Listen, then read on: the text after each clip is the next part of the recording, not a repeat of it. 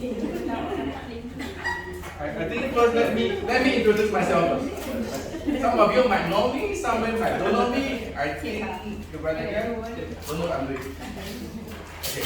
Actually, my background, I start my education in higher diploma in electrical and electronic engineering. So I start as an engineer. Then I got project after graduate for power generator. So I traveled the whole Malaysia to install power generator for almost all the telecom tower. So I spent 3 years doing that project. Then I pursued to another new company. Then I start to do air compressors, mainly centrifugals, for another 4 years. And during that time, I pursue my master in marketing. So because when I kerja kat sana, I am a sales and project executive. So after with the company doing for compressor, then I was at the age of 29, I was asked to join Dominic Hunter, UK filtration company, as a country manager to taking care for Malaysia's business. From there, for 5 years, yeah. Lepas tu, we start merging together dengan Bos Kamal. Okay. And I think something that I'm proud to say that at my age of 50, which is 3 years ago, I present myself to sign up for a doctorate program, and I graduate this year. So, never stop your journey. Okay, never stop. And today I want to share on sustainability. Actually, it's part of a passion, not only for me but for the country, and definitely it will benefit emerging EPC, this company, our company itself. Okay. So before I go into the sharing, I think some of you might know each other very well, but I like to do this ice breaking in a very special way. Every two sit to each other, you take 2 minutes or 3 minutes to understand her name, her age, her department, and why you are here today. Then later, example, maybe you have to represent her to share who is your next member. Okay? So it's not introduce yourself, you have to introduce your partner. So I give the 5 minutes from now, just talk to your neighbor, just pair yourself, and introduce them to the group. Okay? So we start now. Yeah? You pair yourself. See, you don't know her, right?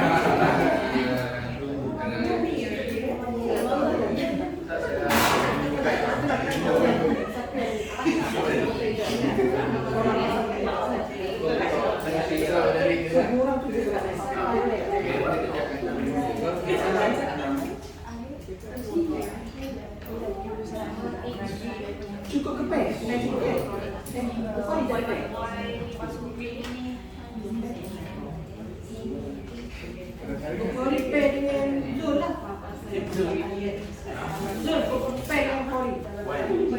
Untuk apa?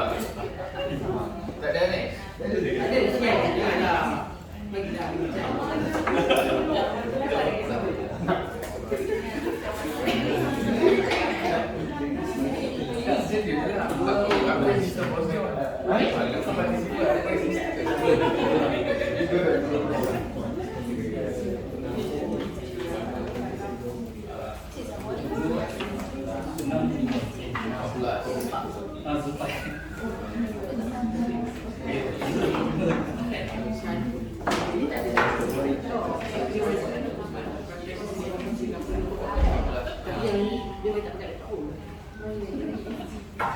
Boleh, cukup masa.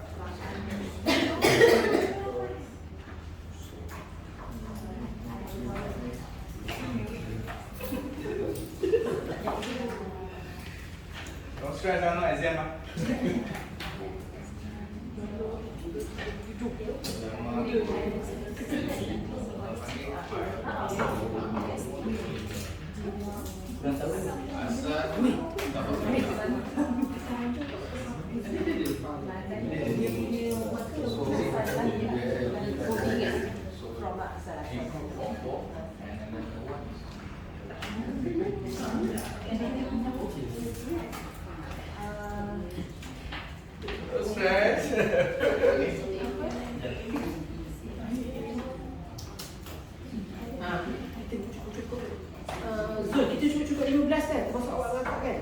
So we can form 5 group lah. Okay, now 10, 9, 8, 7, 6, 5,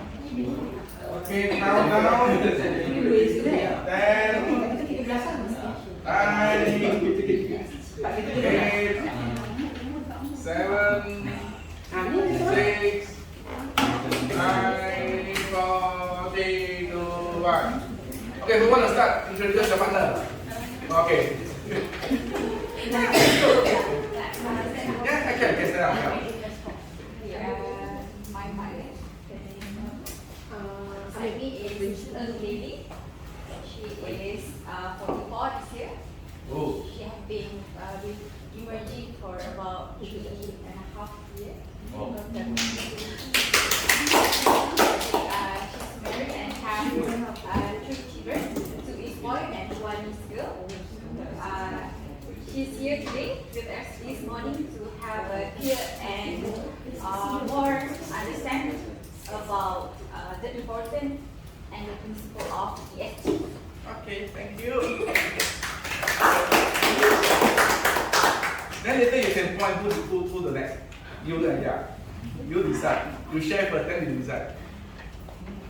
Today is no I, and then already 27, 28. Secret age boleh hide data. And then got the 1 child, 1 year old. And we come here today is for more clear about the ESG. Okay, good. You can point. You choose your next presenter, sharer. Anyone? Ahmad. Yeah. So, your turn to share. Okay, my partner is Muhammad Faisal. So he is from IT department. The reason he joined this course is because his initiative, self-initiative. Because if we talk about what we call wakil,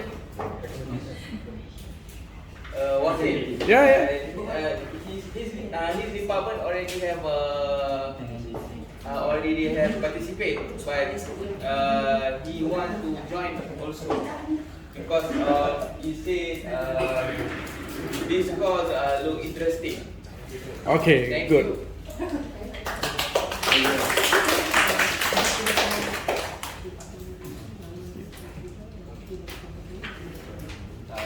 So my partner is Amma.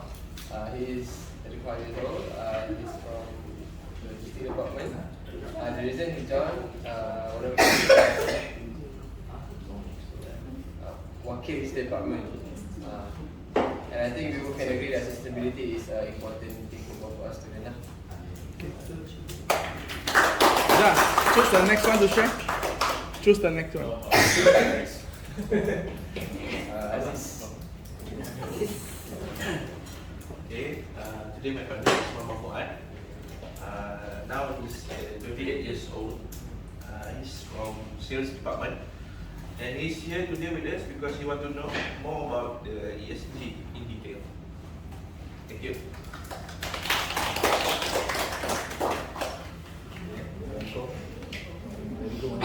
My partner is Aziz bin Yanson. He's from IT department. He's 24 years old. He wants to participate the training because it's interesting to know about ESG. Your one. Hi, good morning. My name is Tony Farid. Today my partner is Ahmed, which is 25 years old. The reason why he joined this training because he wants to learn and explore the ESG and the importance to the company. Thank you. My name is Ahmed and today my partner is Hori bin Wanso. So he's from project department. He is 37 years old. So he's here today actually to learn something new and learn more about ESG.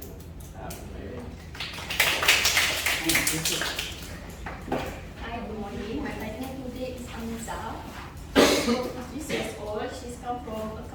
department. Reason she's joined today because interested to know how ESG to implemented to EPC. Hi, good morning everyone. My partner is Norani. She's 29 years old. She's been serving emerging EPC for almost 2 years. Why she's here? She's need to know better she need to know better what is ESG training all about.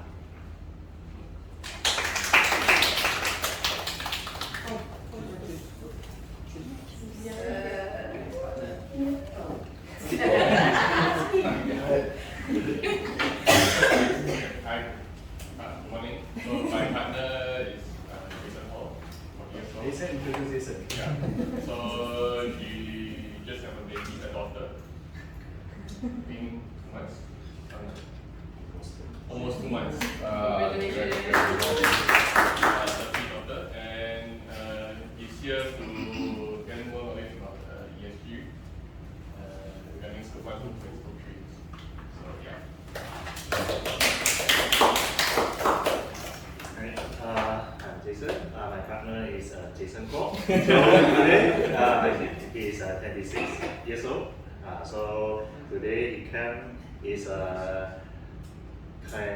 sharing some IoT in ESG. Yeah, so we implement the IoT, and then how about the IoT can capture the ESG data to help us. Thank you. Yeah. Hi and a very good morning to everyone. So my name is Azra and this is my partner, Safiah Farhana. She is 27 years old, happily married with and a proud mother to a lovely daughter. About 2 months. And she has degree in Masscom, has been working with Imaging for almost 3 years. And why she joined us today is to understand more about ESG and sustainability. Hi, good morning. So my name is Satya and my partner is Samira Satya. She is 30 years old and she's a representative from HR and admin department. So she's happily married, came from Kelantan, and she has a degree in administration, business administration, and also she's been served here for 1 year and a half. And she came here today is for learning more and understand what is ESG and sustainability to this company. Thank you. Okay. I think we cover off. I think maybe let both of you. Okay, Mr. Asrafal. So my name is Zul, as you know, as Zulmi. Actually, I involved in ESG first from initiative, not initiative lah, about encouragement from the boss Dr. John, telling that to try to involve in ESG. So I go to several training in the ESG, somehow, and GRI. So later on you will be explained, Dr. John will be explain to you what is GRI, what is ESG, and what is the main color of this pin that you are wearing. So that multiple color, that color have symbolized the what we call is UN SDG. So later on Dr. John will explain more. So for today, I just to hope that you can digest all the information. If not understand, just can let us know. Hi, very good morning to everyone. First of all, thank you so much for being here. Bukan semua orang ada peluang untuk you all berada di sini. Ada orang choice tak nak pilih untuk join sini, ada orang choice nak berada di sini, which is you all lucky. Sebab, to be honest, I just share to you all, I've been went to this ESG training and it cost about for 5 days about 3,000, ada 8,000, 4,000. But due to because of our Dr. John is a certified ESG trainer, kita got free to you all. Okay, so I am 40 years old, and as you guys know, is handling for HR and admin department. And how suddenly I started for my ESG is this because some of you guys might don't know what is Dr. John Doe doing. Because you all have their korang punya HOD masing-masing, betul tak? You all know that Boskam, Sales Department, Hasif Sales Department, was the big project, whatever. Tapi Dr. John Doe buat apa? Bos John buat apa? Dia buat apa? Dia director je. Nobody knows. So, whoever that know what is Dr. John Doe buat, orang tu dia tahu apa dia buat. He's struggling to implement ESG. He's struggling to bagi tahu what ESG about. Until one day, Boskam also said, yes, now we know what ESG. So why I suddenly come to start to jump to ESG, because I want to know what is my boss doing for ESG. So later on, korang akan tahu apa yang bos buat, dan yang paling penting, it will be beneficial to you guys in workflow and also your personal life. Maksudnya akan ada some benefit kenapa kita buat benda tu. So this is how I start. Thank you. Okay, thank you. Thank you everyone for sharing. Let's start our program today.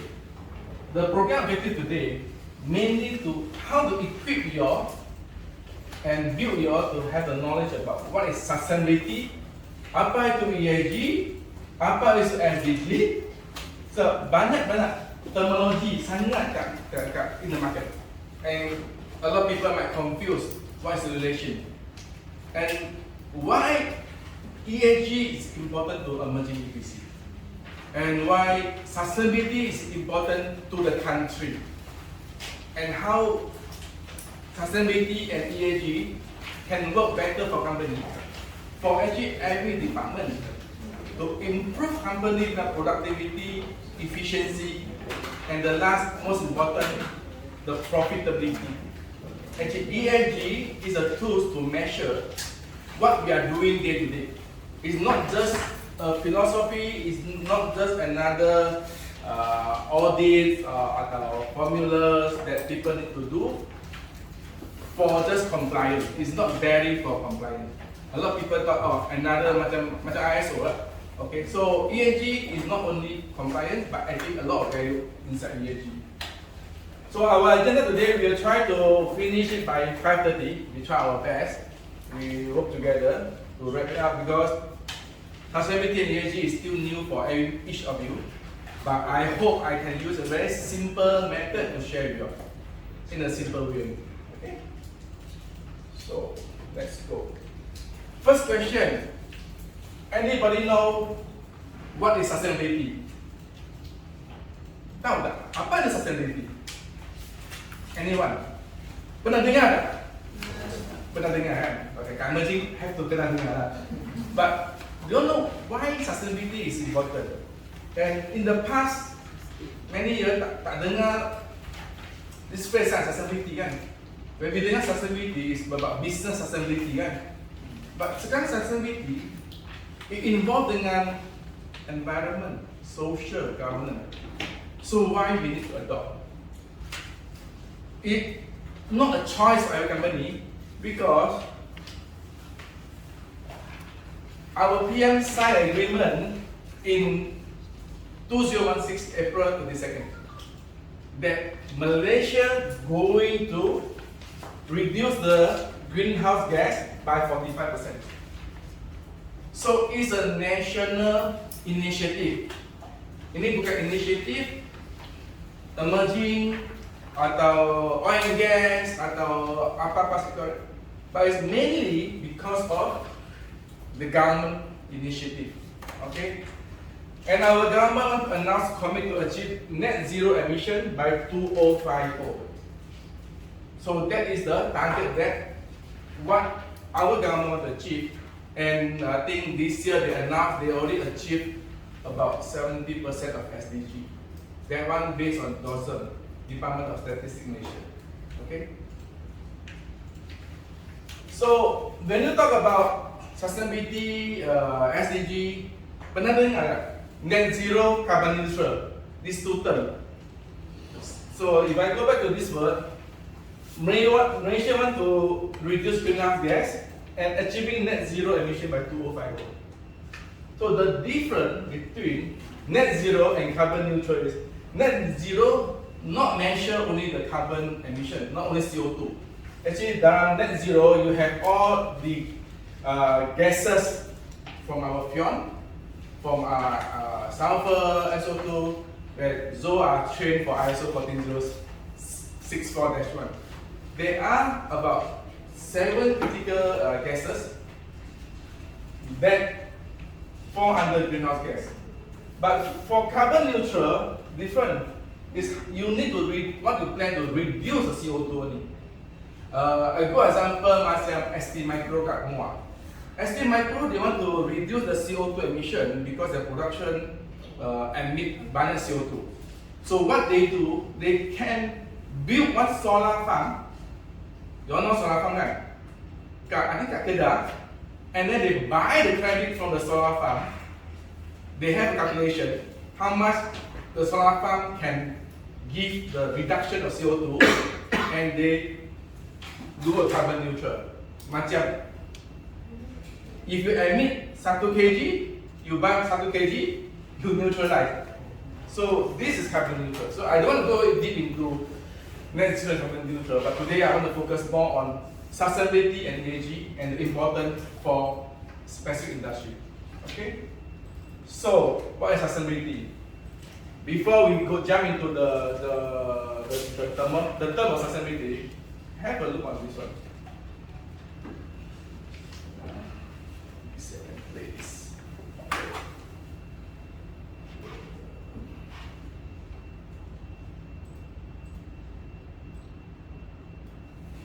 So the project ni tambah sikit pun. So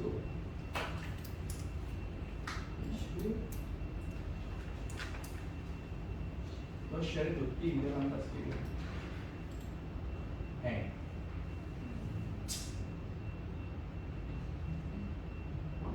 Okay, now what I do is I stop sharing. I go to PowerPoint. So those is online. I will share with you all when they come back. Pathway to 2030, the promises enshrined.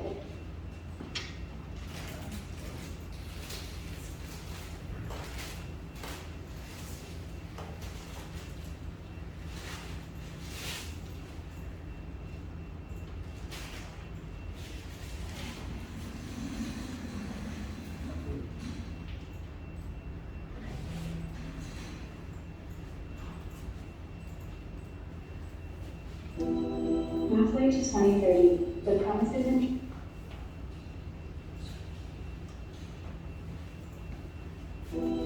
Pathway to 2030, the promises enshrined in the SDGs are in peril.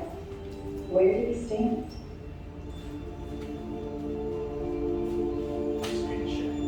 The world has entered a poly-crisis era, and SDG progress is threatened by it. The climate crisis, conflict, a gloomy global economic outlook, and lingering COVID-19 effects.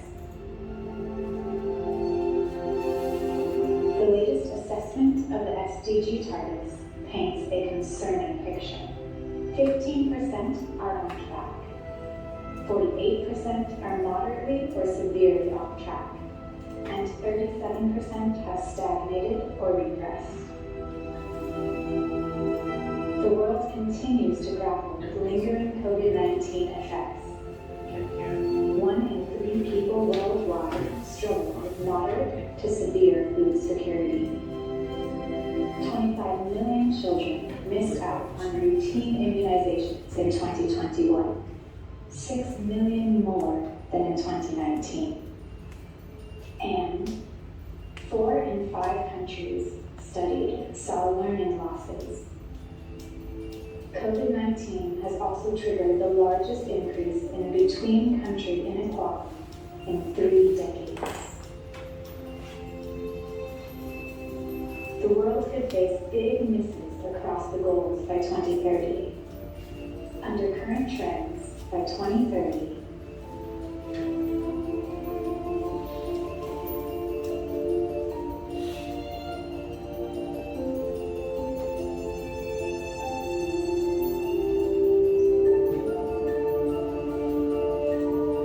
and gender equality is still current rate, it will take 300 years to end a child marriage, 286 years to close gaps in legal protection and remove discriminatory laws, 140 years to achieve equal representation and leadership in the workplace. The Earth is at a tipping point, and we are standing at the brink of climate calamity.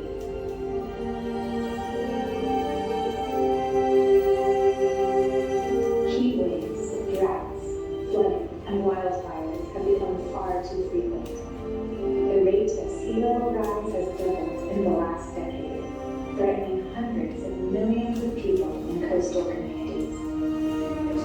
We are at war with ourselves and nature. We need to safeguard our ocean and preserve biodiversity.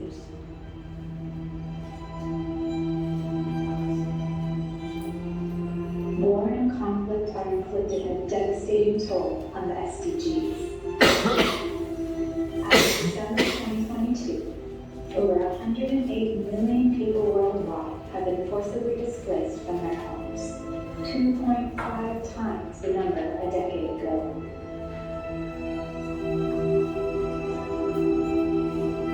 Developing countries and the world's poorest and most vulnerable are bearing the brunt. As of November 2022, 37 out of 69 of the poorest countries were in debt distress or at high risk of it. Progress in some areas illustrates promising potential for further advancements. 800 million people connected to electricity between 2015 and 2021. 146 countries have already met or are on track to meet the under 5 mortality target. Effective HIV treatment has cut global AIDS-related deaths by 52% since 2010. Unleashing innovation and technologies powers progress. Medium, high, and high technology industries demonstrated robust growth. 95% of the world has mobile broadband access, and 2 in 3 people use the internet. We must make the next 7 years count. We can and must turn things around. But the clock is ticking.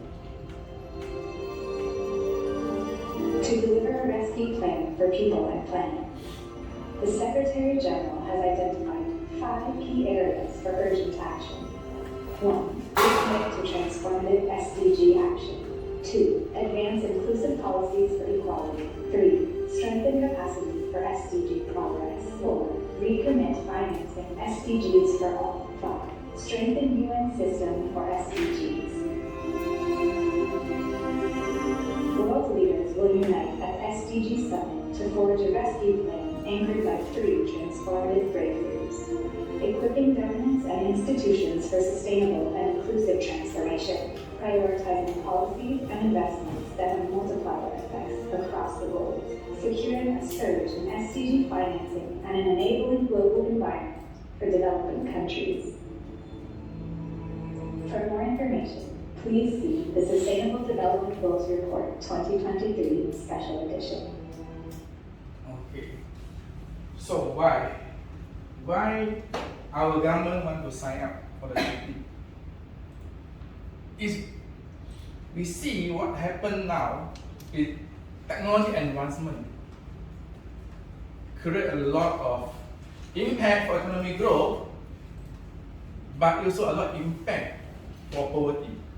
Ramai yang susah, ramai yang memang tak dapat even go for school, don't even have food, electricity, semua. But when talk about carbon emission, actually Malaysia only emit 0.2% of the growth of the global emissions. But what can we do to support all this? Actually, not about only on the carbon or GHG emission. The main thing is how can everybody have an equal share, equal opportunity for have a better lifestyle. I think that's one thing in emerging have been practiced since day one by Boscan and the rest, how can emerging bring better lifestyle to everyone in emerging? Not about making you rich, because everybody have different experience, work position, or even education and opportunity. But we believe in emerging, we can bring a better lifestyle. But the better lifestyle is not come from what we can offer. What I think important is how the community in emerging can develop and build this on their own also. So it's not one way. It definitely has to be two ways. Just like the government, if they want to go for achieve the net zero, they need the private sector, they need the academic, they need the public. So it's not one way direction to achieve the goal. So in the layman term, according to Brundtland in 1987, sustainability is the ability to exist and develop without depleting natural resources for the future. That means whatever kita buat sekarang, whatever thing yang kita enjoy sekarang, please make sure masa depan anak-anak Jason yang baru 2 bulan, Mia mengantung 7 bulan, Sophia yang baru come back after deliver. The future generation, we are looking at the future generation punya benefit. We talk about flood, we talk about temperature rise semua. So we still brass aircon. But if this continue going up, imagine your next generation or your next generation. Mungkin dia tak nampak, but you want your future generation to suffer. So sustainability goal mainly for a global perspective is make sure that we have the same planet untuk masa depan anak-anak cucu kita. I think that is a very simple tagline. But how to do that? That is what everybody have to work together to achieve it. Okay?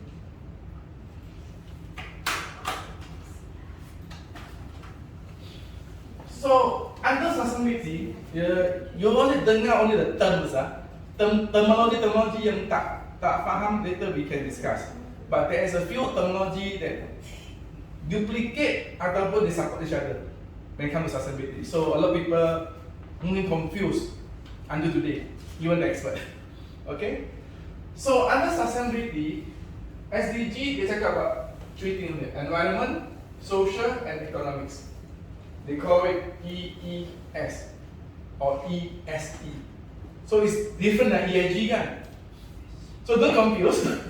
So sustainability is like environment, social, and economic. When of course kita environment is our ESG sama, social S sama, economic. Those in account and finance department, economics actually is governance. It's a G in ESG. So for them, for emerging to compliance to all the tax, the regulations, you need to have very strong governance and economic. And if a company economics tak sustain, example, not compliance, even not compliance to make profit, how to support the social? The social bukan orang luar. The social, we are all the social in emerging. So we need economy to support our internal, and of course from here we can look into the environment. So all is internal. That's why the sustainable development yang jatuh kat sini, kat tengah. All is internal. Okay?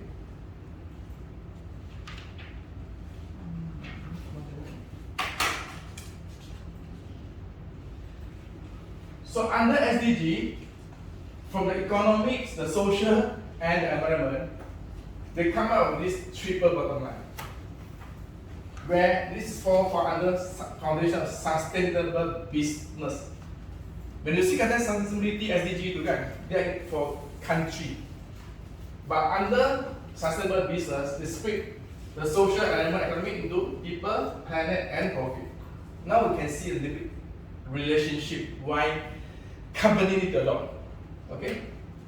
So you need to treat your own staff, you need to treat your people well. The people here bukan saja internal staff. When we train under people, it's talking about every stakeholder. When we say stakeholder, it's from internal, and to external. External inclusive your supplier, your customer, even people surrounding kita. Experience kan, kita nak jalan generator kena complain. So when you run a generator too loud, it affect the community kat luar sini. It affect the social environment. So that's why the compliance governance has to come in. So under the triple bottom line, they call it the people, planet, and profit. Go back to the same concept. I mean that companies still need to make profit if to make the people to work a better lifestyle. From better lifestyle, we can see how to protect the environment. So this is very important. So this is why sustainability and triple bottom line, actually they are interchangeable and correlated.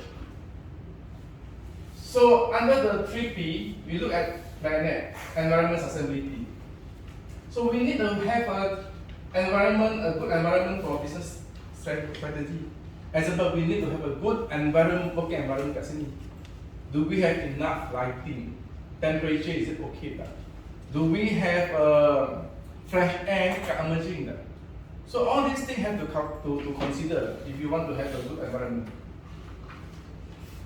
Profit, definitely. If companies don't make profit, how can keep surviving and scale the business? How the business can sustain?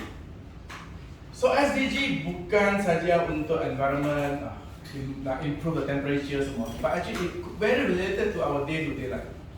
So it's very important for you all to understand why this is related to emerging. Okay. We'll do a few case study later. And of course people, human right, respect the employee, offer fair working condition, promote the well-being, contribute to improvement. That's why in emerging we very focus on internal social, where we want to try to upskill you, reskill you. As I say, I always want to use this word, how to improve your lifestyle. How to improve your lifestyle is important. So everybody have in mind what I want to achieve in life. What is the lifestyle I want to achieve? So if you have something in mind that you think you want to achieve for yourself, how can you put yourself to achieve the lifestyle? By working energy. It can be worked out. It has to be realistic. It has to be reasonable. And today, I said that I want to fly private jet. It's not realistic. That is my dream. But if I want to have a better lifestyle, I mean I want to have a comfortable working environment. I can have some good food whenever I want. So we're talking about lifestyle. Everybody have different preference yang kita nak achieve in life. Okay? And the more important things, if you want to achieve, is what are the lifestyles you want your next generation to have. Always put this one in mind. Okay, not only on the environment, but what are the education that you can help your next generation? What are the life you can give to the next generation? So that is something that I think we really can work together in energy. So under the sustainability, they come up with United Nations Sustainability Development Goal, a set of 17 yang kita pakai ini, 17 kali. Anybody know what is SDG? Anybody know any number of the sustainability goal? From 1 to 17? Jangan cuti nyawa. Answer. Anybody know that? Okay, good example. You go to Sami Pyramid kan? Ada kan Sami? Selalu nampak ada ini logo ni kat Sami. Ada perasan tak? Ada kan? Tak ada? Because Sami is, you can see a lot on the wall, a lot of this SDG goal. So even SDG, dia ada 17 dia punya goal setting. Okay. 1 to 17. From no poverty, 0 hunger. If you look, kebanyakan dia related to social. Yang important, sini, SDG 17, partnership for the goal. Partnership for the goal not limited to economy, but it is inclusive everything. In emerging, I very focus on 4, 8, 9. Quality education, where your upskill, reskills, your knowledge is important. Whatever you study in school, trust me, it might not 100% can be adopted and applied in the working life. But when you start to work, you should think what are the knowledge that you need to improve, upskill and reskill yourself that can give a better productivity, better efficiency of your work. Then you have more time to do what you like. Barang-barang you suka. That is where the lifestyle can be achieved. Hey, decent work and economic growth. Again, this is focused on lifestyle. That means that we want you all to work at a good space and you have a better economic growth for yourself. And of course, your future generation. And number 9, I always very focus is industry, innovation, and infrastructure. That's why emerging always try to be the pioneer, try to deliver something new to achieve the goal of as a success company. And of course, when people talk more poverty lah, zero hunger lah, good health, kebanyakan this one is a national goal. But for company goal, of course, talk about gender equality, clean water, all those. Even affordable and clean energy, we are still working on our solar system.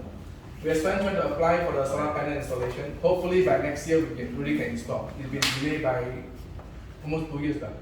Okay, because of the plant at belakang. So far okay ah? Tak complicated sangat ah? Mak okay. So to make people more understand apa ini SDG 17. Tadi we cakap environmental lah, economic lah, planet lah, people lah. Jadi dia semua co-relationship. Under environment, SDG 5, 14, 6, 13. All related to environment. So society or social, 1, 16, 7, 3, 4, 9, and economic 8, 9, 10, 12, and the equal partnership. So this is how SDG 17 related dengan sustainability, related dengan the triple bottom line. All the relation kat sana. Okay. So the next one is apa itu ESG pula? New term pula, ESG. So a lot of company or trainer or in the market that when they share sustainability lah, SDG lah, ESG lah, quite confusing actually. But ESG, based on our analysis, is a matrix, is a tool to measure what is E in a company, what is the S factor in the company, and what is the G factor in the company. When kita look at sustainability and SDG, macam too broad sangat. But all this is macam statement. But how we measure? We need to have certain measurement tool, framework, atau standard to show and compare what we do on E, what we do on S, and what we do on the governance. So we are turning sustainability into a measurable growth for your company. How we improve. So ESG represents a sub-metric that elevation non-financial data, focus on E, S, and G, practices as assess in sustainability and ethical impact for the company. We need measurement tools. That's very important. So go back to the 3P, the people, planet, and profit. Actually, this year they add another P, peace. Banyak war happen lah. Banyak not issue happen lah. So peace is the number 4P that UN introduced. Okay. So under the 3P, you have environment, you have the social, you have governance. Now, how are we measure all these parameters? Example, I don't know whether you all feel cold, sejuk, I'm not sure. So if every floor, every room temperature, we set 18 ke, blast maximum, ramai pakai jaket kan? Why make yourself not comfortable?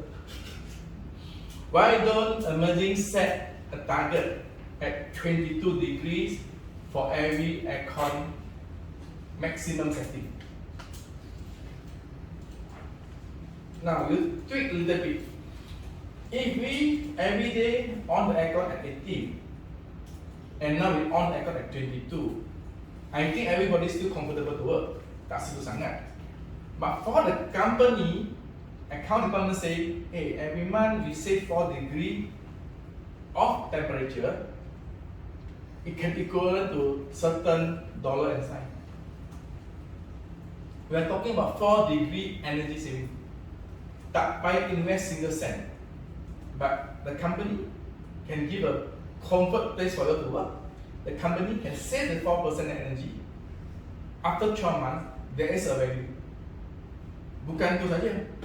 When you change your temperature from 18 to 22, that means tenaga nasional don't need to burn extra gas or coal for the extra 4 degree. Then you reduce the carbon emission. See, all this is related. And it's as simple as that. If every company in Malaysia just change the temperature of the aircon in the office, the whole nation can achieve a lot. And actually this one is so-called not official regulated, but is encouraged by the Singapore government that I think they need to set the temperature at 22 or 24, I'm not too sure. And of course, they can use extra fan to do circulation. So something that we can practice in every department. And then, of course, lunchtime, can we off the aircon, kurangkan lighting, semua. All these small things. That practices of ESG, you don't need to invest a single cent, but you improve the profitability of bottom line company.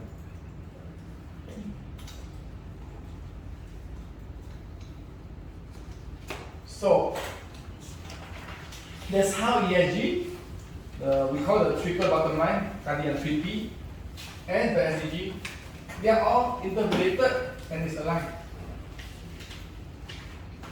They are not separated. Only one is the blueprint.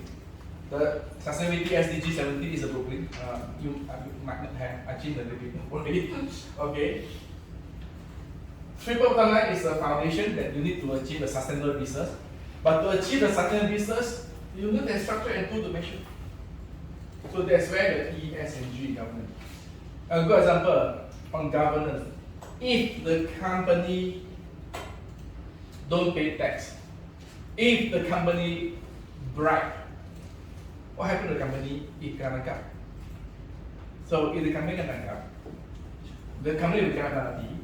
The company kemungkinan tak boleh buat business for a while, and they affect the profit. When they affect the profit, mungkin semua gaji tersangkut tu, I'm not sure. Or the company, a good example yang yours tahu company ini serba dynamic. Tahu tak serba dynamic? So serba dynamic because of governance compliance failed to comply.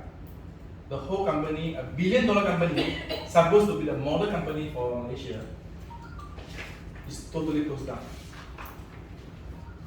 because of compliance issue.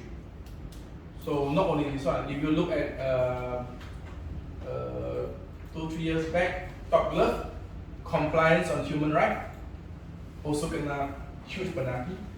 Sandami plantation on human rights. I'm not sure how many people wear Adidas apparel atau sport shoes. Adidas kena sue sekarang because they say they practice green, they practice good human rights, but actually they unable to prove. So bila unable to prove, they consider this macam greenwashing. That means you tipu green. So they have kena penalized. All the ladies here, Christine Dior, also kena on human rights, been penalized. Armani, all these big brands impact huge on human rights. And for Petronas, our main stakeholder, our key customer, human rights is the first priority they are looking at for every OGSE company. Environment important, but human rights is the most critical. So that's the reason why emerging also adopt into these ESG practices. I like to share, hopefully I can play and it can run.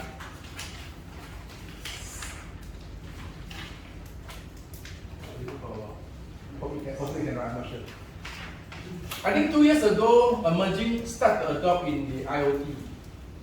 They say want to try, I don't know, cannot run the video. You just play? I play it, but not okay. I just share here. So in emerging, 2 years ago in OGA, we already introduced this IoT system where we call this one ears, telinga. Actually, this term or this acronym ears, telinga is from our founder, Kamaru Johan. Okay.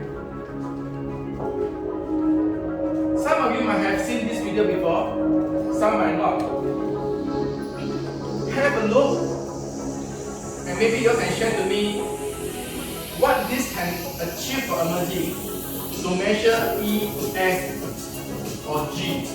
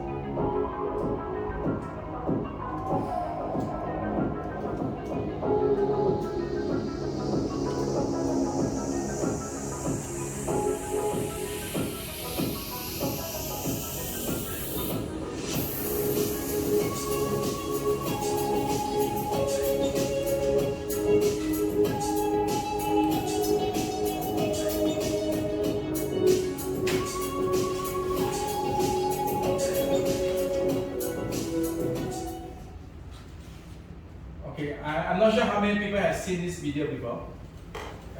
This video has been with emerging for more than 1 year. Oh, I know already. Should press the play button on the next slide. It's not click on that one. Okay. So yes, emerging asset reliability and sustainability. When we launched ES 2 years ago, this word is solution.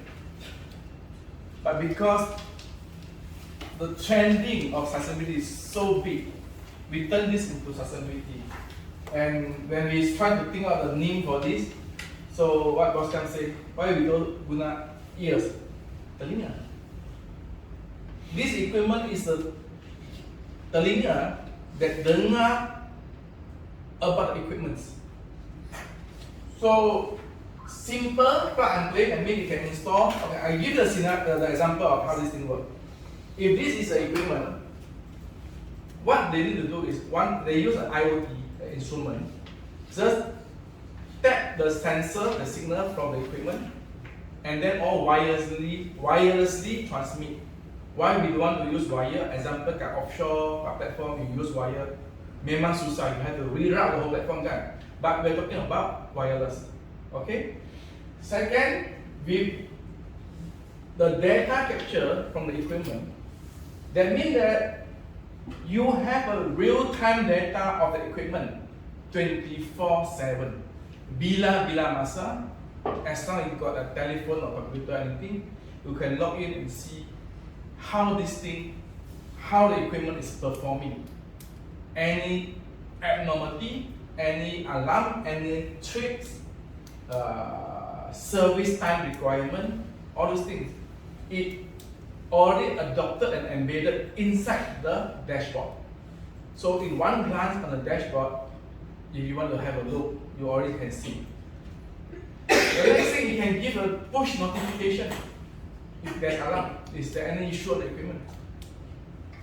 It also can push notification to tell you that in the next 6 months, your equipment need to do service and maintenance.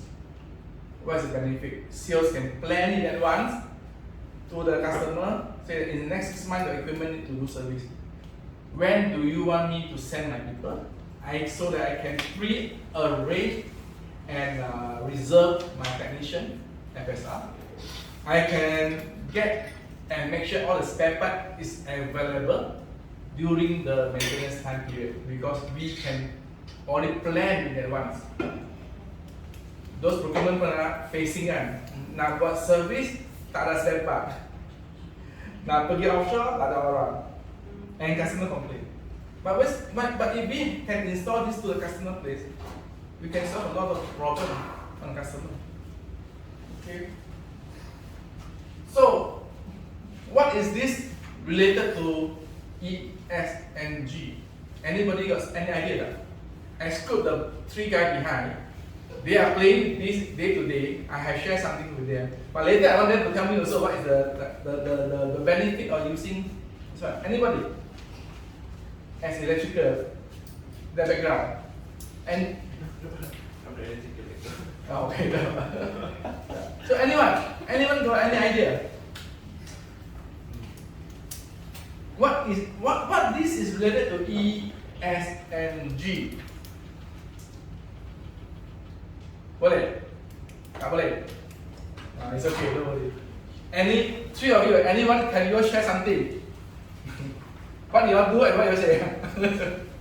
Let's say E. Let's put at the E on the environment. What can you? How this can help the environment? When emerging adopt this and try to market this next year officially and do a proof of concept next year. Because we can track which, for example, our compressor, we can detect if it's efficient enough. Contohnya, it uses a lot of power, but it's no longer producing enough output. So macam kita kena target, sebab basically the more it runs, it's just tak profitable lah. Bad for environment lah. A lot of wastes. Okay. How about on the social part? Anybody can think about social part? When we say social, we look at our own engineers, technicians. Can relate that? Manpower. Okay, manpower. So how the manpower affect, how this can improve or give value for manpower and the social partnership.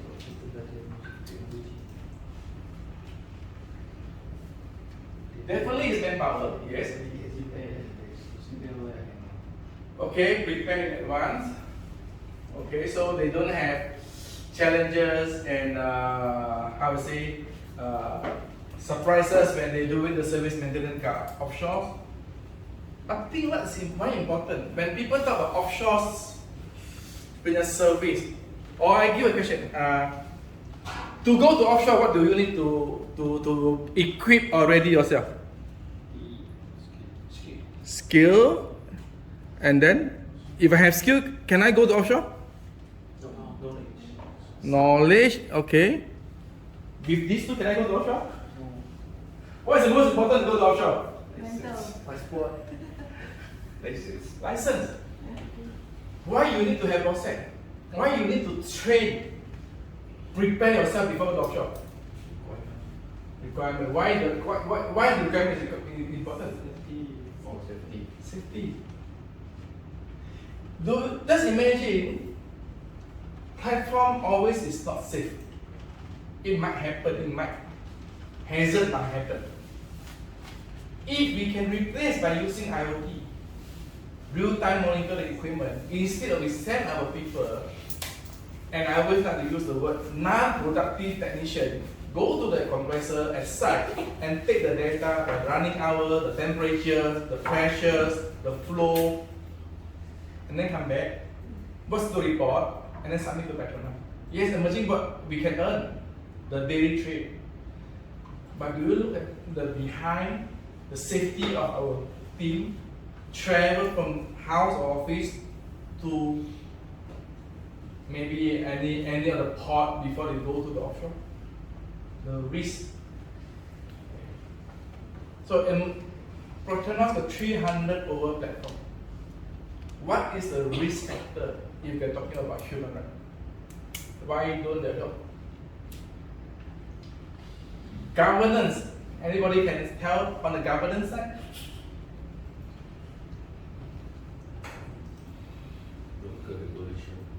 Revolutions, but how to link to this? How to link to our IoT?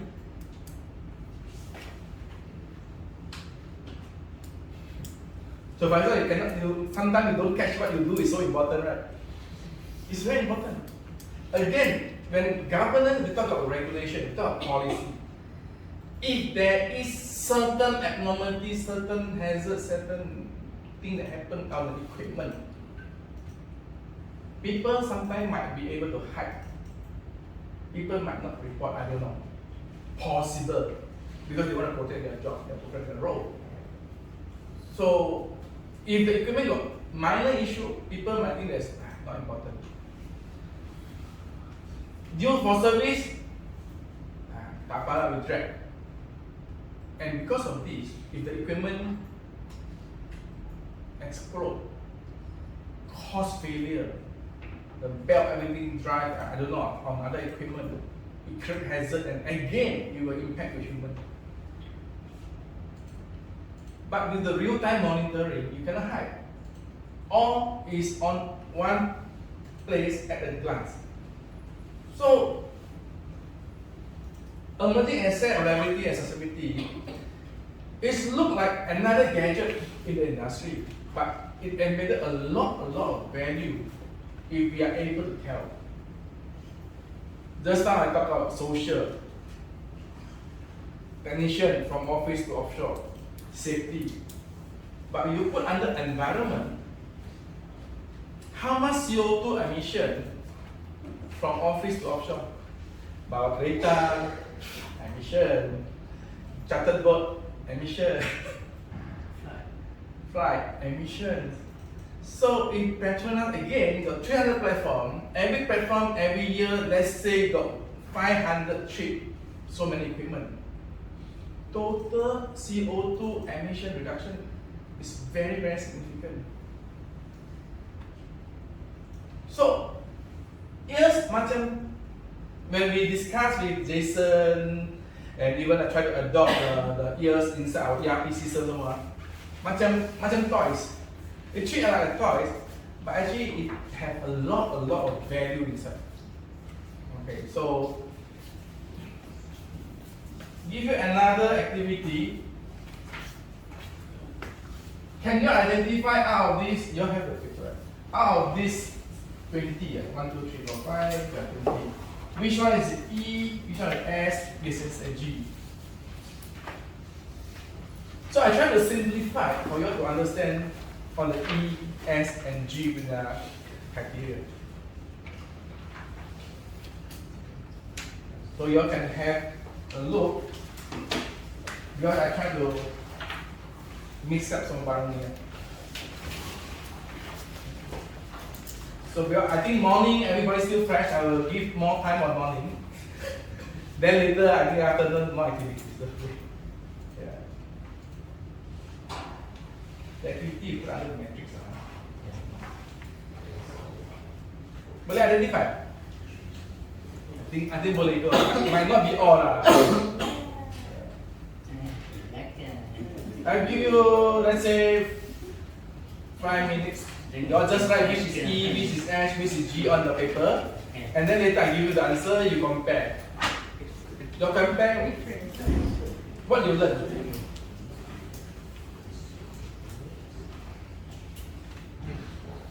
No exam mark, tak apa, don't worry.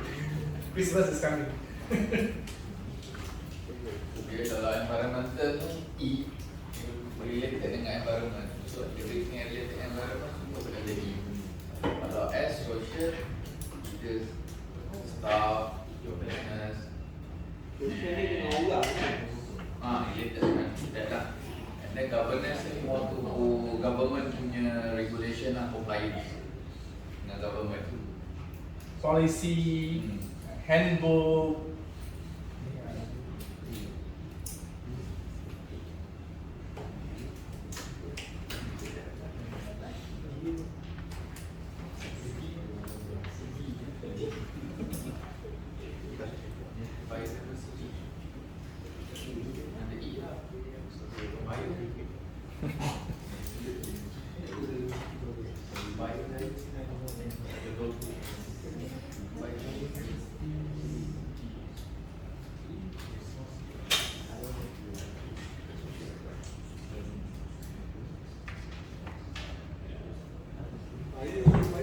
Kalau untuk safety, untuk SDN adalah bawah X sebab dia melibatkan sosial.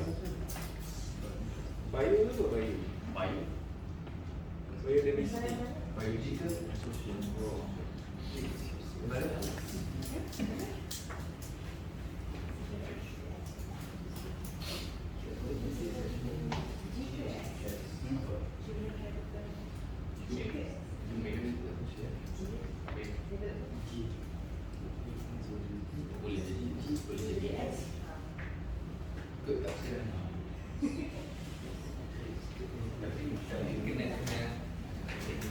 Kalau G dia wajib.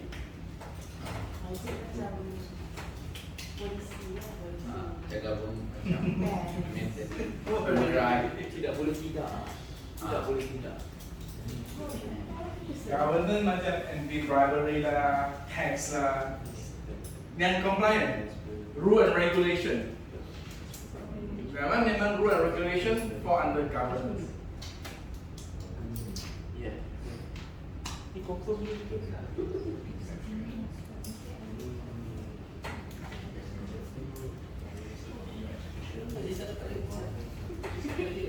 Aku kongsi je cukup lah.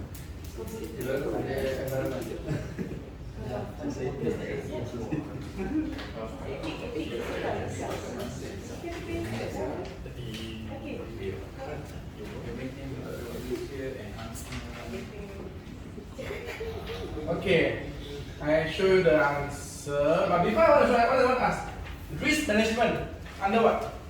Risk management S. Social. Yeah. For me. Okay. Governance. Oh. It macam related to social, kan? The risk management for S is a practice. When we talk about zero accident, we can consider under the social. Betul kan? Betul kan? Kalau government tak ada cakap wajib. Yeah. Tapi kalau boleh hidangkan. So that's why the ISO semua compliance, it has to be fall under governance. Ada siapa dapat 100% tak?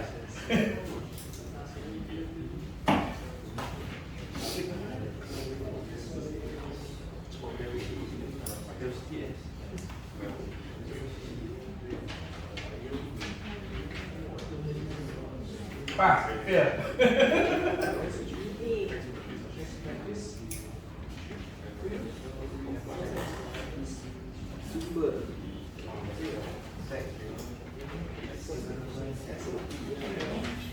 So, health and safety. Sorry. Health and safety. Social or governance? Social, right? But if ISO 45, it's under social level. 45. Sebab governance tak mewajibkan wajib. But now the OSHA? OSHA is regulation. Under regulation. So under governance? Yeah, under regulation. So but OSHA under health and safety also, right? Health and safety is a practice. So now we know. We have the HSC experts in the box. So kadang-kadang dia confuse sikit. Yang macam overlapping tau. One is practice, one is regulation. Regulation on the statement tu dia macam confusing sikit. Yeah. So there's a lot of people confused even sustainability, SDG, ESG. To go deep to understand, really need some time to understand what is the real meaning behind.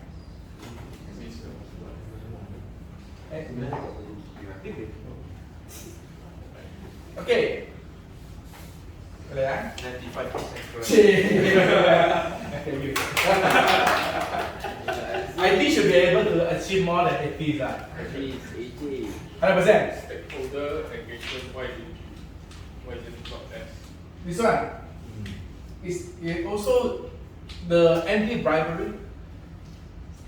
Anti-bribery is cyber security, PDPA, Personal Data Protection Act. This is where you protect your stakeholder. Cik pandai. Nasib baik boleh jawab. Betul. I think that the worst of stakeholder engagement is not to for me lah under social sebab dia punya statement engagement. So kalau macam untuk governance tu stakeholder macam boleh cakap lah macam implementation or integrity that one. So that's why it's very confusing. It's macam overlap. Dia punya kadang-kadang statement tu interpretation tu kena detail sikit.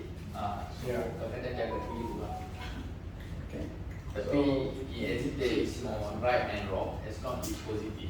Yeah, it is a practice. Okay. So stakeholder value, stakeholder, the owner, the society, the creditor, the finance institute is the stakeholder also.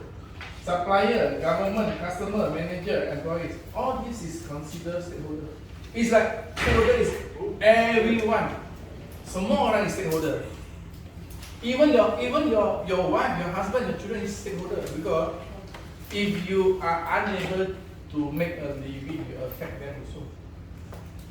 So this is all interrelated.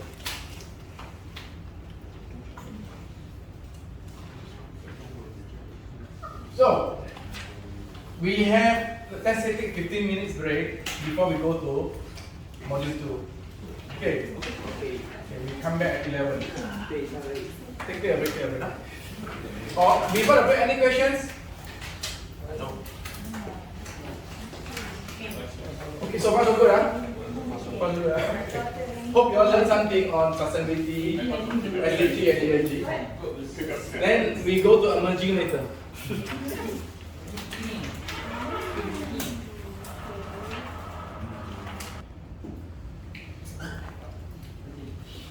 Okay, now let's go to module 2, ESG in emerging EPC business strategy. Okay. So I don't want to go in depth about ESG on theory, but with ESG practices for emerging. So to practice ESG in emerging, we need to do alignment with global trends. What are the global trends on ESG practices? I mean the term simple. ESG practices. How we practice ESG in emerging align with global trend. How we incorporation ESG into daily operation. Example, just now I give a scenario, aircon, daily operation. And of course, we can try to do a team alignment. Maybe we choose 1 or 2 assignments. How can we improve it? Even like account finance, or I have make sure that I got good code of compliance. And dulu, before we embark into this practice, emerging say we don't give bribe, we practice anti-bribery. But in our handbook, we don't have anti-bribery policy.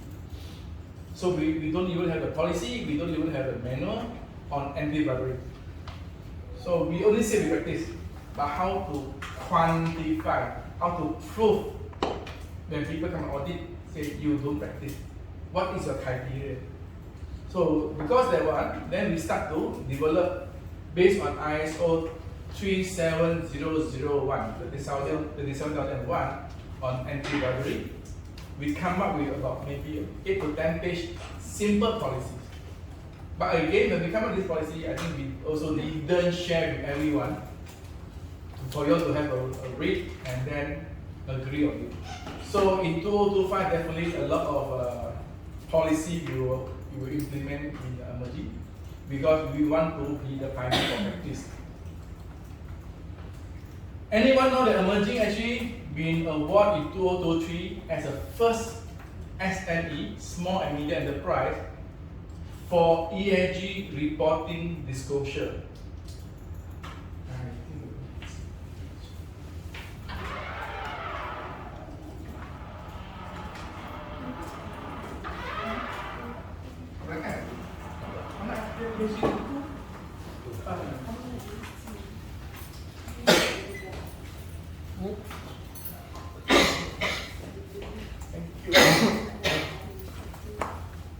In September 2023,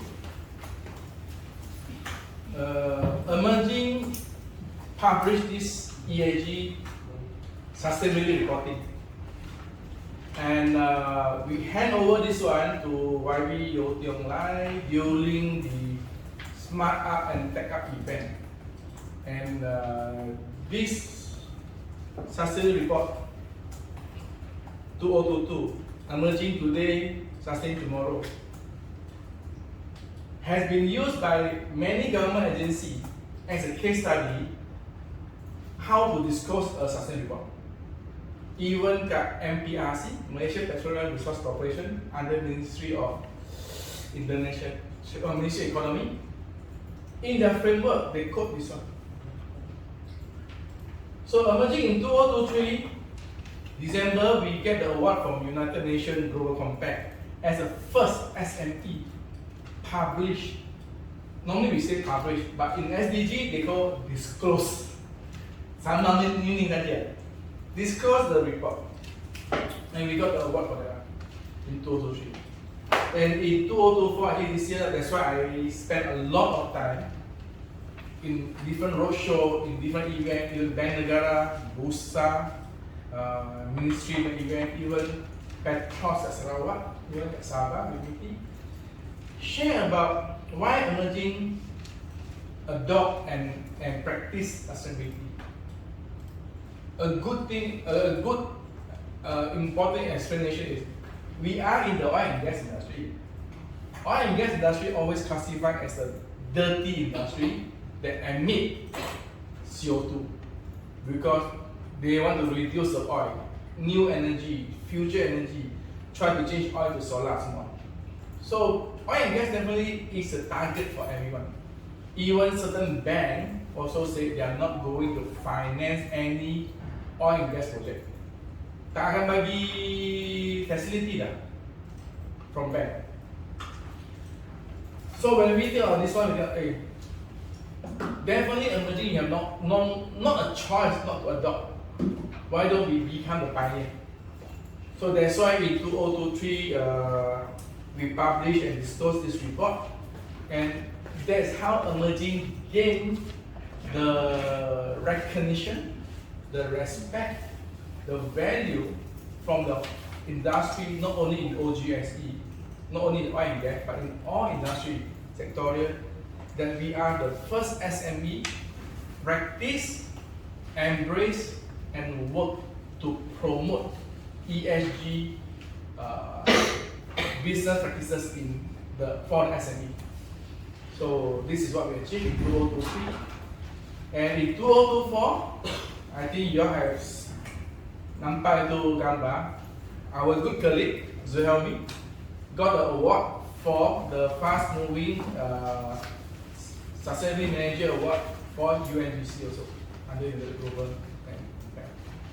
So we always is the pioneer, and this is why we want to share with you what is the value of this, how this create value for Emerging.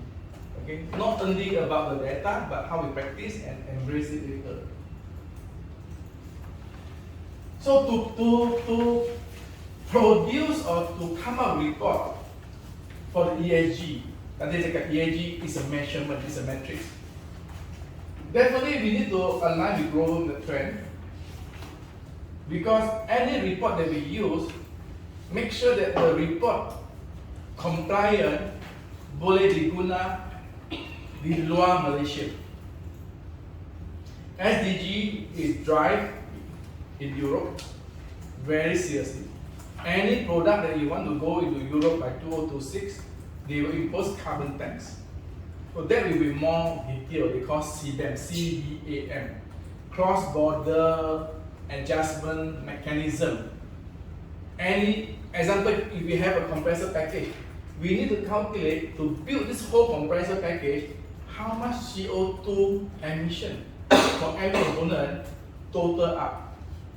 And then that's where they do the tax exemption or the tax or the compliance. So this is another challenge for enterprise and manufacturing. Okay. Net zero commitment, and then of course what is very important for emerging. At least now a lot of people know emerging because we are practicing this. Okay. So when we talk about want to do the report, how the market, how the industry practice, and why a lot of people confused and memang susah nak faham. This one, okay, I buy it for you. We call it sustainability reporting alphabet soup. Banyak sangat framework and standard. Up to date, I think more than 1,000 framework and standard. Which one are we going to do? Of course, you have a global standard. You have the industry standard.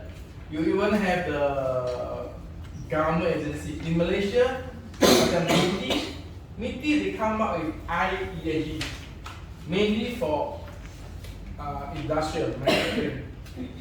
Then you have Capital Market Malaysia, subsidiary of Security Commission or macam Bursa. They come up with SEDG, Simplified ESG Disclosure Guide. We have MPRC, our oil and gas ministry, come up with NOSF, National Oil and Gas Sustainability Framework, and many, many more. But the thing is, global, there are so many framework and standards. What to do? Macam Mia maybe familiar lah, BHD. We apply for the Malaysian and but so many. So as an enterprise, as a company, mana satu lah nak ikut? Memang confused. That's why the consultant make more confused for people, so that they can do more training. Okay. But before you even want to think how to disclose your report using apa framework, you have to look into this common one. The first one is GRI, Global Reporting Initiative. Why I put GRI in the first one, later I will share. SASB, Sustainability Accounting Standard Board, mainly from Europe. United Nations Sustainability Development Goal, this is SDG 17. Task Force on Climate Related Financial Disclosure, I think at Bursa, they asked for TCFD. Climate Disclosure, ISSB, Science Based, UNGC 10 Principle. This one, UNGC 10 Principle practiced by Petronas. So they use 10 Principle instead of framework or standard. Petronas use this. Then you got the latest one, IFRS 1 and 2. Okay.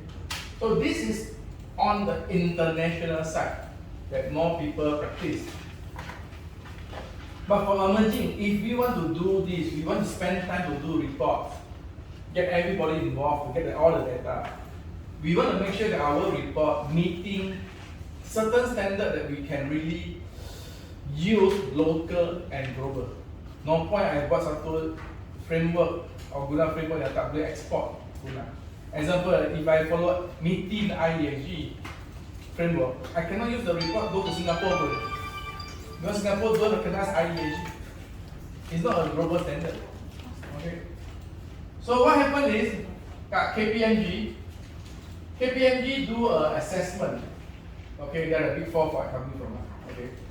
Globally, for all the listed company, almost more than 75% using GRI, Global Reporting Initiative. They also practice their local bursa or stock exchange framework. So for emerging, when we do this report, we follow GRI, globally accepted. And we also follow Bursa 3.0 because Malaysia, all the public company can follow Bursa punya standard and framework. So we also put BUSA as a standard, and of course to comply with UN SDG, we also have UN SDG report as the standard that we report in. So sustainable reporting, the first important thing is the statement of use. How this report is being carried out? What framework and standard? So that's why emerging report actually get recognition because we follow a proper framework and protocol. Okay. So we will continue to use GRI and BUSA for our next 2 years of reporting. So how to incorporate ESG in emerging and daily operation? Let's try this one. Choose a project, fabrication, energy, community, identify ESG focus, present proposal ESG, 5 minutes per team. Look at the key tip. Reduce emission, social benefit, and governance. Okay. So, you want to split them into group? Practice this. We try to split our just to 2 groups, over maximum 3. So don't stress them too much. 1, 2, 3, 4, 5. 1, 2, 3, 4, 5. 1, 2, 3. So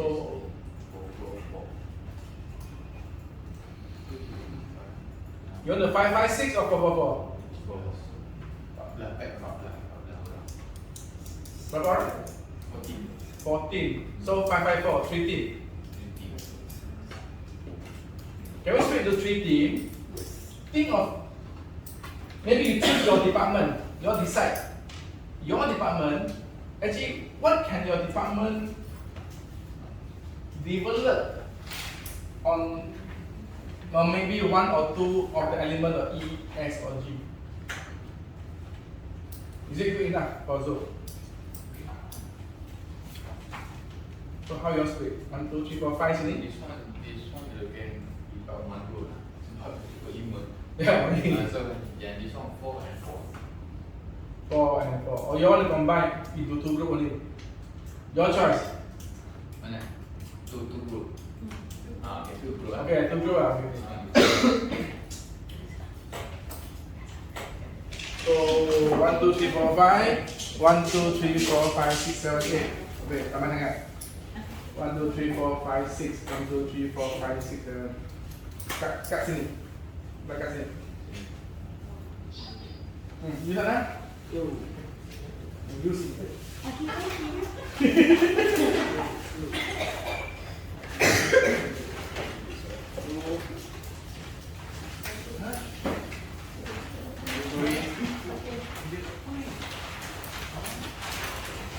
Dia can buat projek kan? Boleh taman boleh kan? One package kan? Let's say that example we build one compressor skip. What are the elements on E, S or G dalam compressor skip that you can adopt atau practice?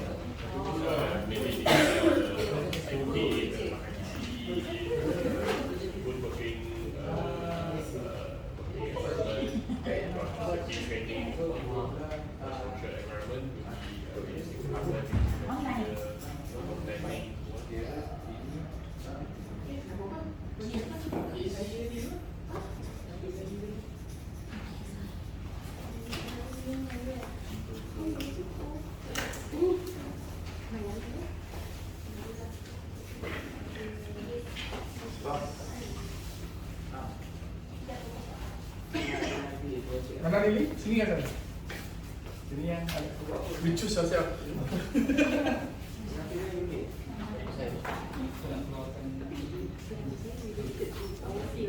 How long lagi Mak? 20 lah. 15 lah, 15. 11:45. Okay. You all have until 11:45 and later we see.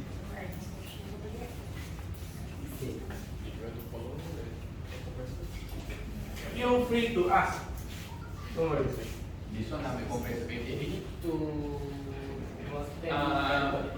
Dr. John, for the project is apa tu focus on immediate ataupun boleh any project? Leave it to them. Any project pun boleh. Any project. You want to do social event ke apa ke pun boleh. So we need to Apa tu? You want to focus on EPC element tu boleh. You want to focus on one or two elements boleh. It's for you to choose.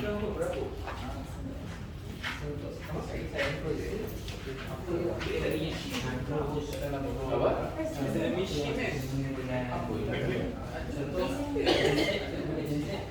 Sebenarnya bukan boleh tak dalam buku boleh review On an option, we can use the way of wood waste.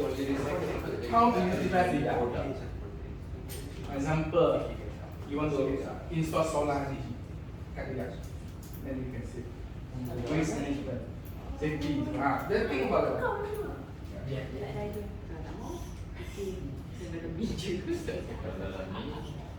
Sebab dia dah compressor. Abang-abang sampai ada jumpai. Kalau cikgu contoh berlapis air tu boleh kan? Boleh, tak ada masalah. Tapi projek apa projek? Berlapis air, maksud aku berlapis air ni macam kalau dari segi sosial tu, maksudnya dia untuk maintenance tak payah kami orang datang dia kontrol daripada sini. Machine tu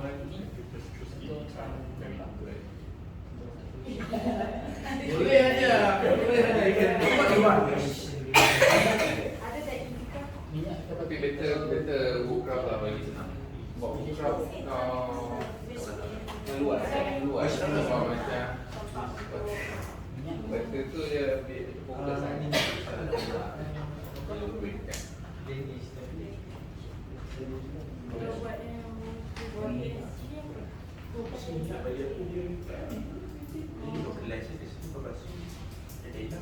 Boleh paksa.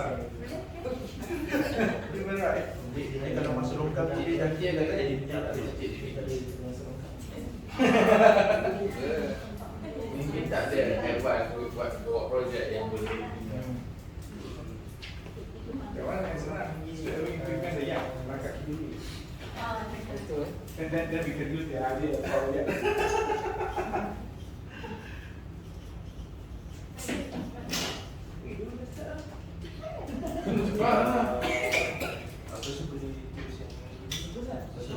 Remember our team building training?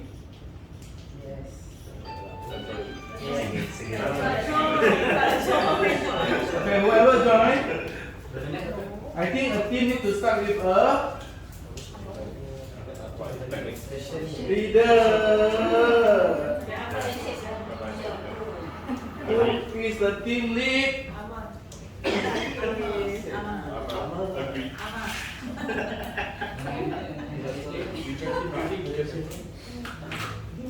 So the team with our training is for a team to start. A team leader is important. Second is remember yang kita buat itu I itu. Don't straight away jump to solution. Plan what is the boundary. Jangan lupa what you learn in the team building. tengah ke indikah? It's good you have an idea on the graph. The boundary is to identify what is the E, S, and G indicator for the yard. Inside the yard, if you talk about yard, what is the E punya element? What you got energy, waste, water. Okay, making noise. Apa yang boleh relate dengan EPC? So in social, you talk about the safety. I think compliance under the government. All the licensing will comply.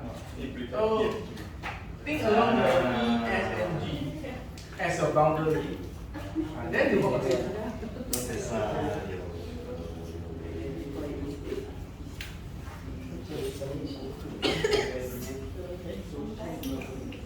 So no more Power Ranger.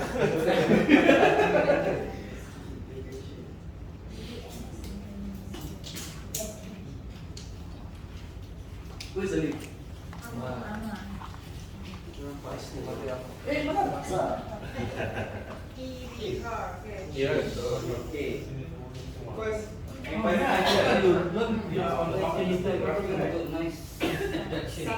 Yeah, so I see, suddenly can see the nature.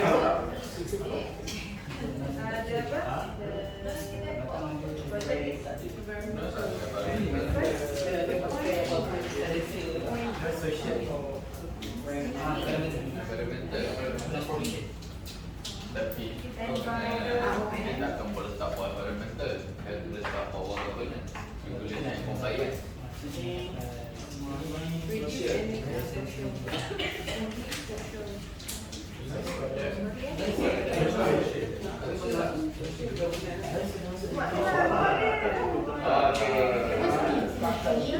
Kita banyak tu. Sebab kita tak untuk bila dia level bukan rumah. environmental. Reduce carbon. Stop. Pilih boleh apa? Okay, ya tu apa boleh? Reduce carbon. Untuk improve ya. Okay, untuk identify ESG focus. So untuk ESG focus Electric. Use renewable. Reduce energy consumption. Use clean energy modules. Okay, target environment first. Orang fokus apa? Water. ESG, environment untuk ya apa? Dia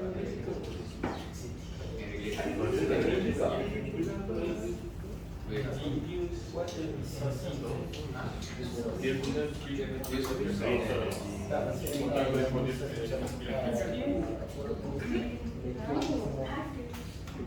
Okay, installation solar panel itu untuk reducing schedule waste. Apa maksud schedule waste? Either schedule itu boleh jadi increasing schedule waste atau boleh jadi reducing schedule waste. Jadi setiap perkembangan iaitu reducing waste generation. So bermaksud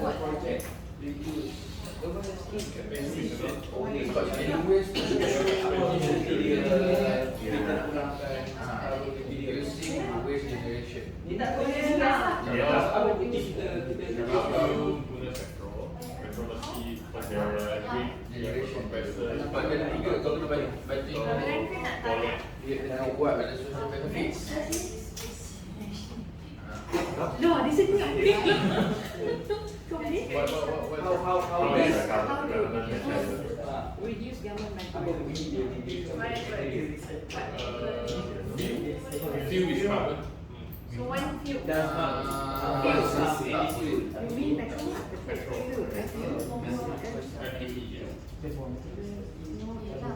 Masuk. Kau tak.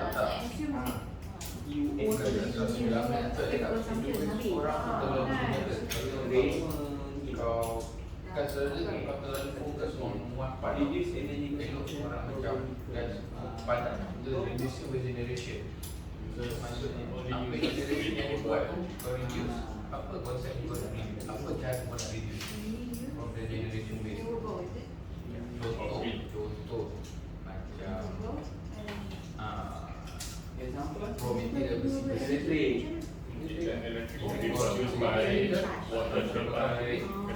use balik untuk ataupun untuk guna untuk upcoming project daripada korang buang macam tu boleh sensitif untuk negosiasi tak ada plus satu lagi satu energy development greenhouse ni siapa? Skill development for staff gas yang boleh harm the environment. So tak ada asam, no sulfur. Jadi macam ni aku punya experience dah dapat juga atas ni jadi tapi dia carbon dioxide with satu gambar sulfur dioxide pun dia related dengan ESG carbon and past experience okay maksudnya yang aku buat tu aku buat activity menyebabkan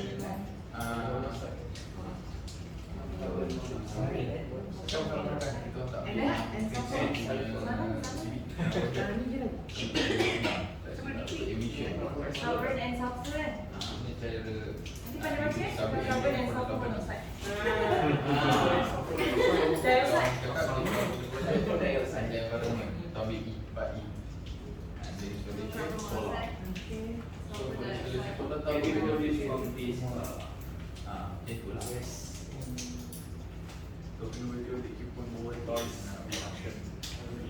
tapi boleh ni aku dalam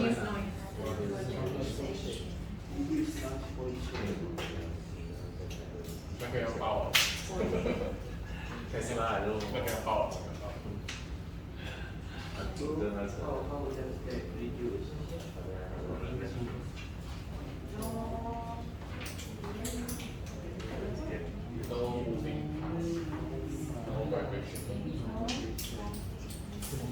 Less vibration.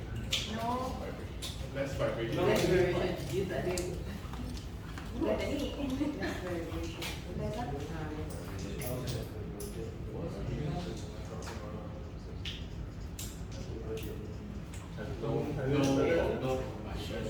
Social. Here. Here.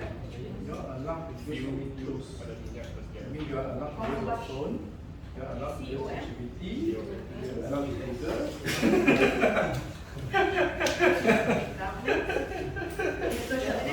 Work smart, work smart.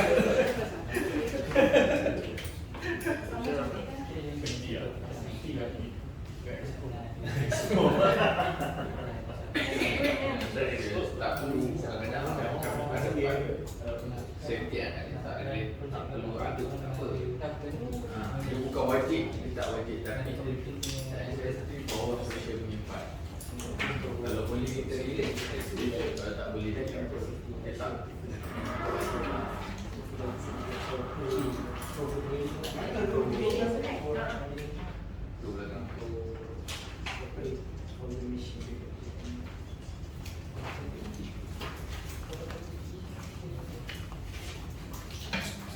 When EV car, I just want to ask the simple question. First thing you come into mind, maybe don't use petrol, kan? So what other thing in EV car do you think is help the environment?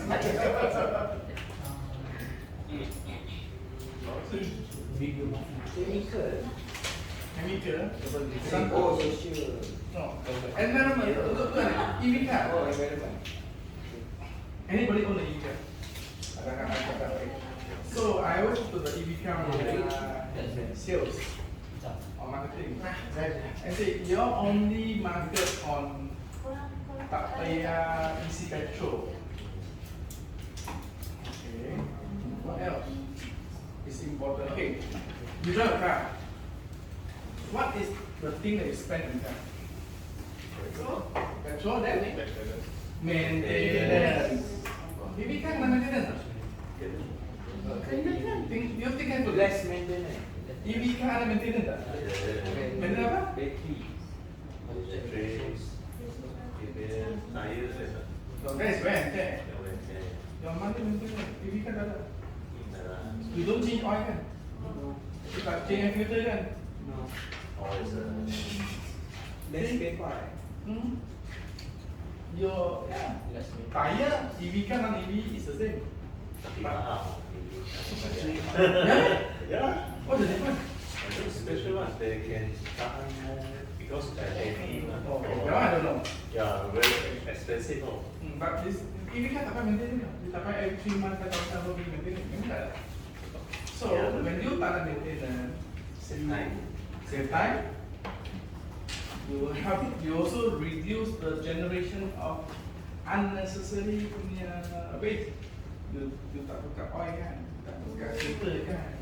So EV kan not only on the EV, not only on battery or power. Example, if you drive every 2 months 5,000 kilometers, 1 year you 6 times go to service maintenance. How much the cost for 6 times maintenance? And EV kan tak payah pun. A lot of people overlook this one. Save money. So you want to change visa? No. Potential. See so many benefits. So very Potential. So get Tesla better. If you ask me, I will consider because my house I already installed solar panel. Then I find that it's a real EV. If I use the charging station from outside, the energy still from TNB still combustion, so it's not real EV. So those that are doing residential roof solar panels, they should market it differently. They should market it as if you take this buy this one, real green, then you buy EV solar. Then if you market it. Then more good. You don't market this one.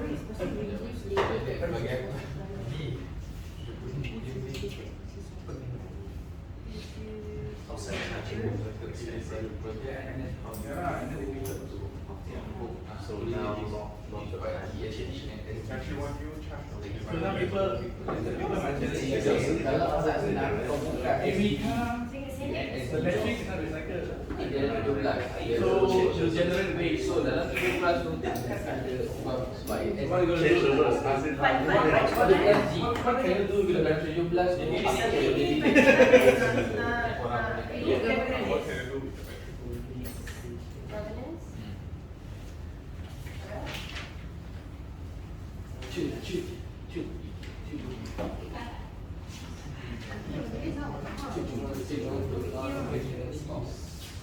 Sorry?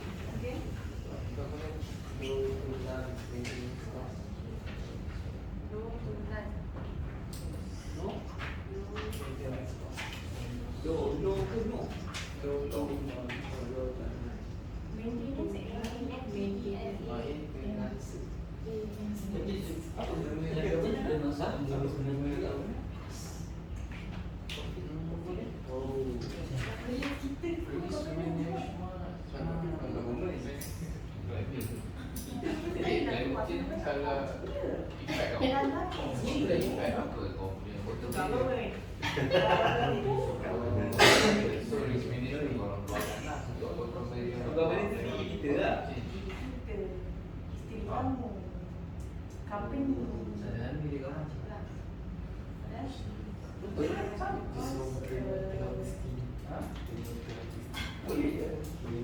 Kau janganlah tak benda tu jadi. Ini group project.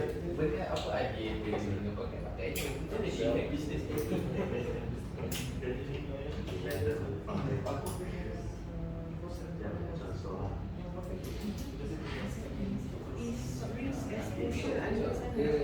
Dia cuba satu dan lepas itu yang dapat yang bagi gambaran yang supaya dapat motor untuk mandi yang dipakai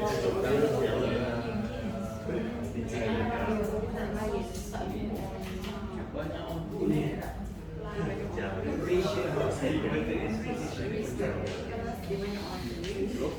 tapi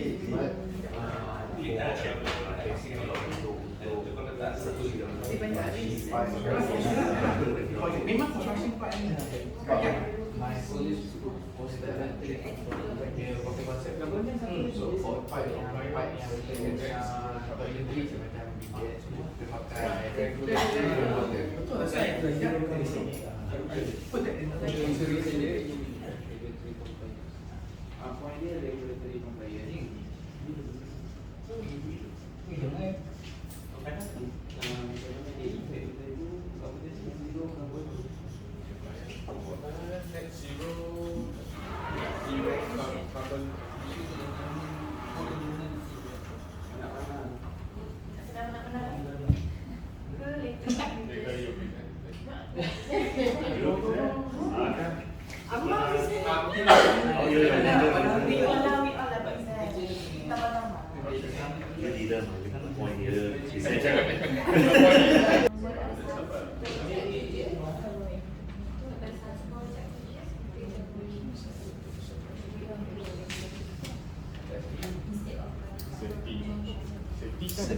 Safety. This one is also include. Aku tak dapat the governance. Risk assessment. So no concussion, meaning less, more safety. That and can it be enhancing? So we can move. Macam mana condition dan apa yang kita pakai, macam mana condition dan apa dia punya impact pada tiga-tiga. Tak rasa tak ada konsep macam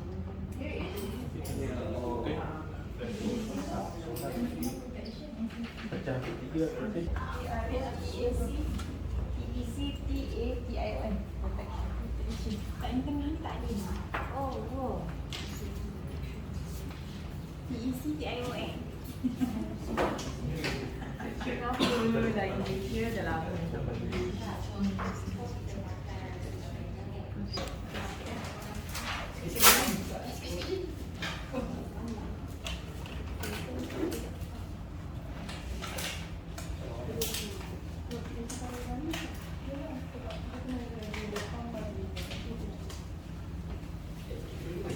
Dah, mana dia? Ada.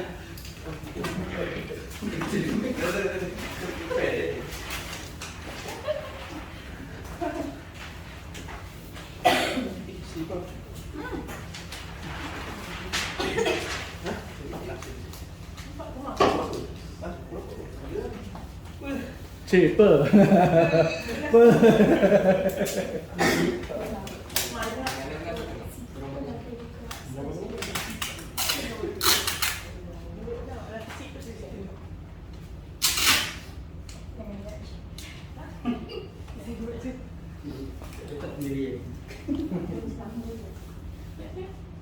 Ini salah-salah.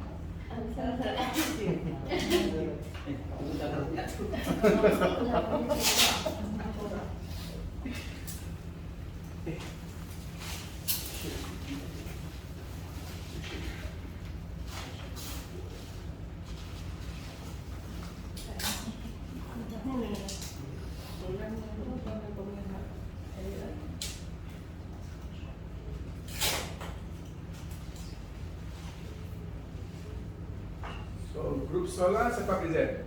Group present ke? Leader present ke? Belum? Group present.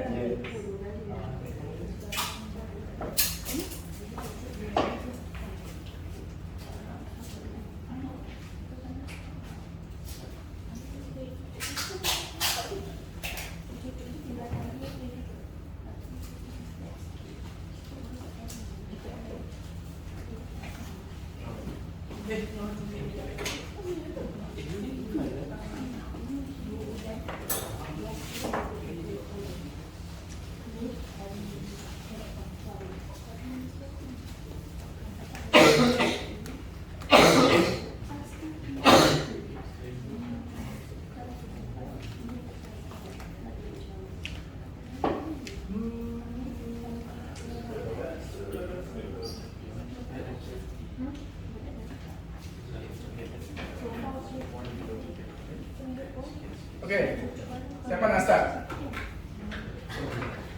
Siapa nak start? Mana satu? Rock, scissor. Rock, paper, scissor. Rock, paper, scissor.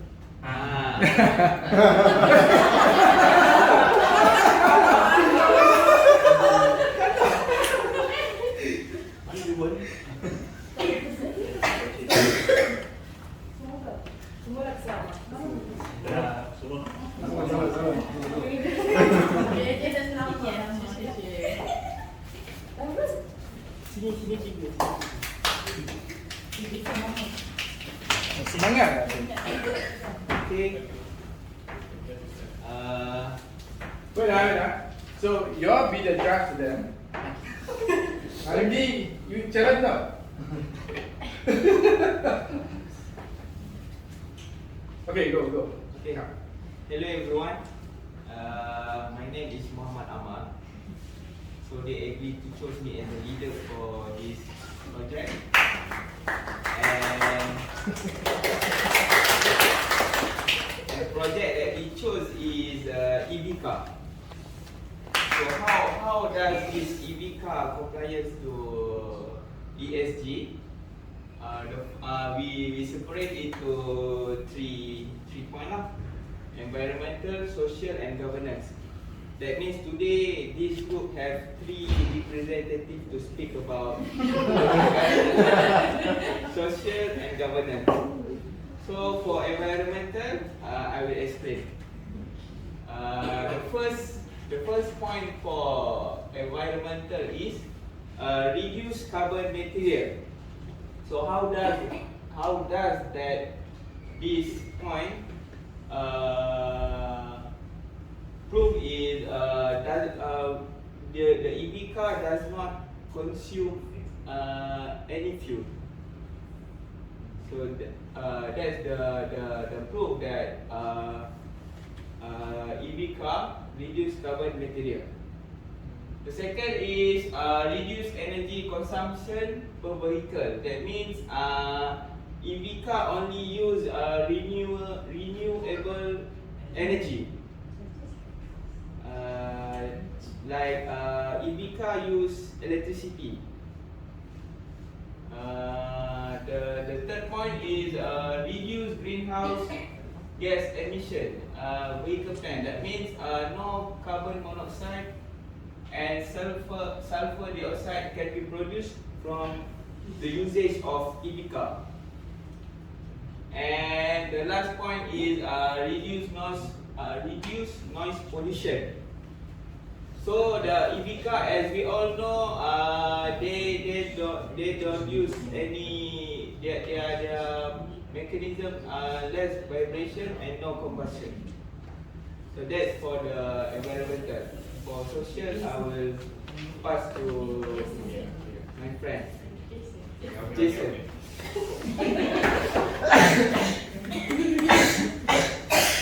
Okay, for social parts, first our points will be improve public health. So as mentioned, there's no carbon monoxide and sulfur dioxide which is harm to humans. So it improves public health. And the second point will be a reduced generation of unnecessary wastage, such as no spare parts such as oil filters, air filters, minyak hitam, and so on. So the third one will be the reduced workplace injury rates, as we know there is no combustion and no moving parts which will affect the risk, will increase the risk of the car. So it reduces workplace injury rates. And also lastly, reduce labor practice of supplier. So such as, because as there is no maintenance, so you don't need too much labor on installing and also maintenance. So governance, I'll leave it to Fanny. Okay, for governance, right? We have for EV car, we have low to non-maintenance costs, as what Jason mentioned. You don't have to spend for any engine oil and then fewer wearing parts, which is you don't have to spend for spark plugs, oil filters, and cam belts. And then for regulatory compliance, it includes charging infrastructure and also safety of design and performance of lightings. And then for consumer, safety and protection, which includes features of isolation, battery packs, and also frame fault leakage protections. And then our government also has commit and aim to install at least 10K charging station by year 2025. This is to enhance Malaysia as the country EVs ecosystem. And lastly, government incentive of tax relief and also subsidized compliance. That's it. Any question? Sure. Any challenge?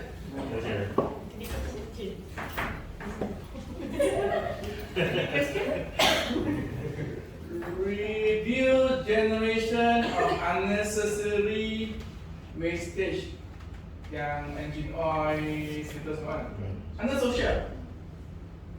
Yeah. It's actually both social and governance. As mentioned Okay, okay. by Dr. John. No, wait, now. Integrated. Auditor. Okay. For Sharing, actually I lost not too sure. No. reduce generation of unnecessary wastage is actually under environmental. Related to environment. It's how you explain. It's how you explain. When you say only that reduce all the waste semua kan, then have to go under environment. Item number 2 for social, is it? On the reduce of generation of minyak hitam semua kan. This one. This one should be E. Consumer safety and protection. Social and government. Governance. Consumer safety and protection. This one is social. It depends. If you put consumer safety and protection, you will say if you put this one under the operation to wear the anti-static glove when doing charging, that should be under governance.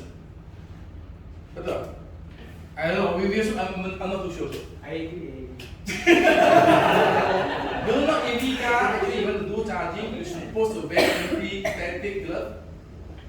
You know, No. actually there is a glove inside. You need to wear the anti-static glove. If not, you spark the whole car. So it also gives compliance. Compliant. That if based on that, what is compliant? This is your one. Yeah. So kadang-kadang the E, S, and G is depend how you elaborate the position.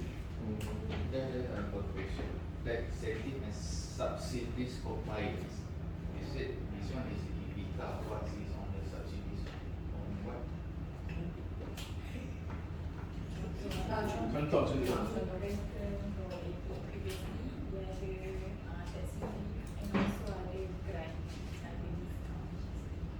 Rebate. So you buy EV car, then you got certain incentive. I think even for company, you buy EV car, you got certain tax rebate, something like that.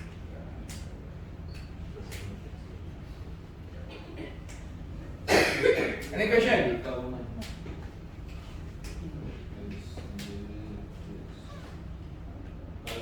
just for elevation for reduce workplace injury rates tu in terms of macam mana? Reduce workplace injury rate macam bila dia EV car dia kurang maintenance. Bila dia kurang maintenance, that means kita jarang hantar dia pergi servis. Bila jarang hantar kita boleh kurangkan penggunaan labor. And also you isi minyak, dia ada chance of explosion and also hazardous gas. Tapi sebenarnya EV car lagi bahaya. Tak, in reality, EV car is more harder to kalau kebakaran, lagi susah kita nak padam api dia. Tapi memang tak boleh faham. Dia ada jawab. Recently yang baru-baru ni yang MERS terbakar kat SPE highway. Orang pun tak buat apa, lepas tu dia just biarkan contoh macam.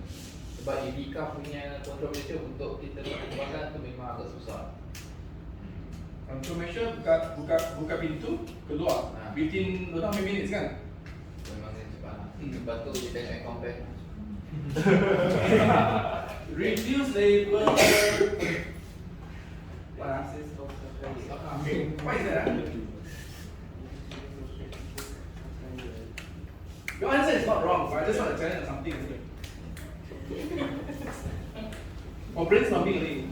Reduce labor practices. I mean, kurang supplier. Labor cost. You don't have to pay labor cost like if there is specific maintenance for the car. It's also So this is a positive impact. Negative impact? No job. No job. Yeah. You look at Nissan and Honda have to combine. Not Nissan akan kaput because of EV. So EV can be have positive, can have negative impact. So in ESG disclosure, we not only have to disclose or tabulate positive impact also. We also have to disclose our negative impact. Okay, but when you disclose negative impact, you kena bagi alasan why the negative impact appear and what are the remedy, what will the solution yang akan buat dengan negative impact itu. A good example for emerging, 2022 our staff commute, staff pergi buat kerja kan kurang sebab COVID, so the CO2 emission from kereta is less. But in 2023, COVID sebab tak ada, people can move, then actually our emission increased by I think 3 to 4 times because start to do sales, meeting semua kan. So it's become negative. But become negative, we have to explain the reason become negative because of COVID, tak boleh travel, now we can travel, so we travel more, so we have a problem. But we also have to find a solution. How can we reduce the traveling? Yeah, I mean with customer, can we reduce the travel to see customer? All the remedies. So in reporting doesn't mean only negative. Not only positive. Negative impact, but improvement, the remedy mesti ada kat sana. So that is called a real disclosure. Kalau tak ada, then they will start to talk about greenwashing. Okay? Hey, give a clap.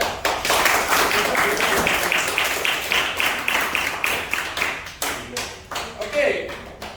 Group solar panel.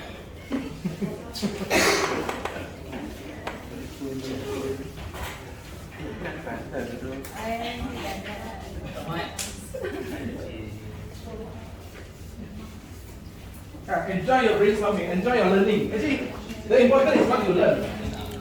Then you can improve.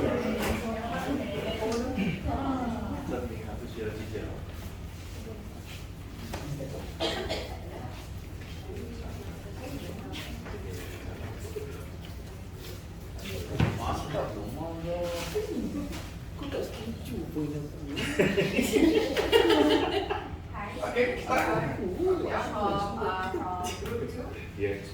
we choose solar panel project. We would like to install solar panel in EPC yet. Okay, sebelum ni kita nak explain lah why we choose solar panel.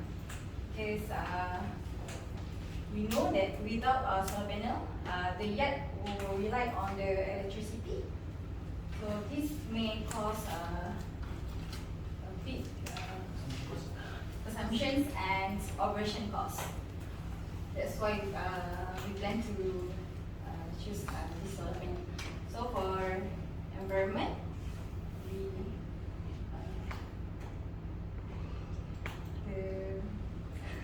the impacts is on the reductions of greenhouse gases.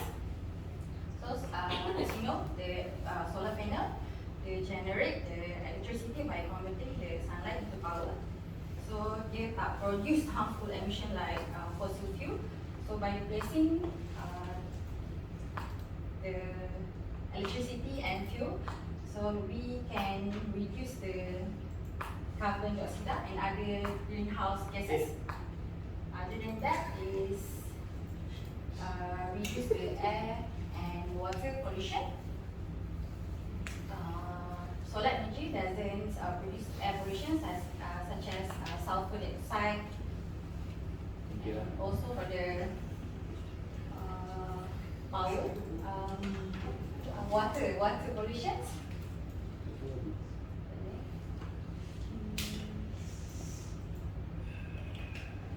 Solar panel generate electricity without creating significant byproduct or waste during their operations.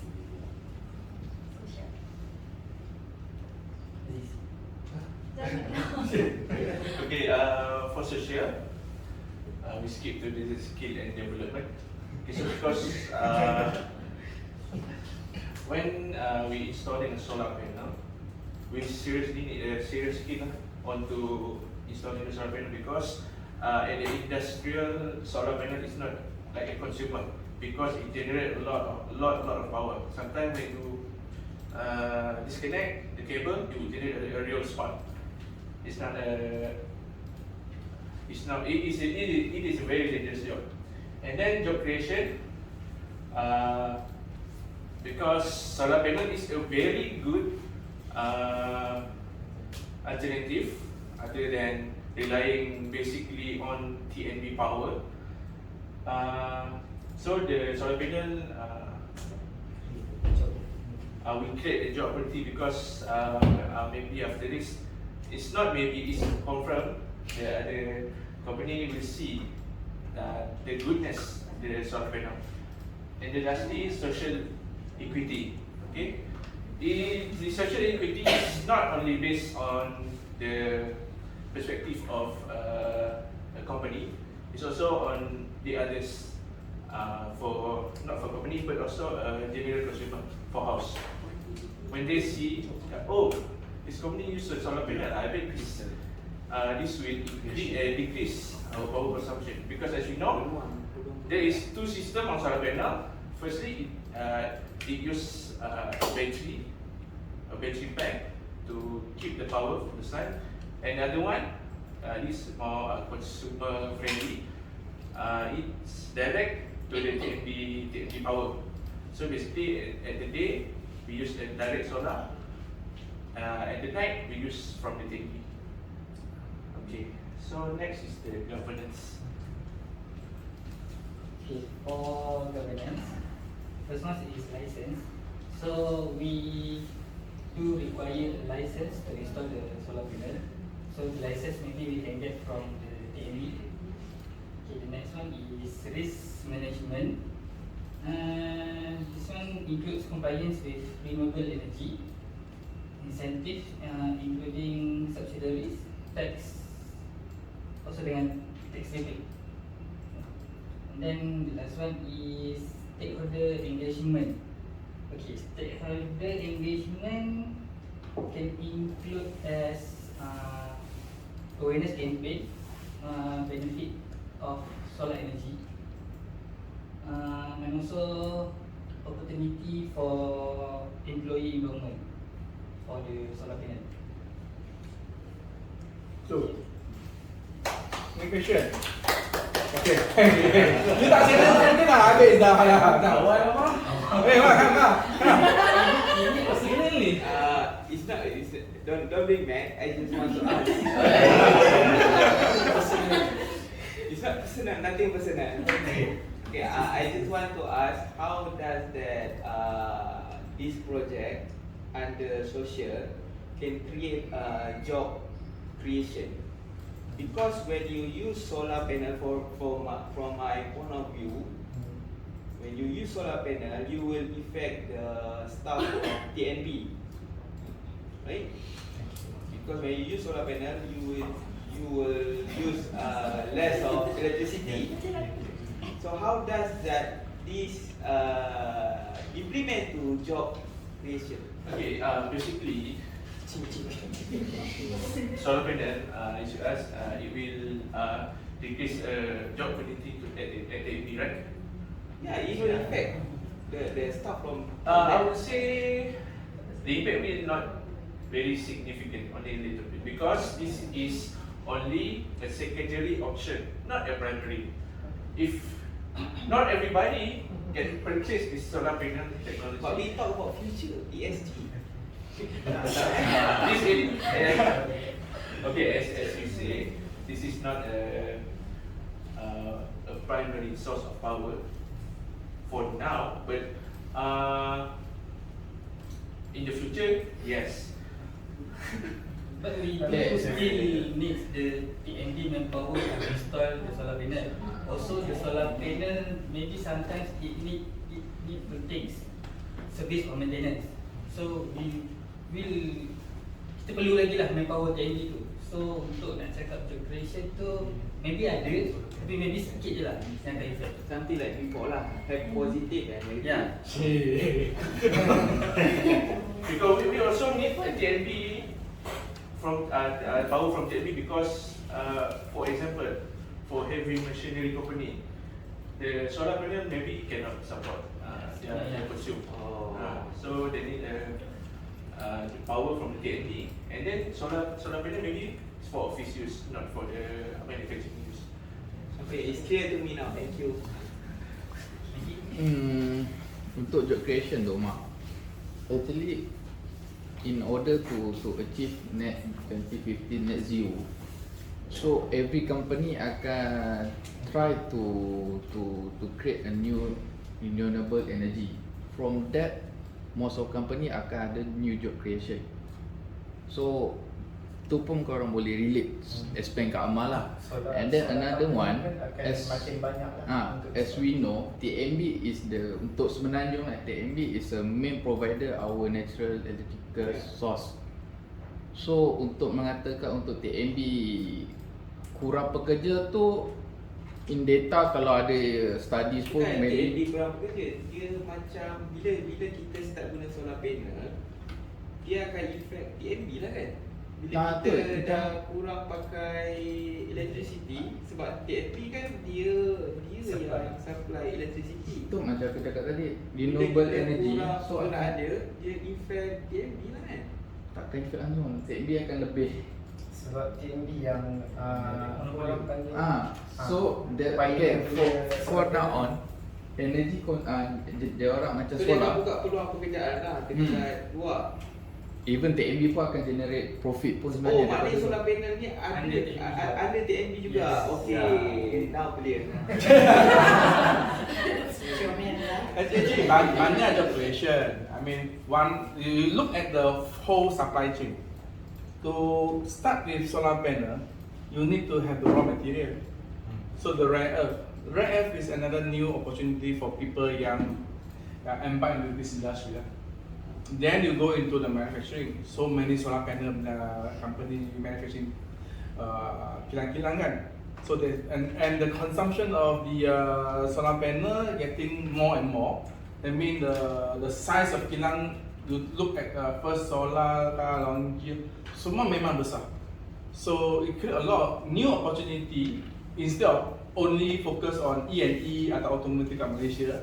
Solar another big opportunity. So this is talking about on the source. Then lepas tu you kena jual kan. You need marketeers, you need compliance, installer. Installing for solar panel kat rooftop not easy. So you need to do the installation for solar panel, but then only solar panel. The substation, the small DB board, the charging station, blah blah blah. So you look at the whole ecosystem, generate a lot more than just a panel job. Banyak. Of course, everything got pro and con. Okay, so we are talking about the second life of battery, even EV. So how we can use the second life of EV battery?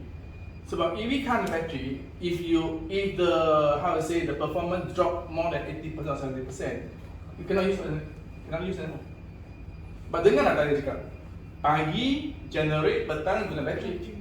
So the EV car battery, even though they still got 80% storage, actually you can collect, letak kat kilang, then they use to store, and then at night they regenerate. That means you totally don't use TNB.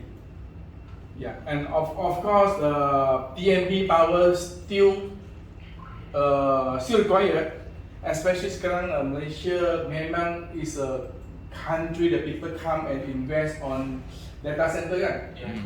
Data center solar power tak cukup lah. Data center consume a lot of energy, a lot of water. Yeah, so that's where TNB definitely still there, and TNB also have their new division in renewable energy, not only on the gas or coal. Of course, they cannot build coal power plant anymore, but they are going to build hydro, even floating solar farm. So job creation will be there. It will be there. Of course, later TNB will go into hydrogen. So job creation definitely will be there. Any more questions? So I have one question on the environmental part. Installing solar, you said can reduce the water pollution. How it be related? Ya, sebab nak tahu apa related solar dengan water pollution. Okay, for example, right, Indo, Okay. again, he also generate power from the hydro plant, right? Alright. So how they generate is they open the dam, so the water will go to the turbine, yes. generate a lot of power, and then it falls out. Maybe the process of agitating the water mixed with the Macam tadi kan, Bosman kan cakap kalau juga pakai macam aircon semua kan dia akan ada air. Actually, air bagai kalau macam air cakap daripada guna air. Actually kalau kita ambil air sampling aircon, kita boleh recycle balik untuk tanaman pokok, untuk anything untuk ni. Kenapa relate dengan water pollution? Betul lah, tapi kalau reduce of air pollution can make sense lah, sebab daripada kita guna generator power ke daripada diesel power kan, so kita guna solar panel okey lah kan. Tapi macam water tu dia kurang memang tak kena sangat lah. Sebab korang target. Sorry, how to argue? Sorry, I don't know. Now I stand here. Then let me answer Zo, and then you have to answer me. So if I using back the old system, I mean I use gas, natural gas atau coal to do combustion to generate energy compared to solar. So with this, then I will definitely generate more CO2 kan? Yeah. So when CO2 generate more, then it will go to the air. It go to the air, it mix with water and come out to the cloud come out the rainwater. Yeah. The rainwater come out with acid water. Then acid water will pollute the sea, the water pollution. Boleh? Tak boleh. So I use solar, so I don't pollute more CO2. Then I reduce the acid rain lah. I don't know. Boleh lah, boleh. I create argument. Tapi kalau in the big pictures, kalau ada macam Aziz cakap water punya tu boleh make sense, tapi korang fokus on the project on yard kan. So aku punya fokus on yard punya part lah. So tu macam Memang we want to install the rainwater harvesting. Rainwater harvesting, and then we use it for toilet, flushing semua. So untuk projek tu boleh lah letak title green yard project. So in the green yard project kau boleh guna solar, water harvesting. So macam lah. Mantap Aziz. So example, I mean what I give the scenario is now from acid rain. It is like when you facing challenge, how you come up with logical thinking to answer. You defend with logic. At least make sense kid kan? At least make sense kid. Yeah, but how is it? Then you have to defend. So not only on this one, but anything. So as an example, you are a salesperson. How are you going to defend when people attack? What type of logical thinking are you putting together? Yeah. So you see, when I say about acid rain, semua faham kan? Semua agree kan? Yes. So this is all the knowledge you already have. Sometimes it's how your critical thinking to link all these dotted lines to apply. That is how you can change or differentiate yourself with other people. It is very important. Yeah. It doesn't mean that we are more smarter or what is the logical thinking. I always want to try people to think more about the creativity and the logical thinking. Example, when people talk about ESG, why ESG important? A lot of people very confused. Econ. But if I talk econ saving become profit, betul. If I say social, why important for emerging?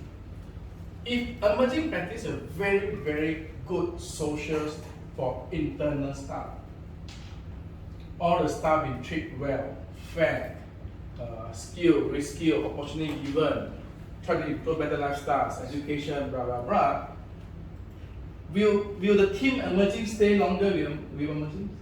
Yeah. I believe kan. If you stay longer and you do the same thing every day, can you do a bit more efficient? Less mistake because you build up experience? Yeah. Is it benefit emerging? Yeah. Yes.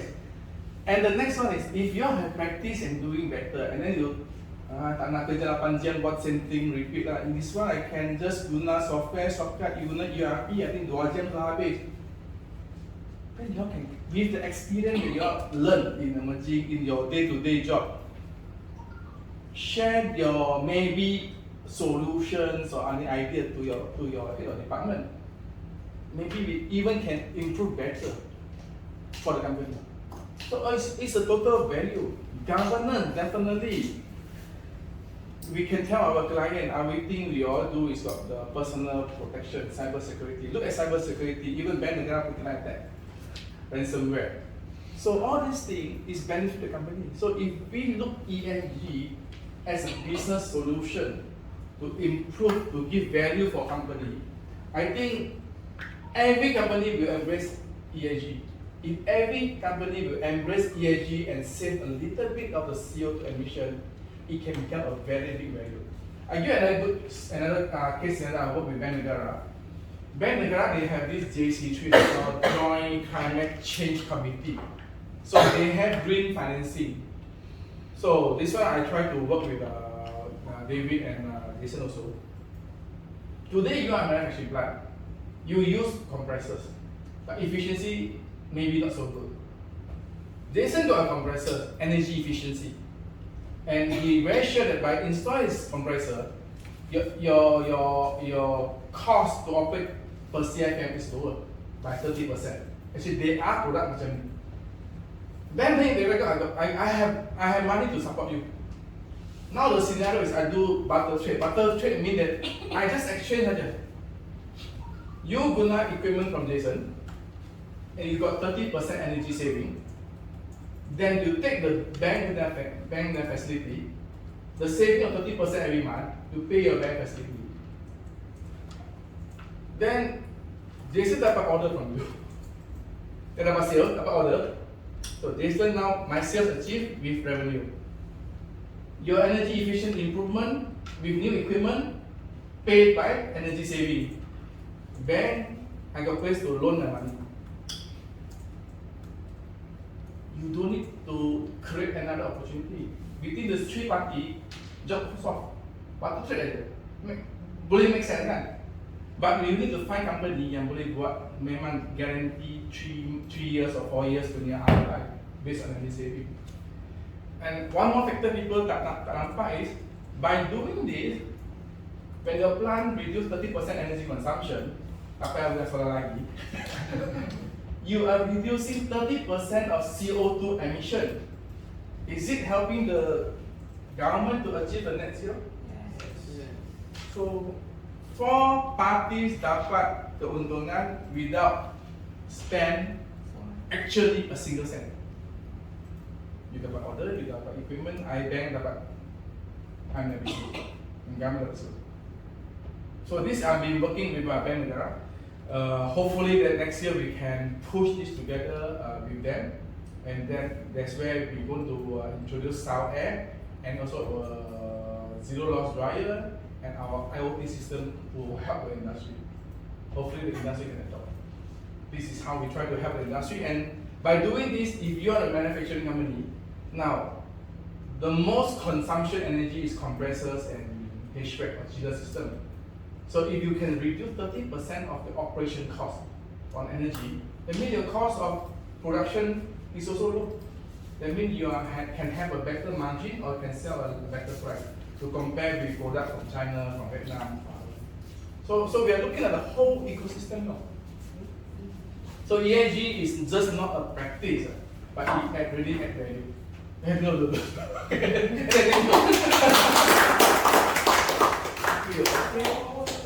And this is the 5 proven sustainable practices that boost profitability. Energy, you can see you can change all this to LED light, save energy. Water, I give another example of water, how to improve. if you go to washroom, after you use your washroom, normally you wash your hand by the tap water you will open maximum and then you cuci tangan kan. If you cuci 10 kali every time you go to the toilet, you will never rub. If you rub 20 kali, you will never rub 15 and stop. It's our muscle memory. It's very difficult to stop. So if you the tap water, the diameter of tap water, if I reduce by 20%, you will save 30% of the consumption. But people will still have to divide 20 times. Yeah, see, this is something they can do without even cutting the comfortable of people in apply. Waste generation, same for manufacturing, same for our Helmi is why we want to buy extra material when we can just plan properly and buy just enough for fabrication.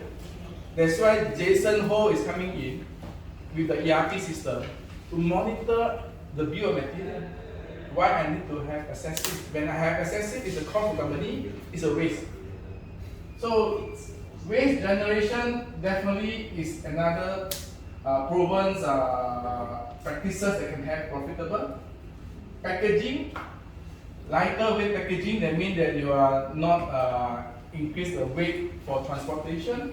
You can use other biodegradable or recycled materials. So packaging is another big business that can save money. Of course, transportation like EV cars, how you plan the transport also.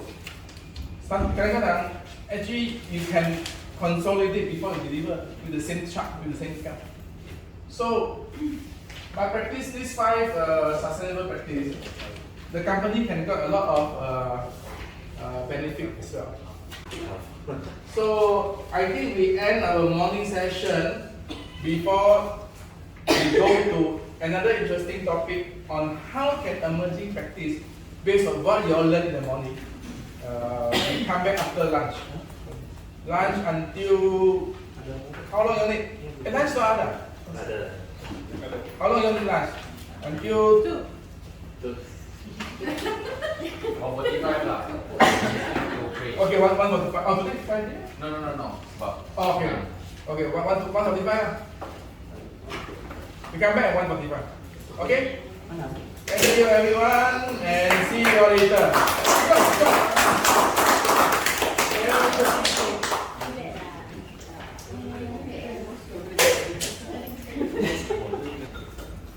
Okay, tak mengantuk ah? Okay. Kenyang ah? Tak makan ah? Alright. So before we go to module 3 we will focus on the how to develop sustainable reporting. Okay, so pagi ini we share about what is sustainability. Whatever kita buat sekarang will not affect the future generation. Okay, so in sustainability ada 17 goal. Okay, from no hunger, poverty until partnership. If you still can get. And then we're talking about sustainable business, which is talking about the 3P. Apa itu 3P? Profit. People. Planet. Profit. Okay, so that's the for sustainable business. And then lepas tu we talk about ESG. So environment, social and governance. So the ESG actually is a measurement how we use to gauge or identify company punya performance on their ESG practices. So on module 3 kita akan buat self check in emerging. We here I think ada different department kan. So now focus on your own department later. Kita kena identify apa ESG metrics yang penting at your department. Actually every department memang ada. Okay, all department sure have. And then kita akan explain about the reporting framework, GRI, BUSA and UNSDG. Again I emphasize why we use GRI, BUSA, UNSDG sebab dasar ini boleh digunakan di luar negara. But of course kat emerging when we do the report for 2024 the reporting, Ini kita akan buat next year lah, okay? Kita akan tambah 2 atau 3 framework, tapi kita mapping saja. We still use GRI as a main, tapi we map. I will show you what is mapping. So kita akan map dengan ESG. Kenapa? Because we are a local manufacturing company, so we have to comply to MITI. Okay, so since MITI have ESG, we just map. We also have to follow Petronas. Petronas ada ikut 10 principle based on UNGC MYB. Different lah. UNSDG and UNGC MYB, United Nations Global Compact, Malaysia and Brunei. So Petronas guna UNGC punya 10 principle as their guideline. So for those that maybe don't know, Petronas in September launched their PSSP program. Ada siapa tahu tak? Petronas Supply Chain or Suppliers Sustainability ESSP program. Okay, so all the vendor from Petronas must do an assessment using ESG start from UNGC, and then we submit. Actually, emerging we already submit lah. And of course, Zoe has been sent to train for the PSSP punya program, basic ESG. So in future, memang Joe I think might be continue train and update your what is the requirement. So that's Petronas. But of course, we also part of the Ministry of Petroleum Corporation, MPRC. We do oil and gas, no choice. So MPRC got North F guide, which they use our report as their case study and framework. So in emerging 2024 reporting, main GRI we will match with a few more. One of the reason why we do this is emerging continue become the model company for SME in Malaysia. We have to be the one. And in 2024, Helmi will include ISO 14064-1 carbon assessment. So this will be incorporated in our new report. Okay, secret marketing. Whoever want to embark into ESG, sustainability, carbon assessment knowledge, always look for Zoe. He definitely need more community team to work together.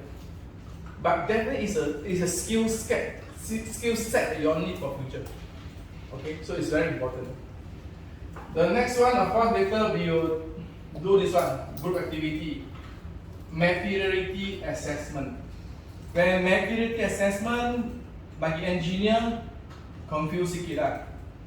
A simple word, apa itu material? Engineer, apa itu material? When we say material, apa itu? Bahan mentah. Bahan mentah. Your skip, apa material you use? Carbon steel, stainless steel. That is the first thing coming to my mind when I was exposed to materiality assessment. Now, when I go back to finance account orang, when you all do reporting, you all talk about material assessment is what is matter to the account and finance reporting, right? Ada tak? When you all study finance account, okay, so lupa. For account finance, materiality assessment, what they mean is what matter to the company, what factor that affect the company punya performance, or what matters are the factors that affect your business nature. I give you a good example. Today, I nak beli satu rumah kat Klang, mungkin Raja kah, Kapal kah. Last time when you want to buy this property, you just apply, bank tengok value, approve atau tak approve. Sekarang, jika you nak beli property, satu kilang ke, example kilang kat sana, bank have to go there to check whether tempat itu prone for flood. So, so they will assess, this is the material that they will assess, whether tempat itu banjir tak banjir. Why? Example, if the tempat itu banjir, that means the whole plant tak boleh guna. Dia rugi kan? Bila dia rugi, dia tak akan not able to pay back the financing and loan. So now, material assessment is very critical for every industry. Why emerging have to report material assessment is we want to show that we complying to the E, S and G based on just now I show about the 20 scenario. Okay, an example, do we under human right, child labor, kami tak ada kan? So that maybe it's important but we don't have, so we don't take that one as certain thing that matter to us. Tak important bagi kita. Accident, zero accidents is very important to us. So that is something that we find is matters to us, material to us. So this is where later we will do a material assessment. We will put a square chart. We will explain to you. Your thing, apa tu penting tak penting, guna keynote stick. Then I will show to you apa yang kita guna untuk sini. I give an example. Water pollution semua important kan? But is it important for emerging tak? Is it the process of water pollution critical kat emerging? Tak banyak kan? But to enhance, we will talk about environmental. So we might want to look into future. So we don't throw now. I mean, because the yard not ready, mungkin tak matter. But when the yard ready, then people want to do service maintenance. All your drain of the oil semua kan. So kemungkinan dia might affect the water pollution. So this is, we have to decide apa yang paling penting untuk disclose dalam report. Not everything. Okay. So okay, let's go self check.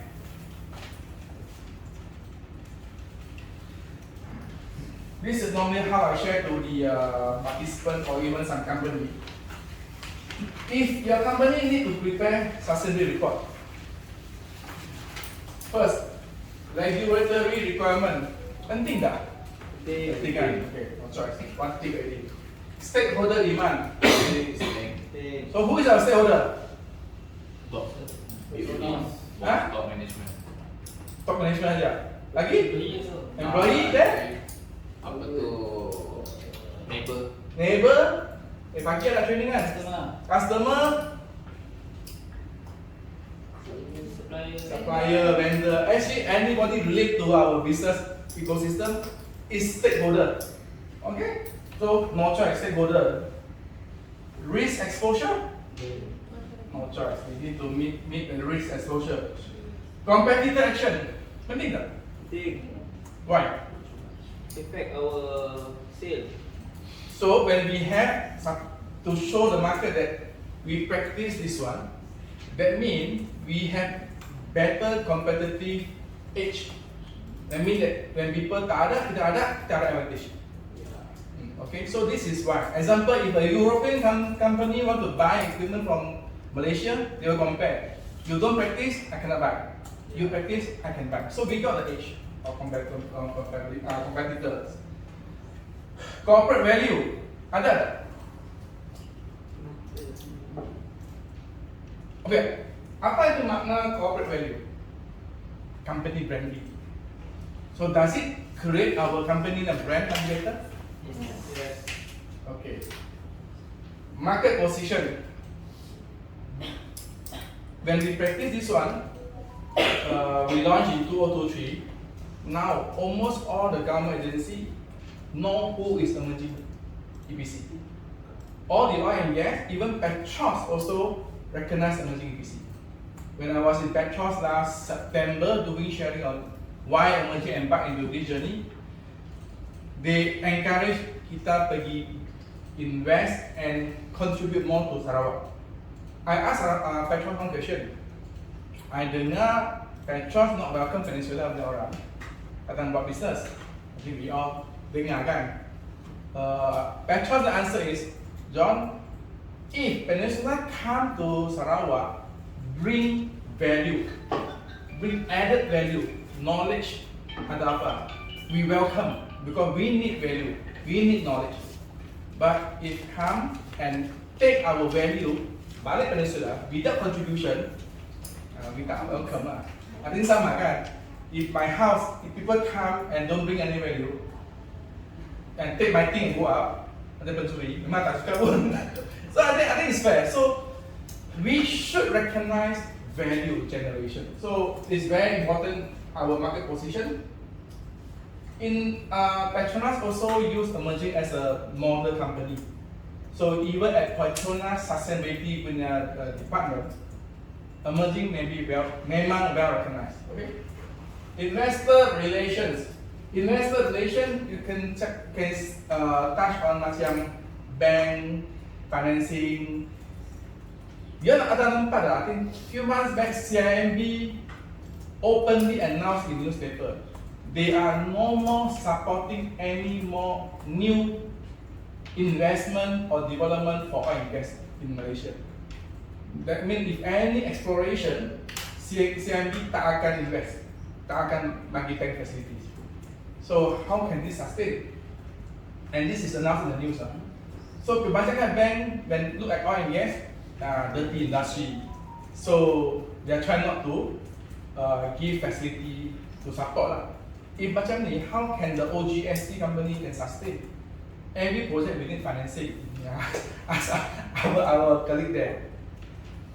Blessing, when we publish this one, and there's a few events, we at Bank Negara and Bursa, and even Secretary Commission, we sitting together with UOB Sustainability of CSO, Chief Sustainability Officer, and they recognize emerging practice.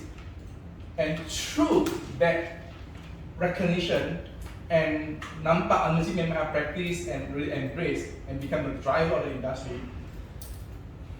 those in financial right, emerging we got close to 40 million facility for next year in our operations through UOB, and because we embracing this. And imagine kita tak embrace sustainability ke emerging, susah dapat facility. Okay. Operation impact, of course, safety, and I say internal upskilling, fair treatment, reputation of management. This one your gauge as well. I can't gauge myself. We are the management, and then strategic goal. Strategic goal macam we have the IoT. As I say, it's very important for the future. We got the ERP system so that we can control our cost operation more. So I think emerging memang almost everything fall in place. So actually you ask me,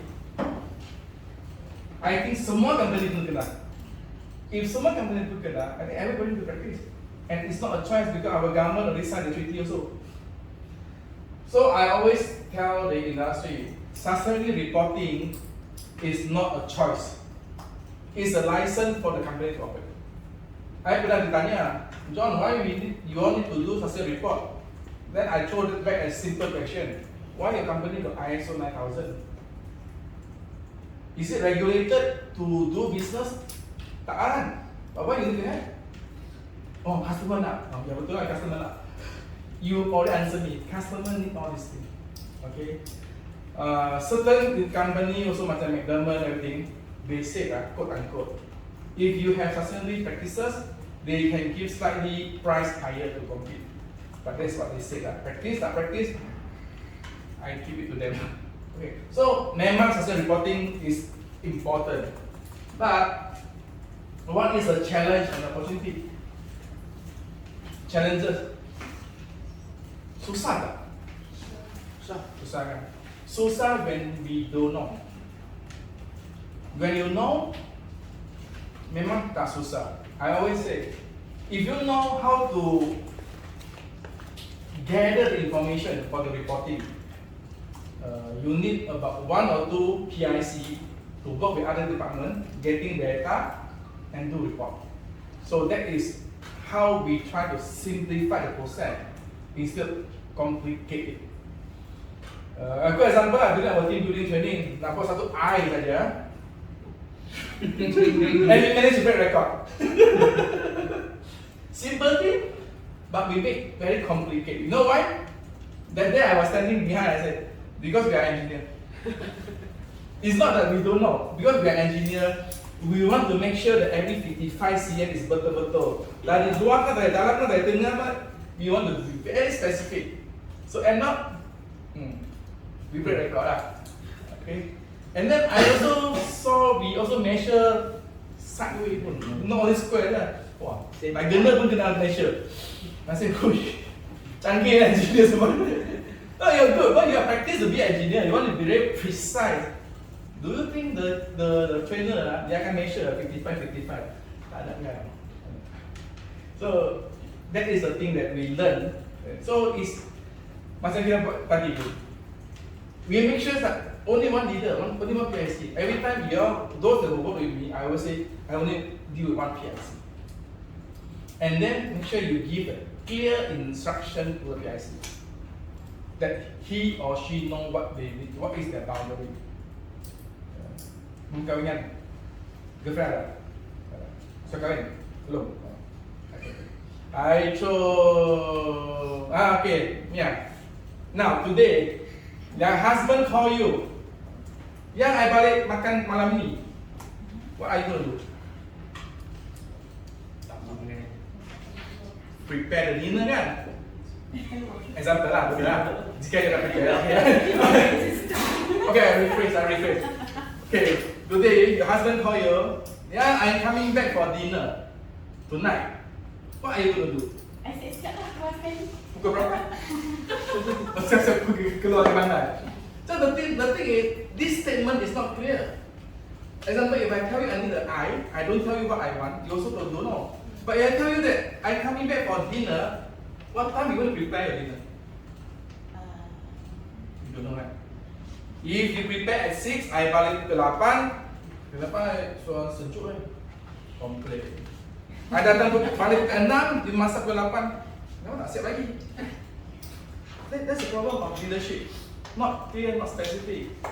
You come back, sakit perut sikit, tapi masak lauk kari semua. Why masak kari? I thought that you like to have chili, but now I'm not feeling well. You don't tell me.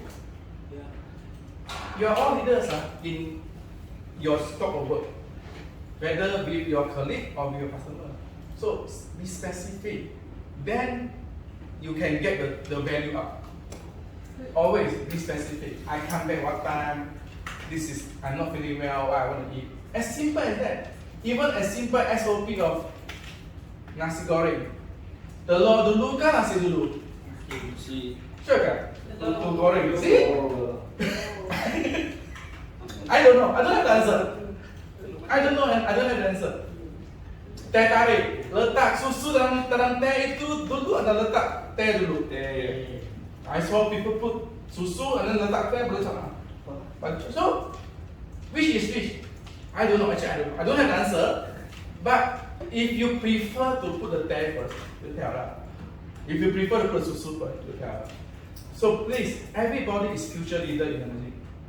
Be specific. So when you be specific, the challenges become opportunity. You see, then you can tell your wife, I come back this time, I want to do this, and come back, everybody happy. Opportunity have more harmony than love kat rumah. Sama, actually what we learn here, practice kat rumah. Sama aja. We are got a girlfriend, yang datang pick up you for movie, tak cakap masa. Nanti tunggu 2 jam, make up semua sudah jatuh. Jaga-jaga. So practice. So always remember, challenge is opportunity. If you turn the challenge, example, people say sustainability reporting susah, but emerging methane turn it into opportunity and we become pioneer. Okay. ESG reporting. We have to set about what we want to disclose or what we want to report. Senang, E, S, and G. And important, mesti it become part of business metric. The ESG is about enterprise. Tadi saya katakan, you got your blueprint and sustainability, and then 3P is your practices, and then the measurement guna ESG.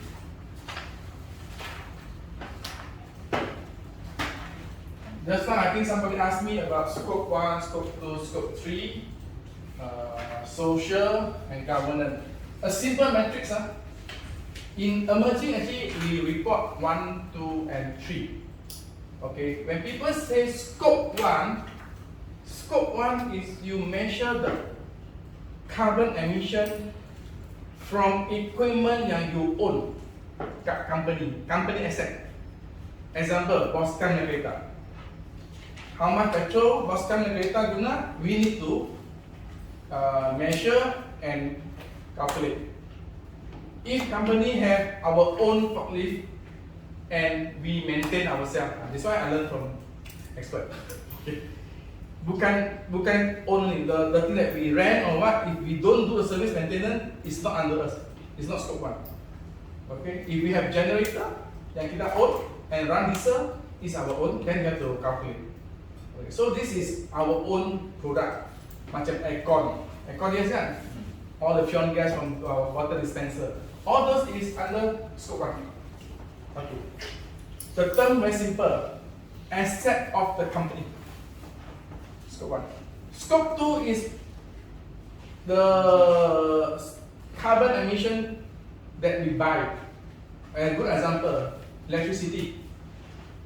Electricity we don't own, it's not our asset, tapi kita guna. Bila kita guna, itu energy from DNB.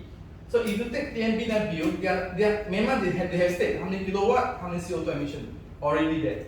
So that is scope 2. Okay? So it's energy that we purchase, thing that we purchase and use for internal. And scope 3 is supply chain, third party. You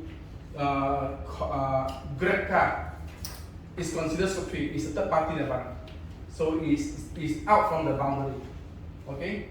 So don't confuse yourself on scope 1, scope 2, scope 3. Especially scope 3, try not to spend too much time to understand it. A bit complicated.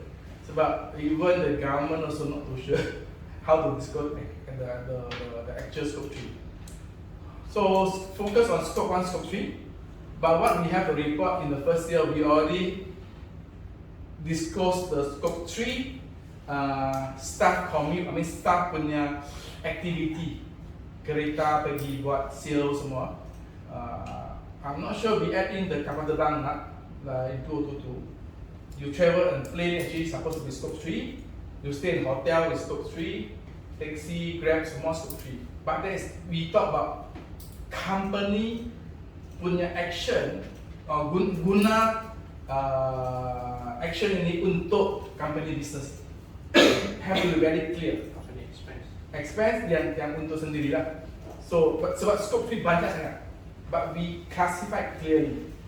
Like next year, I think we also want to do on supply chain, but not on disclosure. We want to extend our report on supply chain. Quite challenging. Sebab if you want to calculate the CO2, from dia yard to our office, guna apa kereta, apa truck, then we have to calculate the CO2 emission.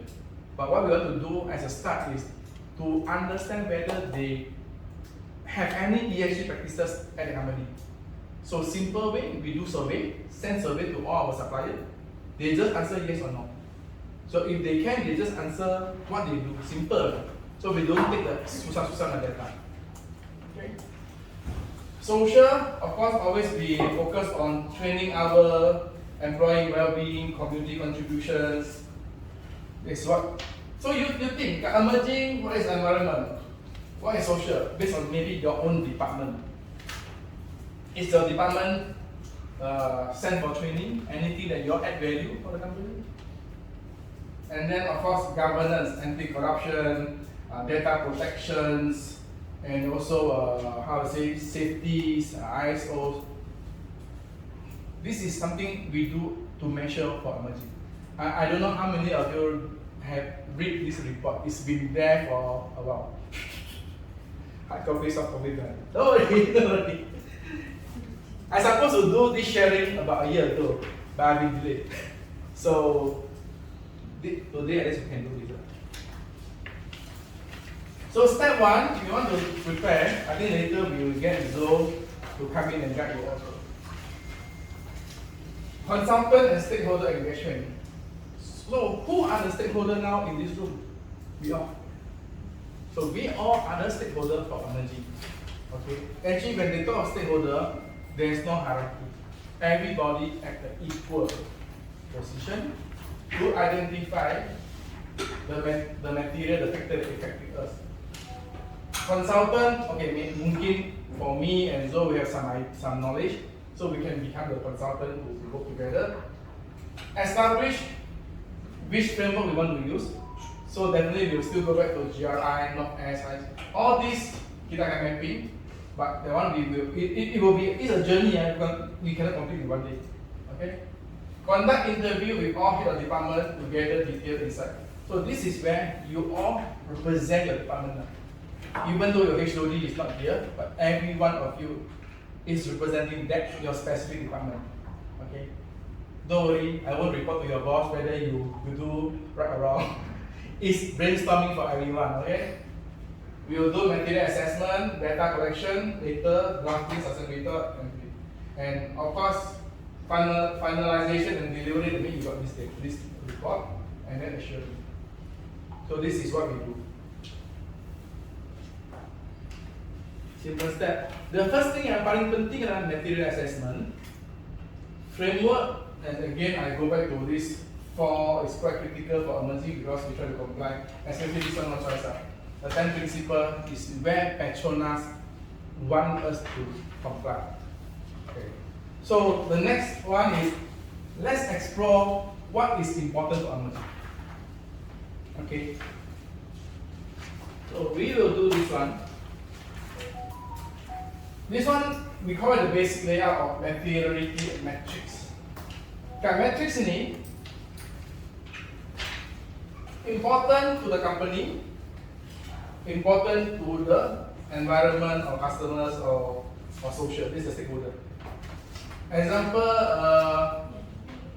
doing anti-barbering, important for emerging, important for customers. So it's most important. So kat quadrant ini.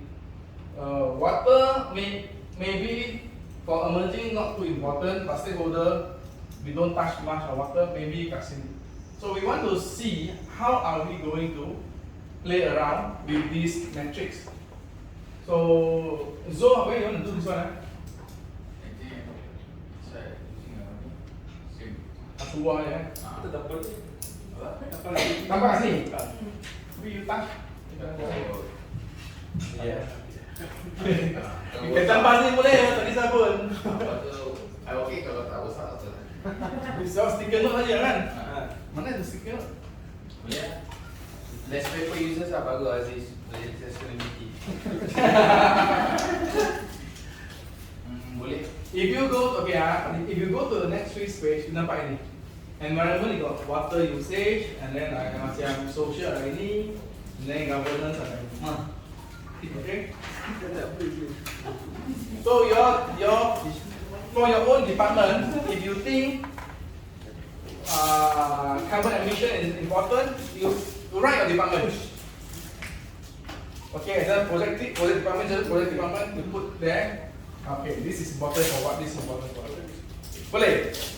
Any question? We'll do this. Faham? Ada question? Kan nak contoh.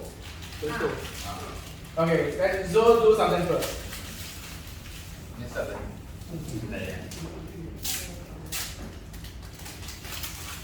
Tak baca buku, tak rasa kat sini.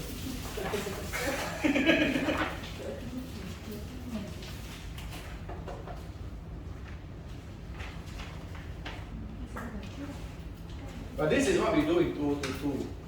You all can take as a review also how we do. Dengar saja, tak important sangat. Dia both 50-50 stakeholders dengan company. So not up here lah. Sini cukup. Cukup lah. Simple for review. How we do this. Example 9 is transparency and disclosure. So it's very clear. Number 10, data protection and cybersecurity and customer information. Resource ethics and integrity. So it's very important. macam 1, 2, 3 reduce energy. Sebab energy dulu kita tak banyak pun. So this how we classify it. Yeah, example customer satisfaction. So customer satisfaction kat mana? So customer satisfaction, customer mesti mau tinggi, kita pun try to apply. Yeah. So end up semua kat sini yang bayar lah. Yeah.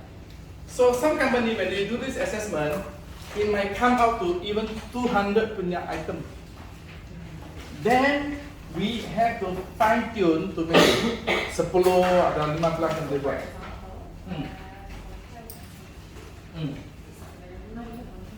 Five.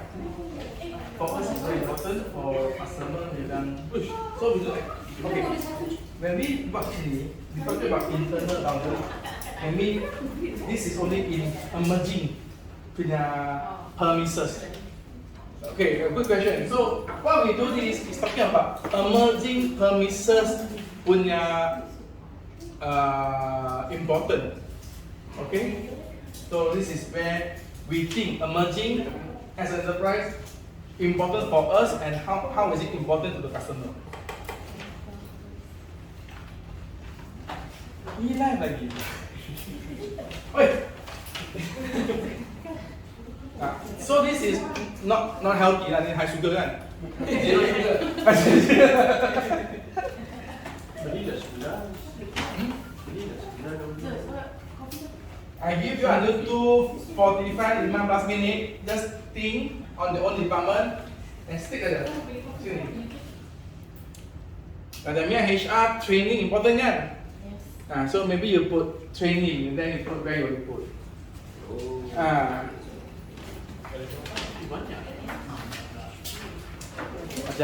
Macam logistik important kan?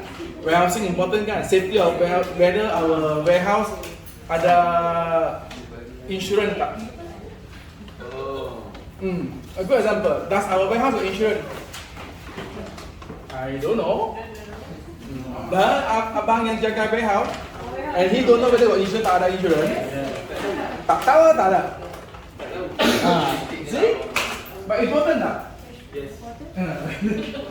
So think about your own department. What is important? First thing we need to analyze in our department what Yes. is the importance of Your own department. Okay. Yeah. Example, finance, accounting, compliance. Example, you think that everybody have to claim something or claim on time. Don't overclaim. Example. Yeah. Macam HR apply application for leave. Do they apply leave tak? Or every time MC, every time MIA.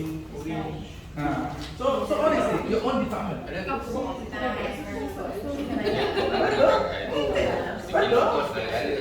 Kalau dah ini A good question.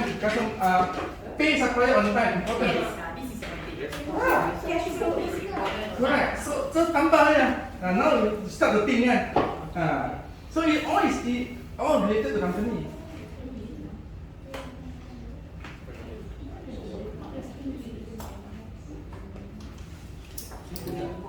Imagine we discuss emerging always pay our supplier on time or earlier. A lot of people want to do business with us. Okay.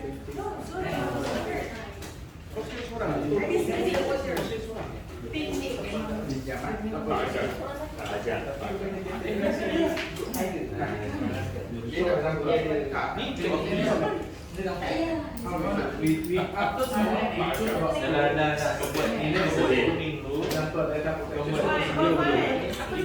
if you put IoT, this is important. This is important. Kalau kita tak elok kan nak pasal dari material assessment tu orang akan main live semua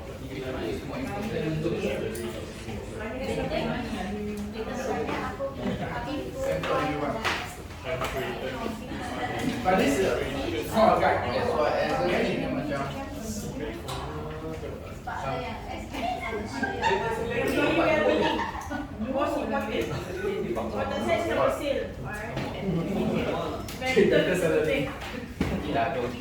Boleh. It's okay. No, actually there's no right or wrong answer. For Tak memang kan dapat naik kan kau ingat tak? Ini sebab di kamar pun.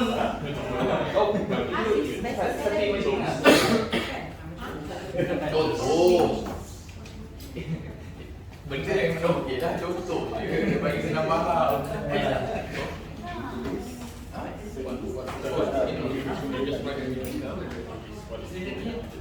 Example, very decent to work. Mungkin for company important, customer tak don't care pun.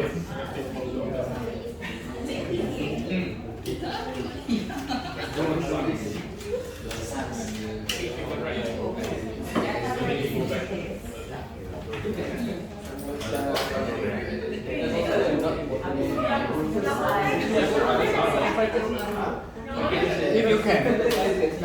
Tambah. Tadi dah cakap nak tambah sana tambah. Tambah semua.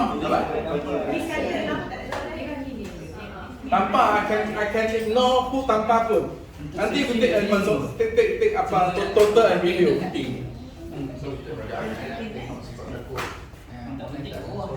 Oh.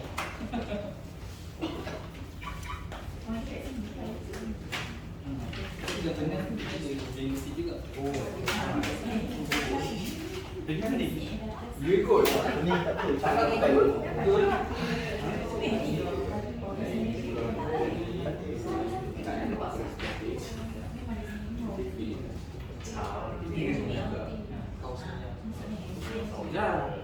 Mana yang berkaitan tu dia macam kau kan. Cuba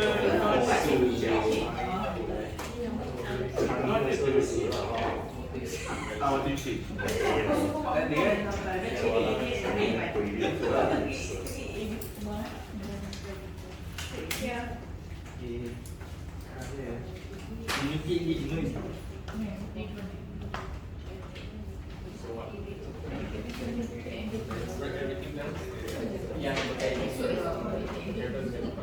Water usage.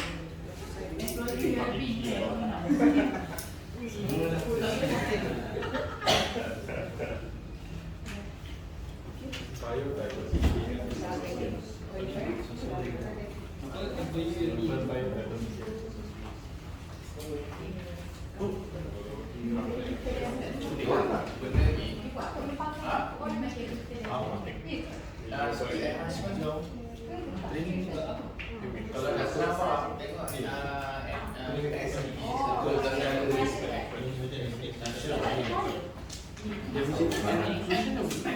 Google lah, Google.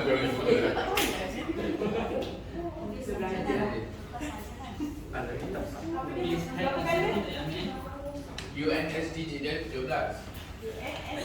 DD.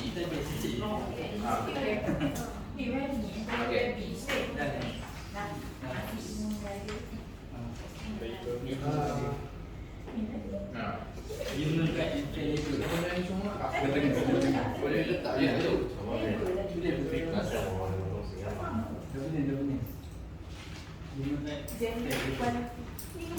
Tapi method assessment ni yang kita betul-betul nak fokus. Kita boleh dia masuk 17 Boleh. Gender equality boleh. Kita boleh achieve tak achieve tu je lah. Any idea letak?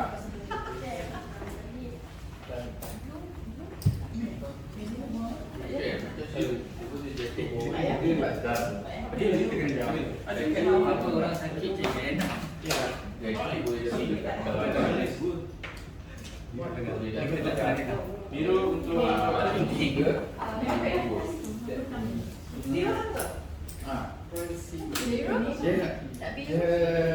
macam satu inisiatif dia boleh fokus ke beberapa SDGs yang ada. Boleh, dia tak letak work life balance, work from home, classroom work. Any idea just Tak boleh. doesn't mean we adopt. All the idea. But possible. Apa yang kau nak untuk yang individual boleh tak? Work from home. Tanpa dah itu. Boleh, it's okay. Most important. Environmental. Never anything. Kita provide ni lah. No, they want to listen or speak there. Oh no, you can put your own one. Boleh tak? Your own one. You speak. Sebenarnya nak reduce emission. Only you can work at home.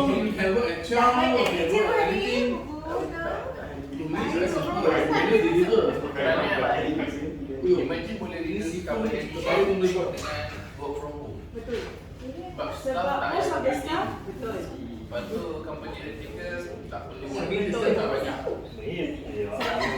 Yang Mobil slot lah. Management. Siapa? Punya Dia dah exam. Ya, macam artis lah. Bagi ni mau makan tak exam. Tu. Saya tak lagi.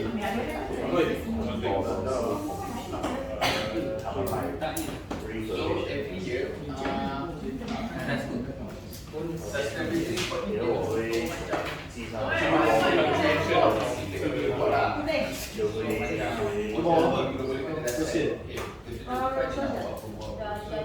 Fashion nak memang kita kurang datang office. Tak ada creator boleh tu, tak ada lagi situ.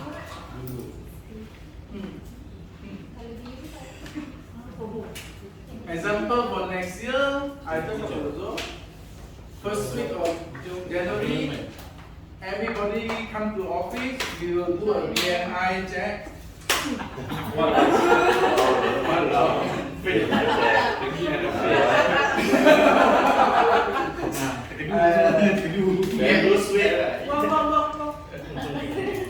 We will try to engage with local punya sekolah. Jika ada St. John atau First Aid, so they come in to do our blood pressure. So we record everyone, and then maybe we check again every 6 months. Every 3 months, do you know why BMI is important for company? A healthy staff, productivity, and maybe may I have to design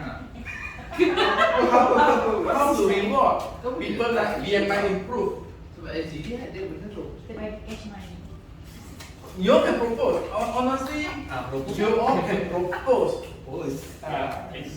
Macam Jason cakap, oh, if I lose 5 kg, I got 50 ringgit. Gym sponsorship mahal. Why don't we bring the gym to office? Lagi murah. Yang boleh. Mungkin Yana cakap she want to start Zumba class.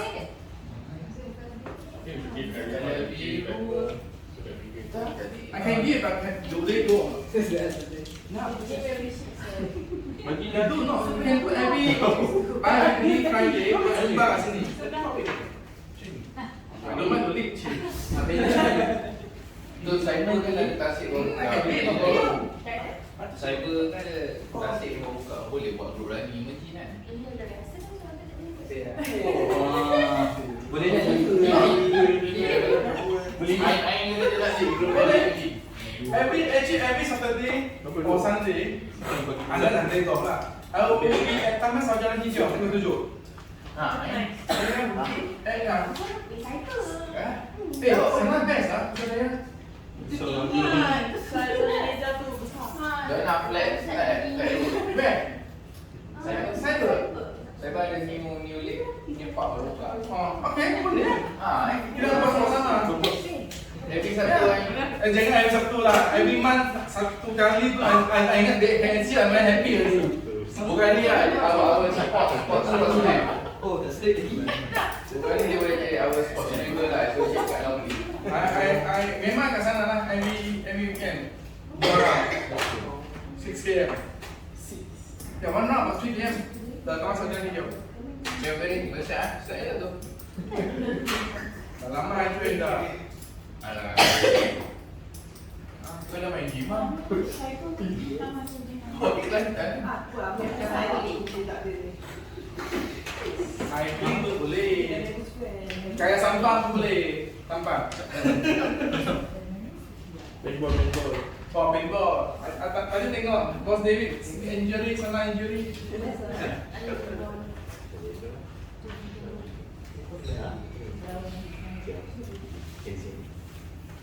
Dah tempat tak pasal nama-nama.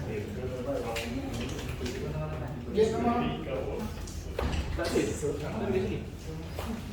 Tak ada muncul. Semua important. Tambah-tambah baru je.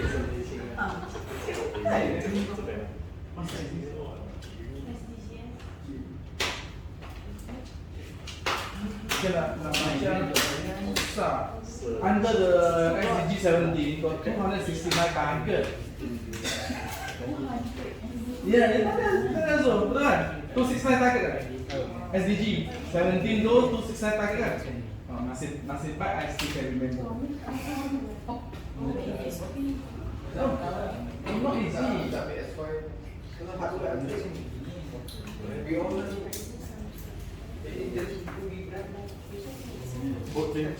You all can write more training ke apa ke?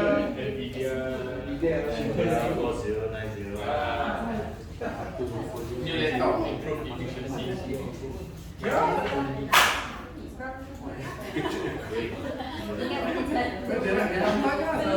Nampak. Nak nampak tak? Nampak lah, baru nampak best. Yalah, nampak akan senang. Boleh, nampak. Anda. Aduh. Anda, but at least you all got an idea. Okay, what to do? Apa tu? Bukan. Okay, yalah tak nampak lah. Nombor penting. Go by color, no by color kan? Okay, sticker tak apa dah. Anything.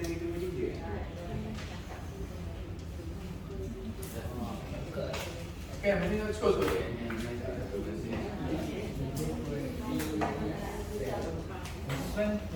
know kenapa kata? Sebab work from home. Work from home important for you, but not important for the stakeholder. They don't care. Ada senang. Mau boleh? Lukis dekat tu lah whiteboard. Whiteboard ya. The whiteboard dekat lah. Sini. Boleh ada whiteboard. Lukis kat whiteboard. Aduh, tak mau. Work from home is it important to stakeholder? Don't care. Company say not important. Don't you have thing. Customer. We take stakeholder as customer.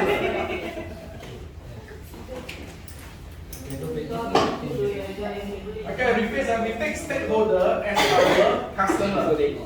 Okay. So one side important to customer, one side important to the corporation. Yeah.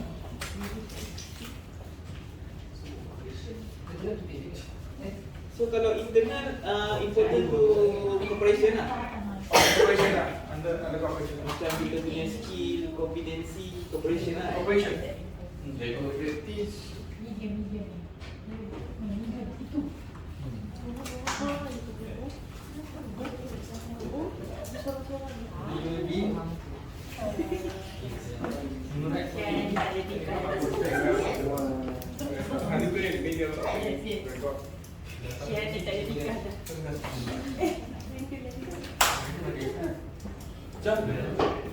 Go Fuad, go.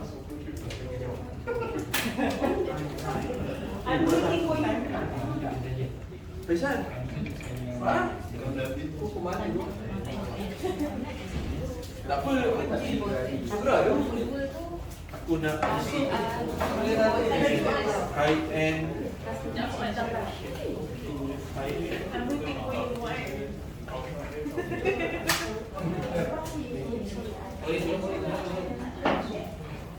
Bukan banyak. Boleh?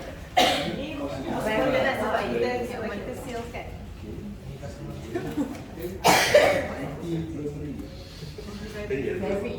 Most important juga pada kita. Nanti customer brand kita takkan nak punya nanti. Yang ni macam 70-40 lah. Dia tak biasa lah. Support important. Tapi important Saya order bawah. Corporation yang mana sini?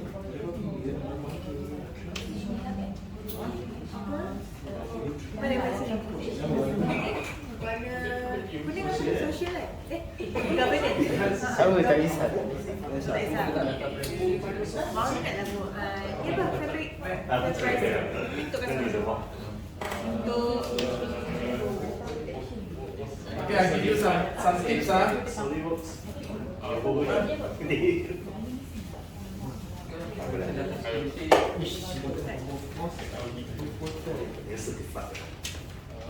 This is what we think is important. But what you all think important, you all can add on.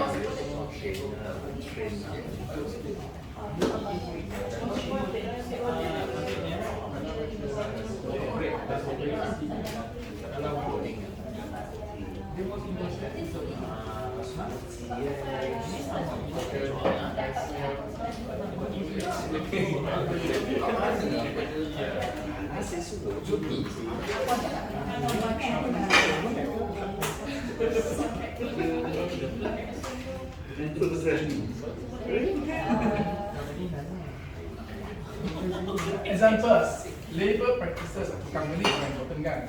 Tapi to stick with the example Petronas very focus on human rights. So labor practices for human very important.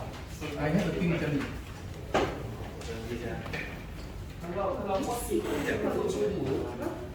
Guys supposed to be here. Sini yang paling penting ni. Why? Why are you so careful? Yang kat bawah tu paling tak important tau. paling tak important.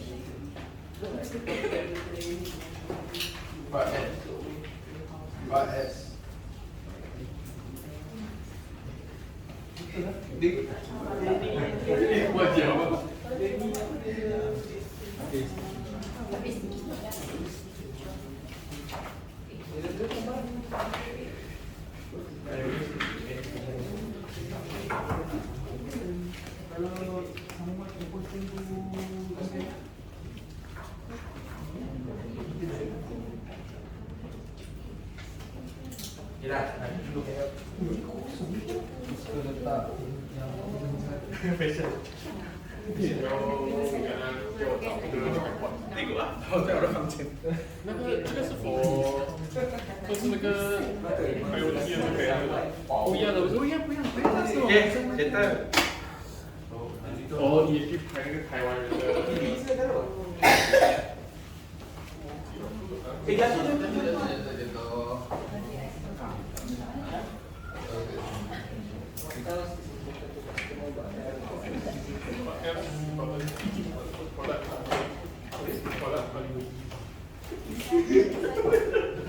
Employee well-being tak penting. Cakap ni. I will practice this one. Langsung tak penting sana. Nampak ada tulisan Aziz. Jahat ni kau jadi bos ni saja. Siap. Come so, come we read one by one. See. No, come. We just go from here lah. High capability computer and equipment. Important lah. Yes, Somewhere. 22% only. Depends on the department. Oh, that I be specific. When we say high capacity computer equipment, can anyone volunteer to define? Siapa tulis? Macam Faisal. Faisal. Okay. Jangan bagi reason lah. Okay. We check this one. What you all put here? Seriously, I will take into serious consideration. But I need to know why you all put this. And okay lah, record it so easy. If can somebody just record it down and then we can present to the top management also why this is important and how to classify this is important. Okay, come. So,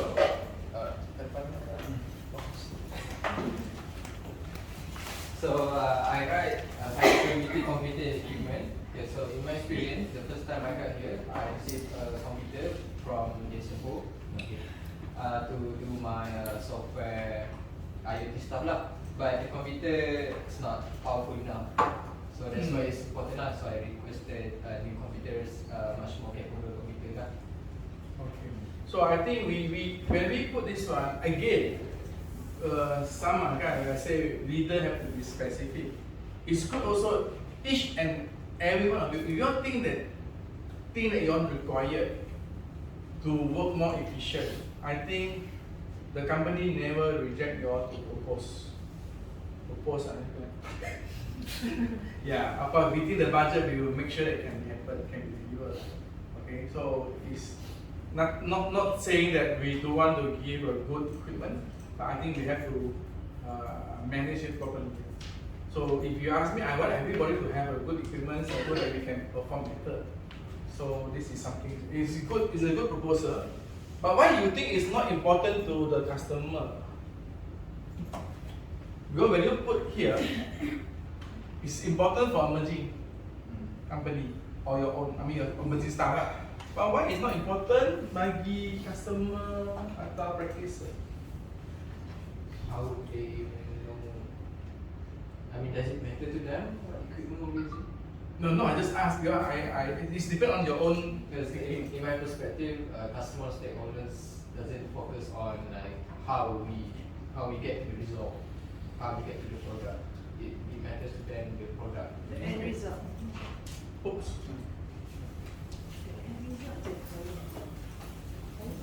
This one I have to put here. This label.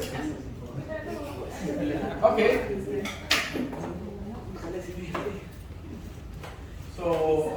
So I think we all quite agree, right? But really, I need you all to assist the company also. If your computer anything really is, you find it will how to say make your work not so smooth, not so efficient. Please highlight. Okay. Second one, individual upskill training. Important for company? Is it important for customer? No. Yes. Not so much. Yes? No? No? Yes? Not so much. For me, both. Yes. Individual upskill training. It's very important asset for me. I think important for both. Yeah. Well, again, it's an asset. If a company don't upskill the team, how can the team perform better when you're at the customer place? Okay, so we move ini kat sini ya.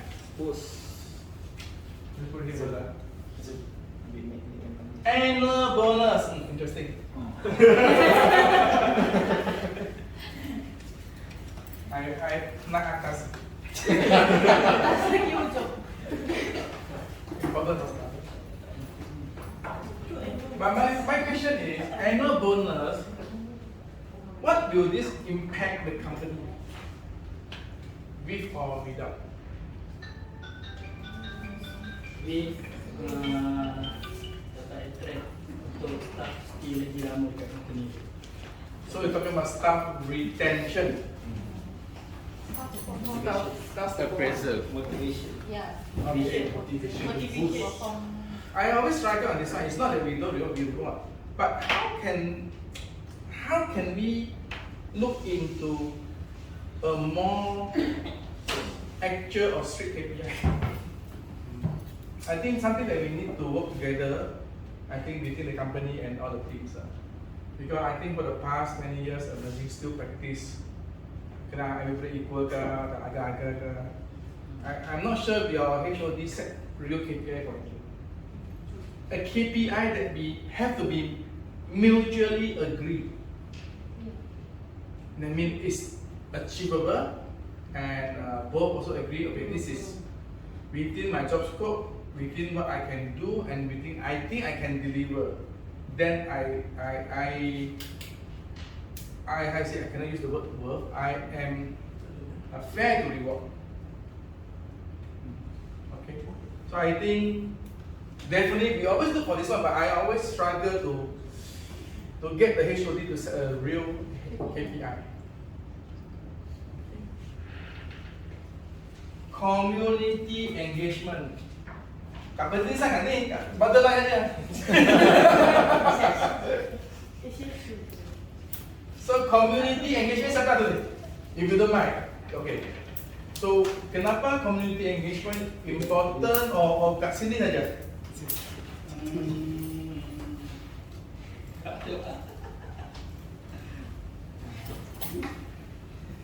Oh, I put another question. How you all find emerging punya communication? Is every department really work together, commute together, respect each other even though different department, or everybody work as their own island or territories? Okay, I keep this question to yourself. What happened in meeting 1, meeting 2?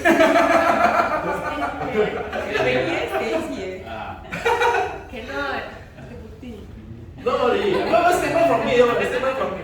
So I'm thinking,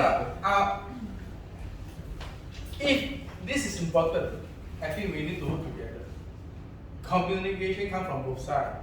Again, if I want to go back for dinner, I have to talk properly to my wife. Specific. Yeah, be specific. Share openly. Okay? Yes, I agree it's important. Work from home. Interesting. Siapa tulis? No, it's okay. I don't know. It's what you do. Work from home is not impossible, but not for every department. Right. So now my question is, if emerging practice work from home for certain department, how will other department feel? Unfair. Not fair. Then how? For emerging lah, I think the best way is hybrid work lah or flexible work. Yeah, but certain department tak boleh. Finance, account memang tak boleh. Flexible lah. Very challenging for them. I'm still trying to find a way in the WhatsApp also. How can we practice this? Yeah. And again, whether your head of department agree or not also. If the head of department finds that while working in office, efficiency and productivity are really not meeting his expectation, how can the director fight for you all to work from home? I think this is both ways. So I think we can look back into the real KPI. Okay, regarding untuk work from home, boleh ke let's say, example lah, let's say macam kita just set satu KPI and then kita buat work from home. As long as kita reach the KPI, then we can still proceed untuk work from home. That means the assignment is given clear with the specific time and everything, so you can complete that task and get able to complete the task at home. Then you are allowed to work from home. So as I is the leader. If the leader even can't identify, can't even give a clear instruction what is your scope of work for this week, quite challenging. I believe some of you might also experience, don't talk about work from home, you'll receive phone call from your management or colleague after office hour. If we even can reduce that, I think we are already success. Don't talk about work from home.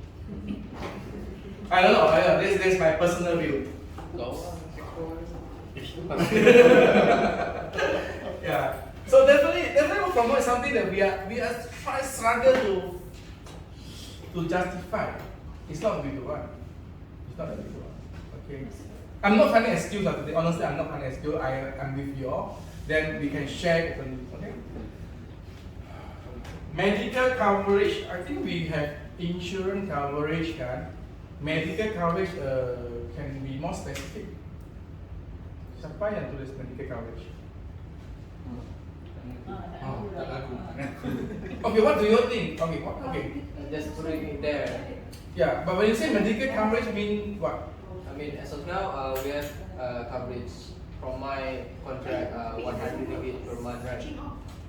That is in my contract lah. Okay. So I'm just putting it there because just to know that it's important. Okay, so I need double check dengan Mia or HR this.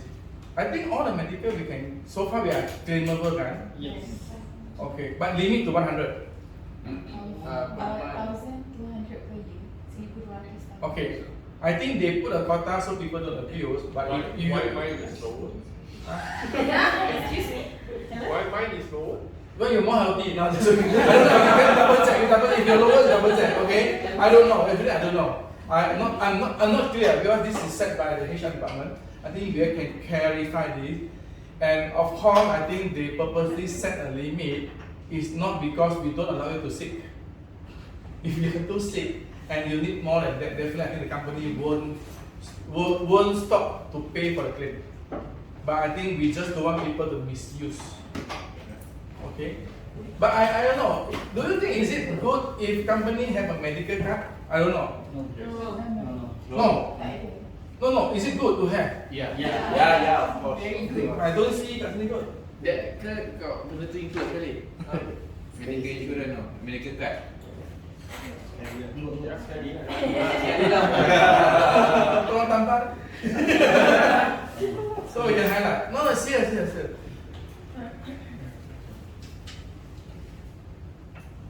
But again lah, we want a healthy staff lah. Reward for full attendance employee. Perfect. I think this one I totally agree. Reward for full attendance employee.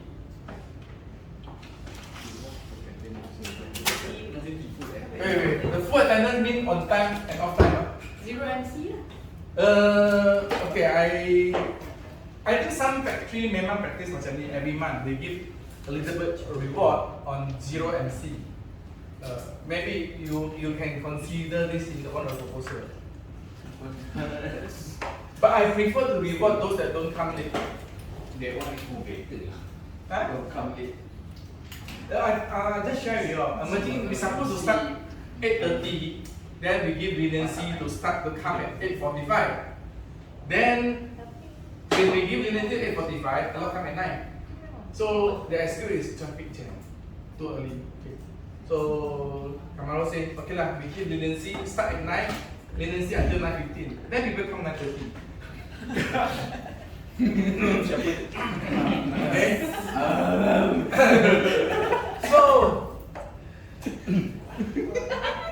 So I think you can add in full time attendance and on time. Then we consider. I don't know why we need to come late. Today I know the training start at 9. I make sure everything is okay. I come here I think 8:15 lah. 8:58. 8 right. Normally I don't come so early. But I know today is important for everyone. So I make sure everything is organized. Okay. So I think it's better the employee can emerging, they hold their own responsibility and accountability for their role. Do they really come on time? Do they start on time? I don't know, maybe you this one sometimes I don't know, I want to ask you also. If we start at 9 AM, kerja lah, kan, our official hour kan. So should the staff come 9 o'clock and then take breakfast and then baru kerja?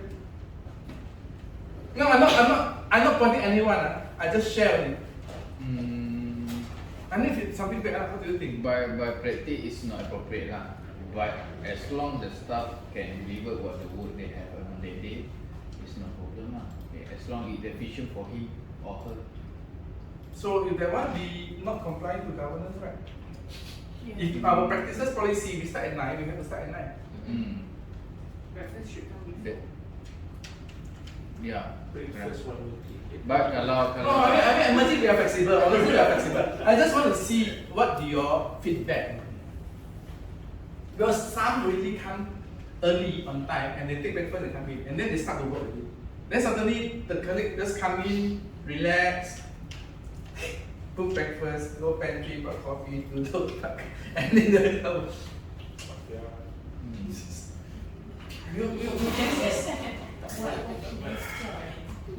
no, what I mean, is it will it affect the work of your colleague? Depends. I think this one is work culture pun one of the factors. Some companies, if the staff work macam tu, as long they can push the KPI, tak ada masalah pun. But kalau sampai dia practice sampai benda tu tak boleh hit KPI, that one that wrong lah. That's why I just highlight. Maybe you might not feel, but actually the top management see this thing. How are we going to adjust? It's so susah kan? How to adjust? Of course, we practice flexible, but something that you want to have a look at, okay? Diversity and inclusion. Siapa yang tulis? Diversity and inclusion. Takutnya.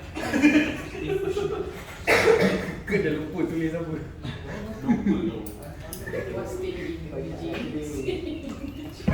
Diversity and inclusion. Okay. When we say diversity and inclusion, that means everybody get involved. I think it's very important kat emerging. But like today we are diversified. Everybody have a fair platform to share. Don't care, I mean not care you are head or department guy, you are director, we are here to share as a team. But does anybody see this is not practiced in any department? I don't want to eye contact. I don't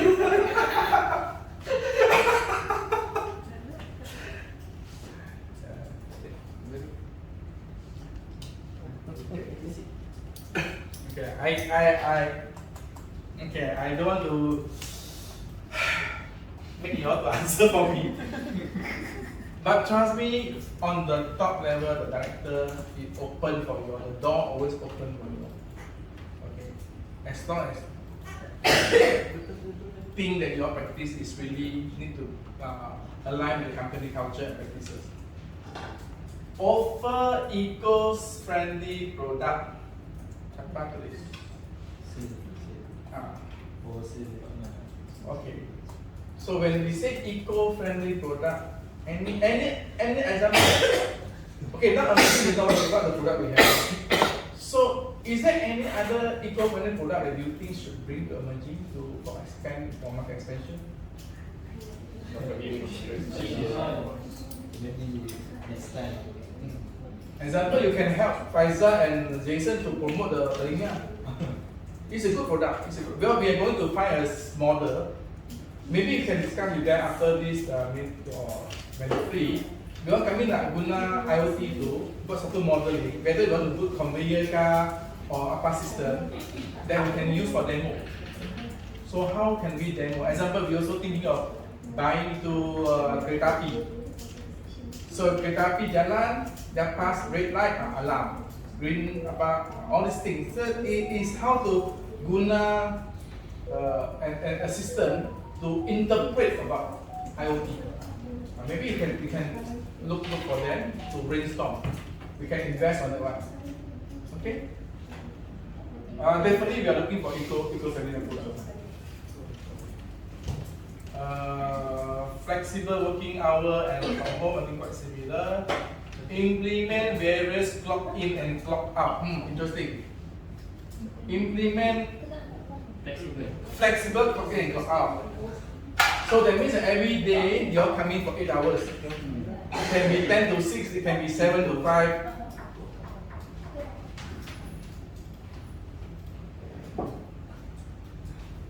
Actually, I like that too. But again, it depends on the department and depend on your work. Certain work, no choice, you have to start at 9. Some work, you can start a bit later. Example, some have to be flexible like sales. Honestly, sometimes we see sales, they always come in late ke apa. Tapi sales, kadang-kadang they work late, we don't know. Betul kan? entertainment, meeting customers, entertainment call at night. So sales we always a bit more flexible. Okay.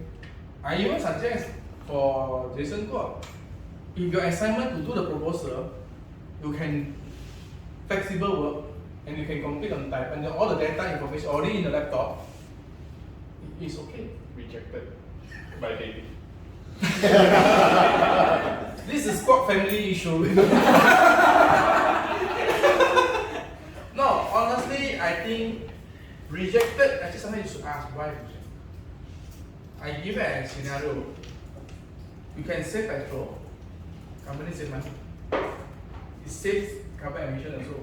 But as long as you are really committed to your work. The problem of Malaysian, we are what? We are not trained on the attitude side. So it's not allowed. It's do we really commit and accountable for what we do? That's very important. On trading skill, 5S. 5S important. 5S, lean management, DQM. For my department, important. Can you work up with Dr. Flora on lean management and 5S or those things? Why important? Huh? Why important? Because of the susunan in the location in the. So you don't know how to susun, or you know how to susun, people that follow you the susunan. Yeah, something like that. Which one? Both party need to. Okay, so before doing the training on lean and 5S, maybe I don't know, maybe you want to get Zoe help.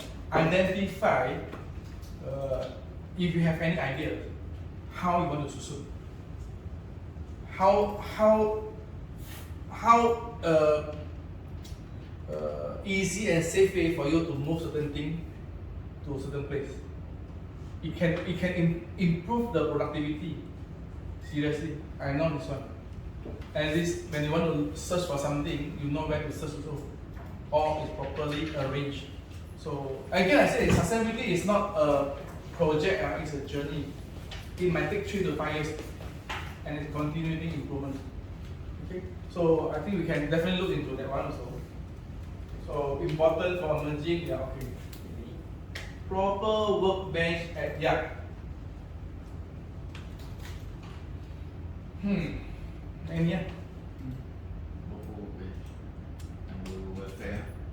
Okay, so let the yard extension finish. You all know we already won't cover everything, right? Okay, after cover everything, Zoe will partition properly on the safety and workflow or from the side. Then I think anything you all require. I'm supposed to have 2 more containers already. We should have container office and toilet kat belakang. Ada. And that's why I asked Zoe to look into rainwater harvesting.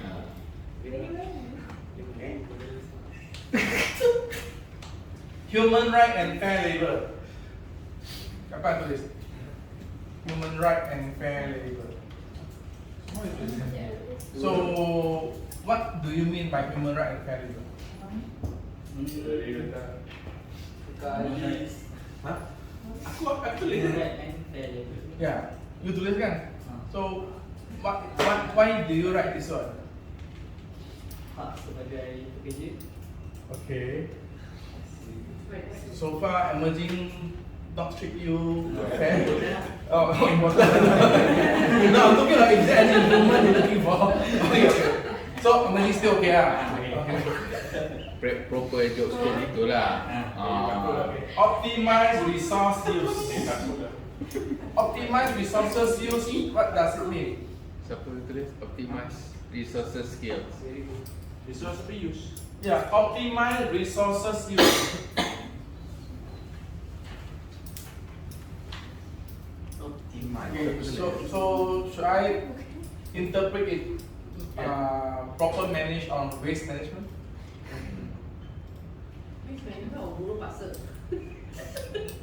Resources. Puro bangsa is under human rights. Yeah. So all the subcontractors, make sure they work permit.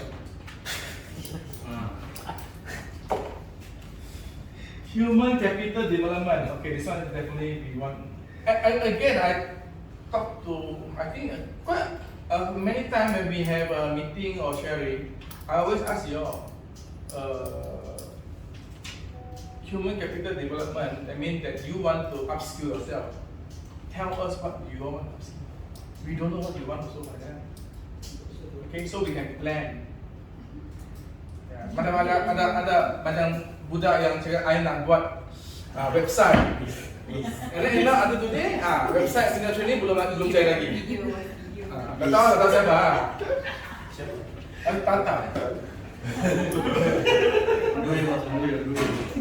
Customer satisfaction and trust. I think we do customer satisfaction survey every year. Yeah, every year. Okay.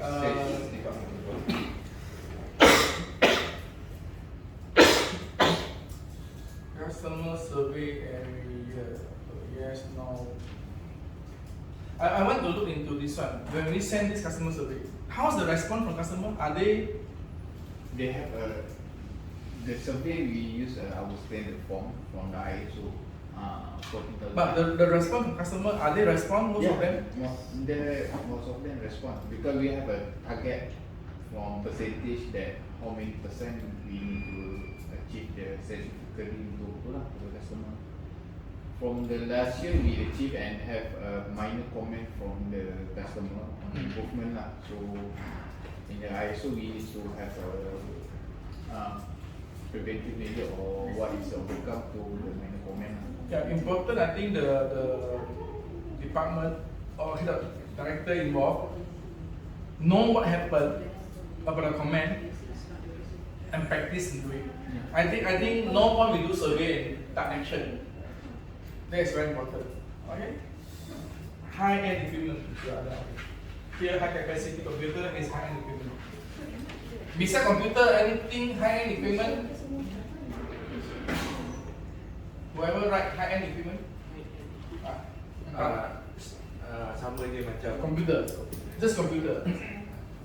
Anybody think of what AI can help emerging? Lot. Chatbot. So, I don't know, I leave to you all, maybe one of you or two of you volunteer to learn about AI. Just let us know. And tell us how can this AI help emerging. A good example, when I asked Faisal, when he developed the IoT, so he got also the push notification from again. So what we plan to do is we want to have one small chatbot we call become prescriptive maintenance function. Example, if the customer say, hey, equipment high temperature, and then we can send them some instruction. High temp, what can you do at site? Maybe you just check this one. So we are working on prescriptive maintenance. When people tell me predictive maintenance, I tak percaya. You don't have data, you cannot do predictive. You must have enough data, you can do predictive. So we want to do planned maintenance, preventive maintenance, which hope can incorporate prescriptive maintenance dalam what I have on our ears. Then we can do more reaction. In his solution, we only focus on 3 R. If this time you see the video, record, that means you use IoT to record all the data. Report, that means you display out the problem or whatever information you have. React. How are you going to react? So only 3 R. That's what emerging try to practice. In every department, if you have this 3 R, good enough. Yeah. Record, report, react. Yeah. Example, that day we play the eye thing. We really need to record what actually the customer need. Everybody dapat kerja dah. The customer already told you, ask question. But we never take the data in. We don't record it. Now, if we don't enough information to record what the customer wants, how are we going to report to the team? And especially when you got two leaders, habis. Okay.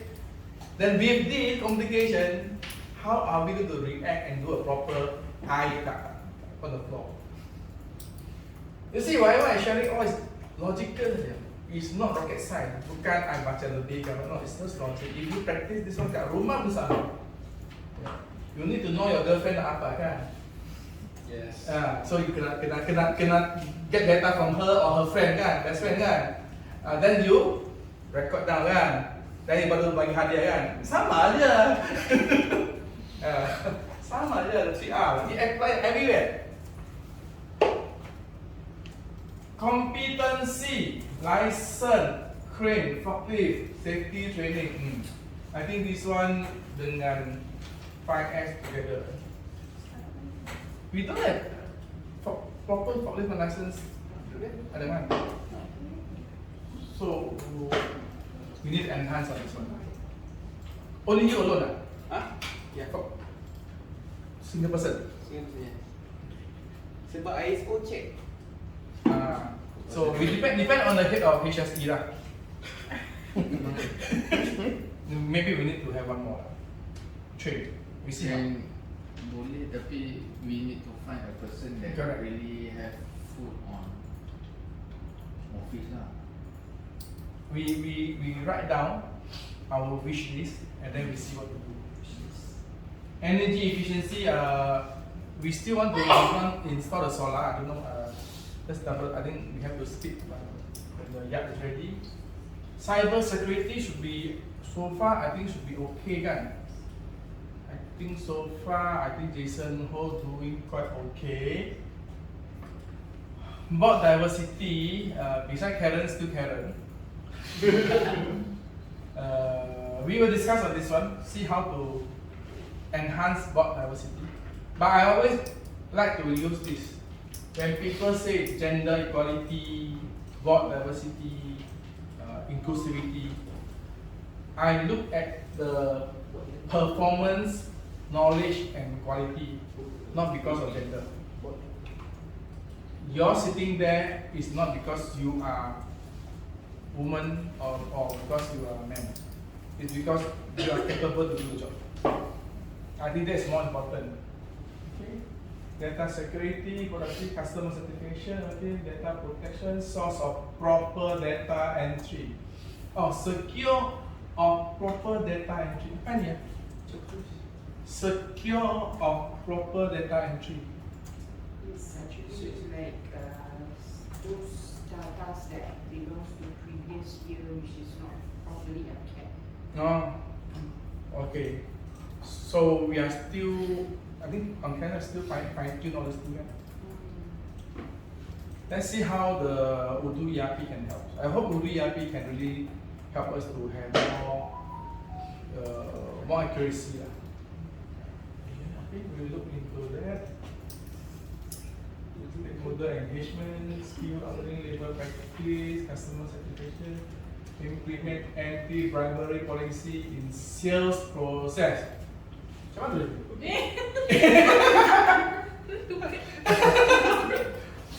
Very specific.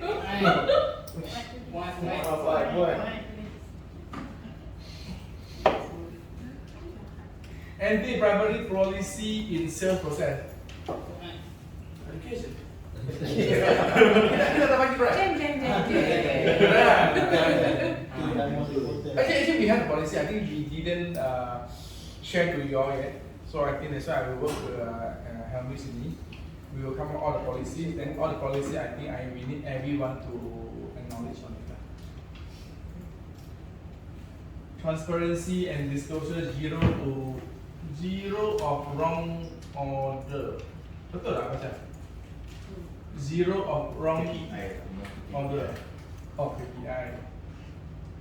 Okay, privacy, risk management, medical coverage, workplace health.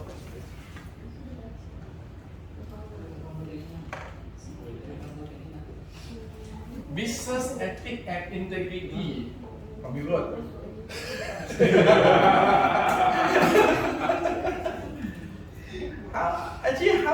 How I think it's important, but where do we see emerging on business ethic and integrity? Sales processes.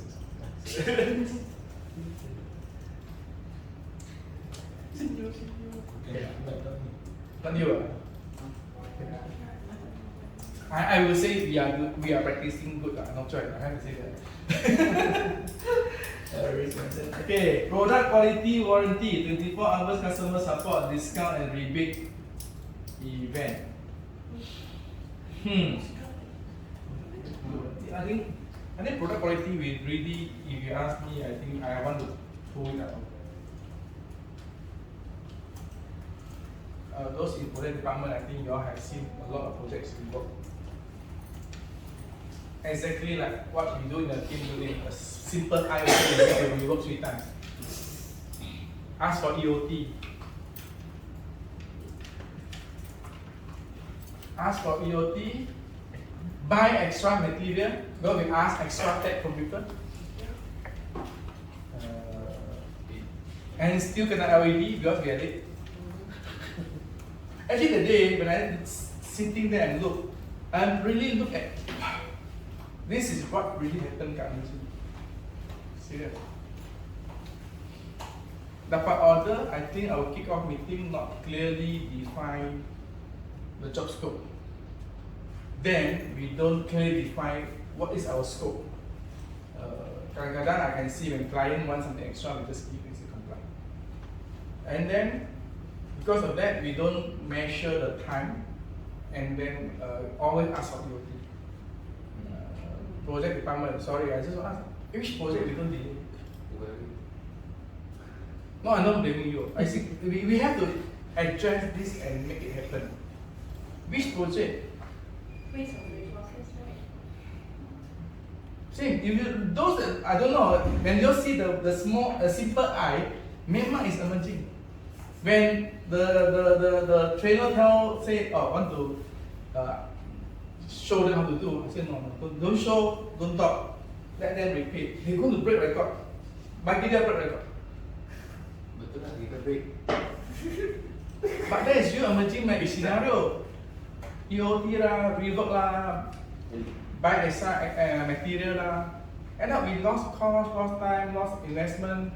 Banyak lost. We ask finance, even we lost to use our fund opportunity.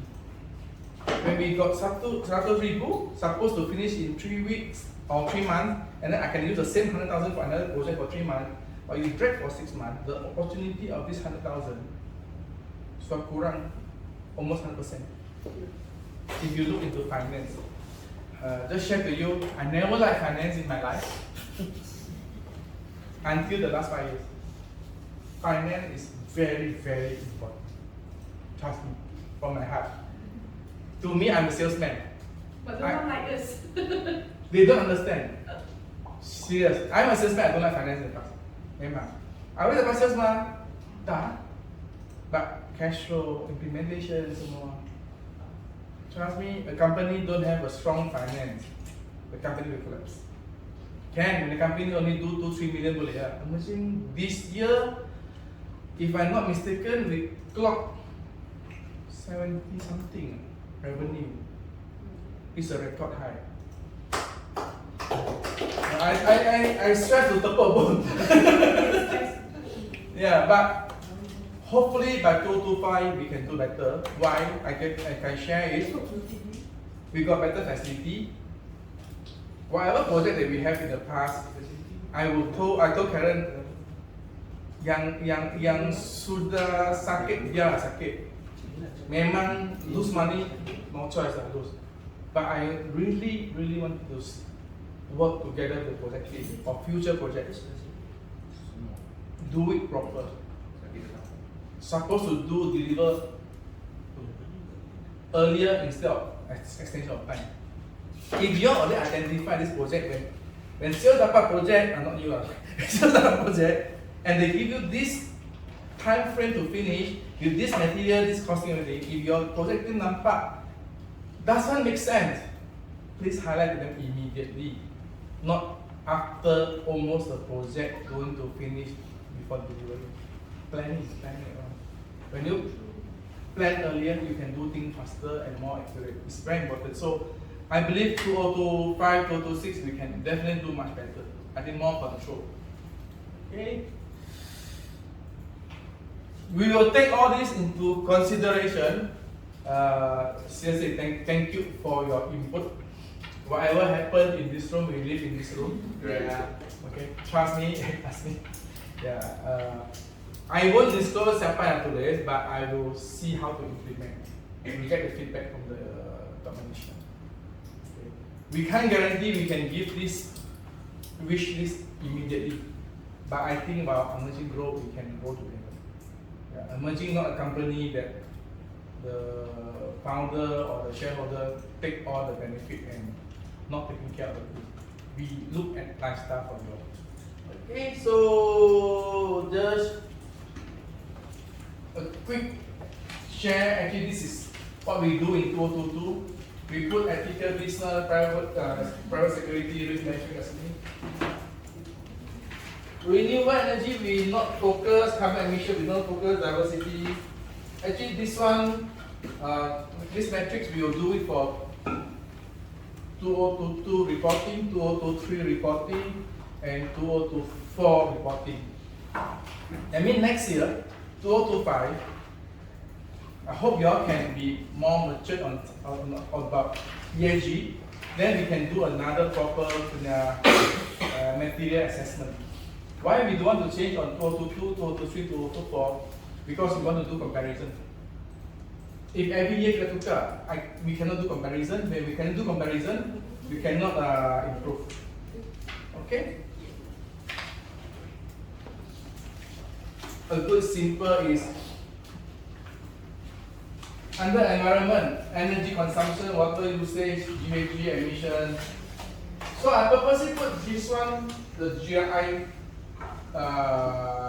reference. GRI is a global reporting initiative where I say the majority of the listed company worldwide using GRI framework and standard to do the reporting. So we always use GRI as the reference point. Social, employment, occupation, health and safety, training, diversity, and local community. I think here we don't have local community then.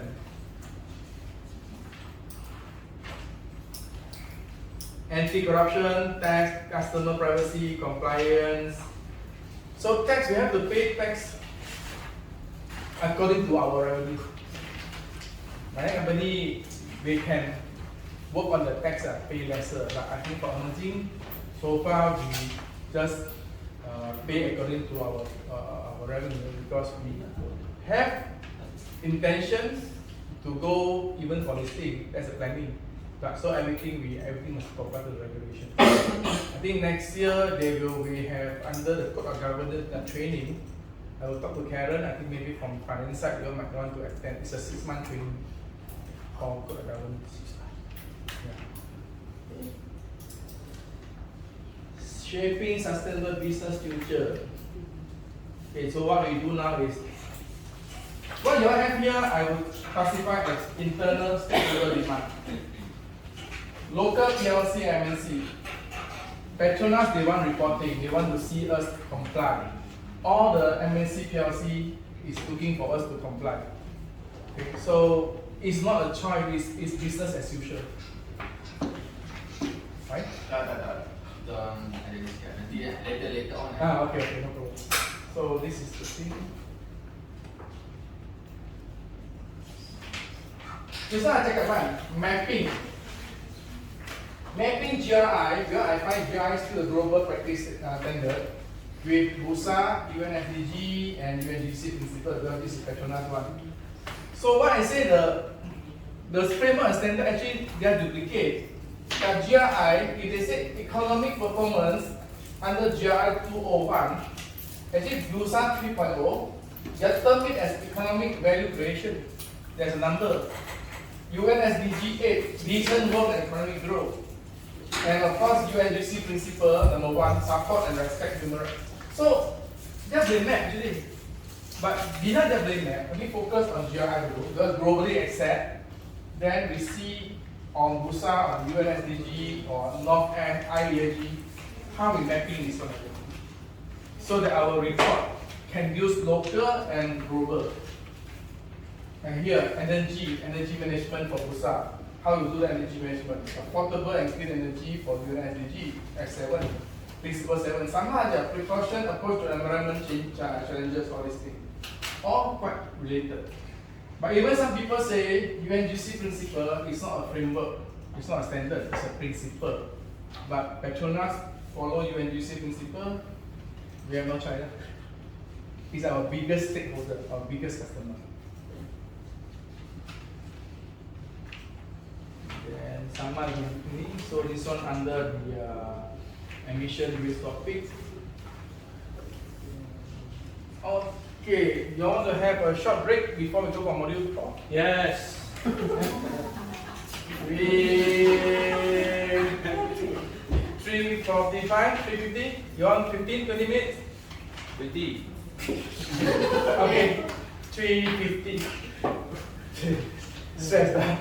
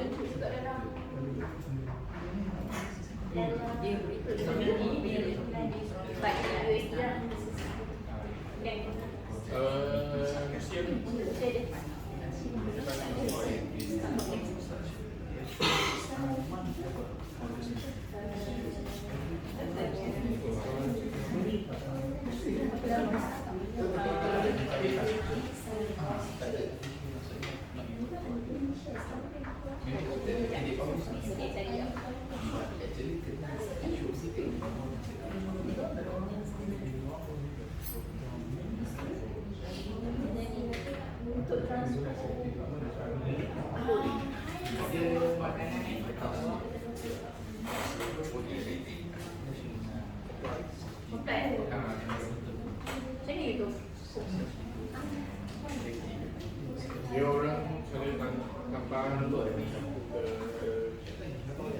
strength.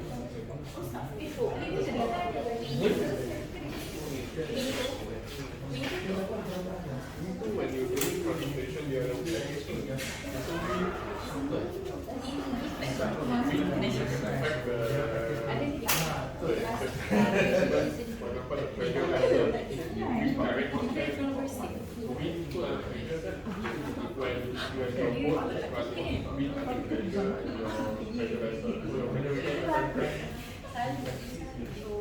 so when you design the pressure vessel, you must start with the wind speed so that this pressure vessel will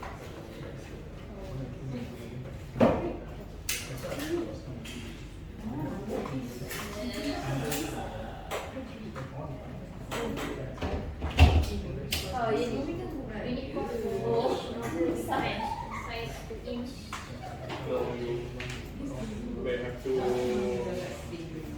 know changes when after the joystick or technological changes. Let's work on that one. Cannot. Jadi what right? Dia vessel basic.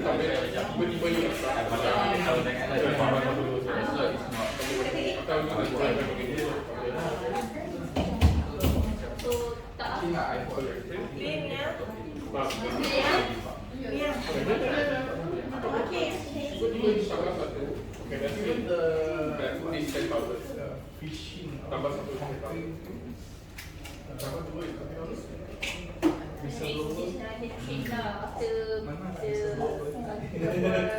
Sebab dewasa why so you say tambah satu kereta. Tambah dua kereta. Bukan, betul tak? Betul tak? Okay, let's say you want to tambah dua kereta. Tambah dua, so is it you have a job confidence? Why? Because when you, let's say you say you want to do the welding thing, which welding satu is that let's say 5,000. Welding two, because you may not be the same person. This one you need to mock your welders. Let's say so they are not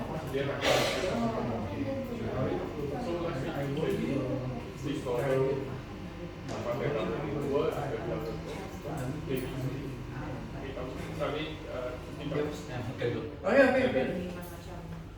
After all the engineering dah buat, they ask me dah buat, what will happen? You need to be engineer again. So let's start on module 4. Module 4 mainly is just recap what we learned today. I think we can highlight a lot of things on what the nation want globally, what Malaysian government want to achieve as emerging as enterprise, how can we practice and drive along sustainability and use ESG to measure our practices. Okay, I think you all have used some ideas and comment, and some of it definitely we will seriously look into it.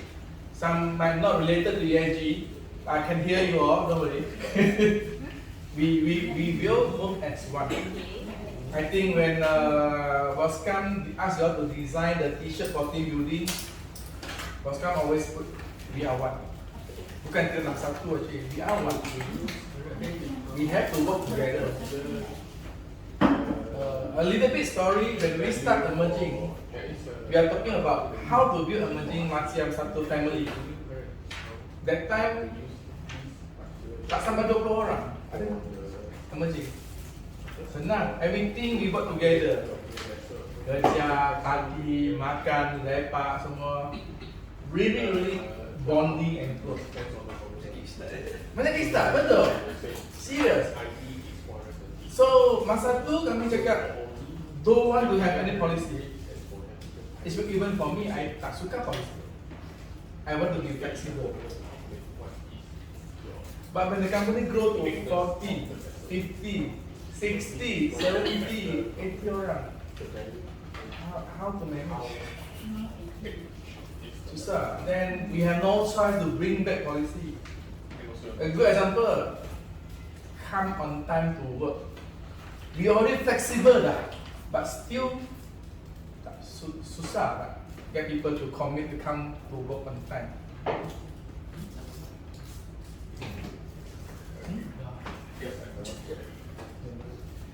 Yeah, I mean those that know me, when I datang office, I tak turun kereta, I duduk sana tengok aja. I will sit down and see how people walk in and walk out. And those that tak tengok kereta nampak mata dia masuk after 9:30. Kadang-kadang when people turn around somewhere to cepat. But should we play macam kucing dan tikus tak? Atau it's supposed to be self-discipline? I think we are all adult, right?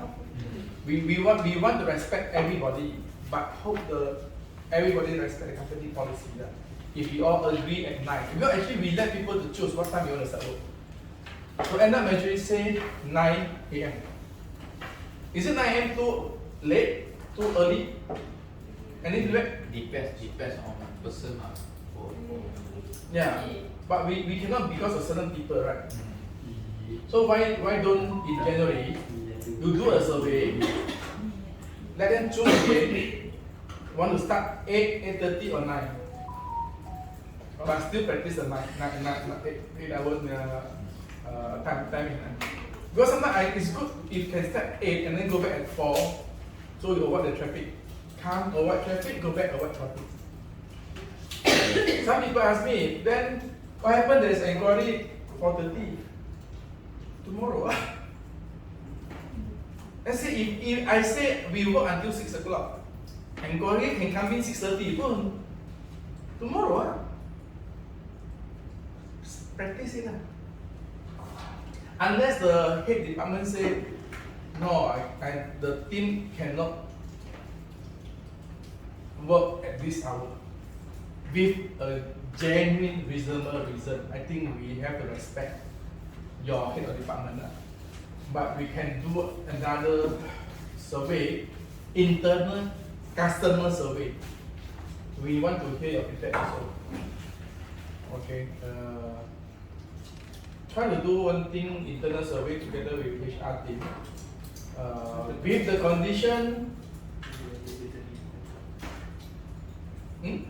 Mandatory for daily 8 hours and then you come to, if you, for example, you come at 9, Go back 6, yeah? Then datang lambat 11. So balik yang So don't worry, they come 9:30, they go back 5:30 juga. For example I agree, I know what you feel, but this is what we see now. If we try to make everybody to the word tadi nampak kan, inclusivity kan, we will include your feedback and we make collective decision. Okay, so we do a survey. I will encourage everyone to submit the survey, but I want all the survey under anonymous. You all can write anything. I guarantee it's anonymous. Or I don't know if it really susah, then mungkin Zo seorang yang tahu. But you cannot disclose to anyone. I also don't want to know. Because sometimes quite difficult to control. So I think we have to trust him. So let's spend something that make emerging great again. Mega. We want Iga. Emerging great again. Okay. So yeah, that's what I was sharing. So let's move on module 4. Performance monitoring.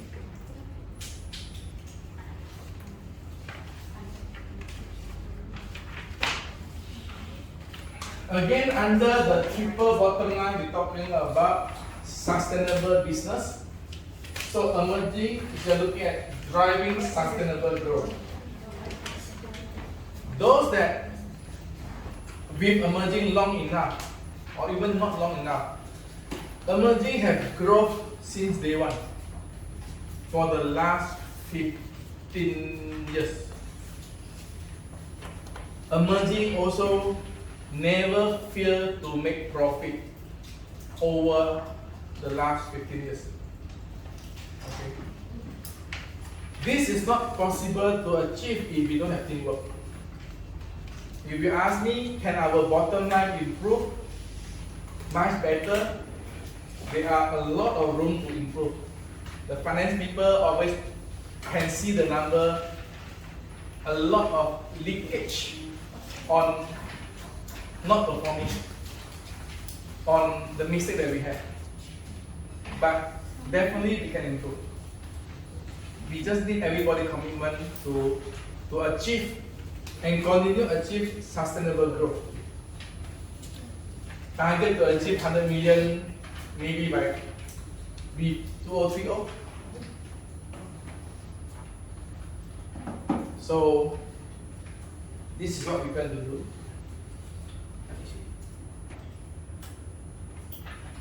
Practical ESG step for SMEs.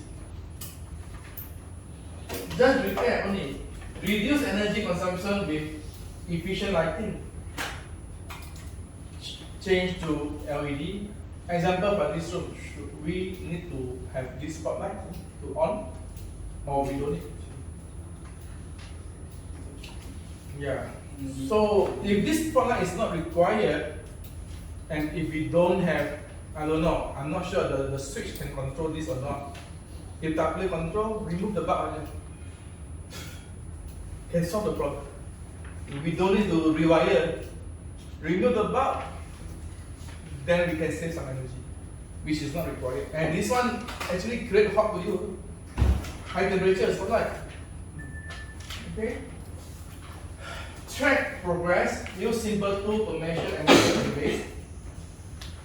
So what we do, of course, every year now we still take out the PNB receipt to calculate how much energy we consume. We still collect the petrol claim from every staff to calculate how many petrol they pump every year. That's how we calculate our scope 1 and scope 2, some of scope 3. Next year, hopefully, Jason Ho can incorporate these practices in our claim together with the account finance team. Every claim submission from everyone must do online through Udo. Then they have to key in everything inside the Udo, the platform. And for petrol claim, they need to identify how many liters of petrol they use, not only the value. Why this is important? Two things. First, when people say, how are you assured your report on petrol consumption is real? Because you don't do assurance. According to regulation now, assurance by third party is an option, not compulsory. But if we already key in this inside our system and we pay the claim according to this, that means all the petrol consumption that we identify is real. We are not editing it. And every 12 months, they don't need to go to account department and ask for the receipt. They can accumulate every month auto through the software. It's a base Excel, not complicated, but we need everybody to work together. Okay? So with this, we can see how we measure the performance. Yeah. So same for electric bill, water bill, all we auto in the software. So we can show the people that we are practice digitally real-time monitoring on our CO2 emissions. So this is something that we can practice using our software. And emerging will develop this software and give it to the industry bagi SME yang nak guna. Free. It's just Excel. It's just Excel, and mungkin with certain Power BI or whatever, we get the dashboard if they want. If not just Excel, the whole world, correct me if I'm wrong, still using BHD protocol to calculate the carbon emission conversion. So if BHD protocol is the standard for everyone, you don't need to invest to the software in the market. The cheapest one, I think, under MGTC, Malaysia Green MGTC, Malaysia Green Tech Corporation, they call LCOS, 5,000 per year to use. It's Excel. So emerging, we try to contribute this to a society, not only to our stakeholder direct, but also indirect stakeholder for the SME, and gain our branding to support the industry. Okay, and maybe one of these days, next year or whatever, one of you maybe can be another person go and share for the industry. What emerging practice? Remember, not always John Low. Okay, everybody should be able to carry this job, not rocket science. Create an anti-corruption policy and train employee. We already have the anti-corruption policy up. So the next one, I think we need to do more awareness training for different policies that we have for next year. We need to list out a few that is critical. Work with local community on impactful project. I think Zoe also say how to work with the local community, schools, whether we work with them. Even maybe we can go and train the young children how to, what is ESG, how they segregate the tong sampah, all these things, how they protect themselves. I can tell you, a lot of school now, secondary school, a lot of bullies. So maybe that's part of something that we can do on this small community dekat Alam Pedang. Again, we can, as I said, invite them from their St. John or Bulan Sabit. We contribute them some donation, so they come and measure everybody in the KPI, I mean the BMI, blood pressures, everything that is used, whatever tools they have. I think it's good for a healthy lifestyle and healthy life for emerging lifestyle. I call us as a community. Actually, emerging, we are already 70 old people. It's a community. Bukan own staff. We are a community. And imagine every one of you got family, 2, 3 parents, children. If every one of you have 5 family members, 7 times 5 is already 350 people. We are responsible for almost 350 to 500 people punya mulut and tummy. So we need to continue to grow and survive. Okay? Share your ESG progress through sustainability report. Of course, you share the sustainability report, but we can practice this at home also. So, example, that time UNGC one event. So I get my daughter to be the volunteer to help to do registration and everything. Then she tanya, I thought UNGC supposed to focus on environmental friendly, but why everybody given a lanyard and badge of plastic? I don't know how to answer my daughter also. Are they practicing what they say? So how can we replace this? Actually can, if we can work with few example.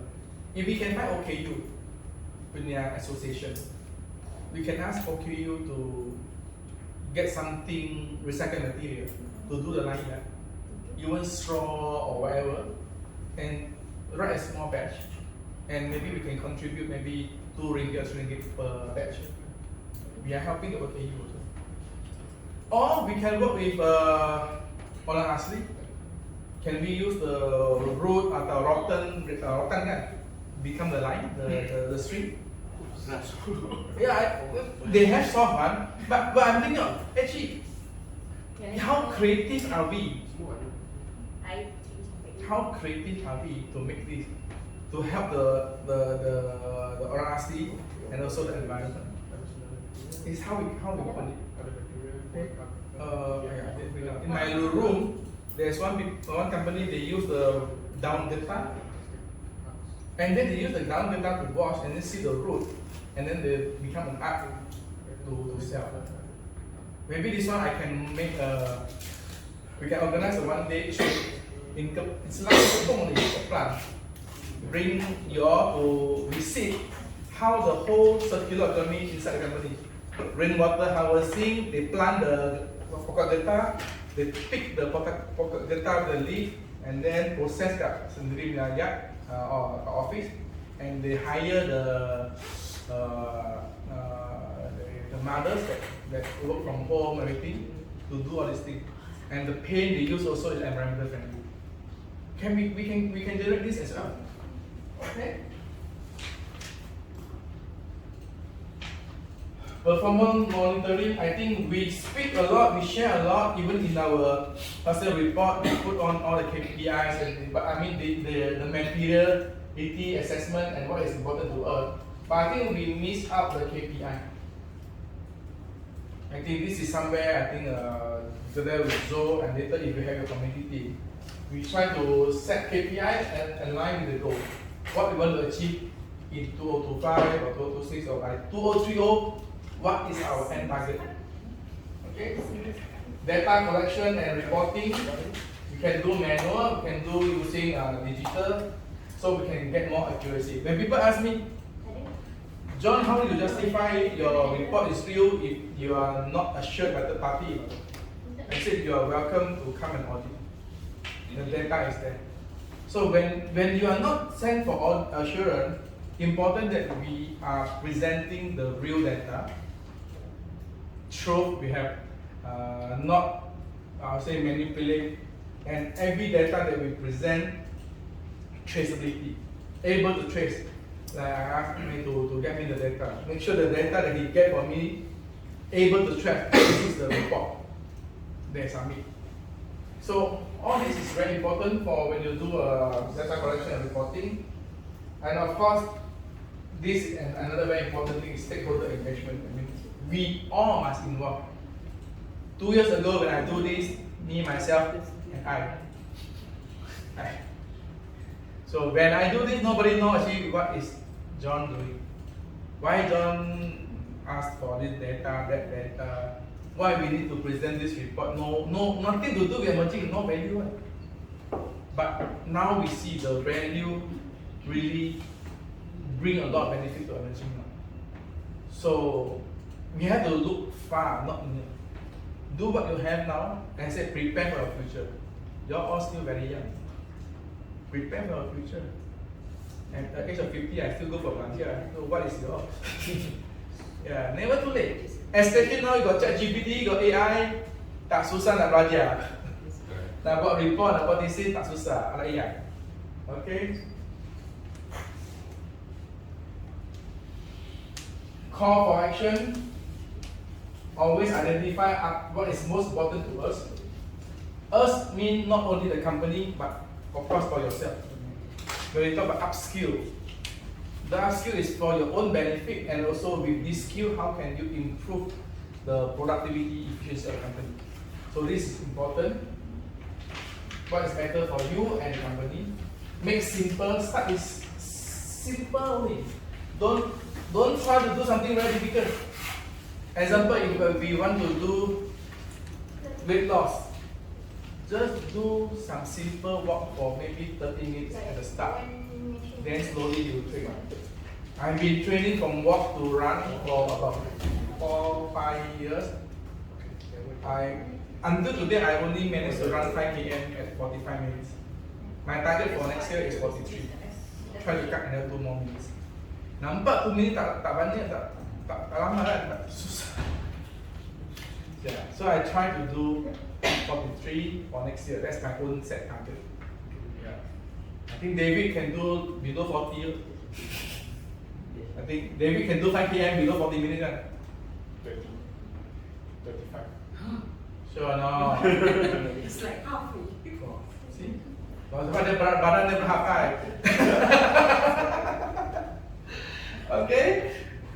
Simple goal, set it, commit it, and do it. Corroborate and report, share your progress, what you achieve in this journey.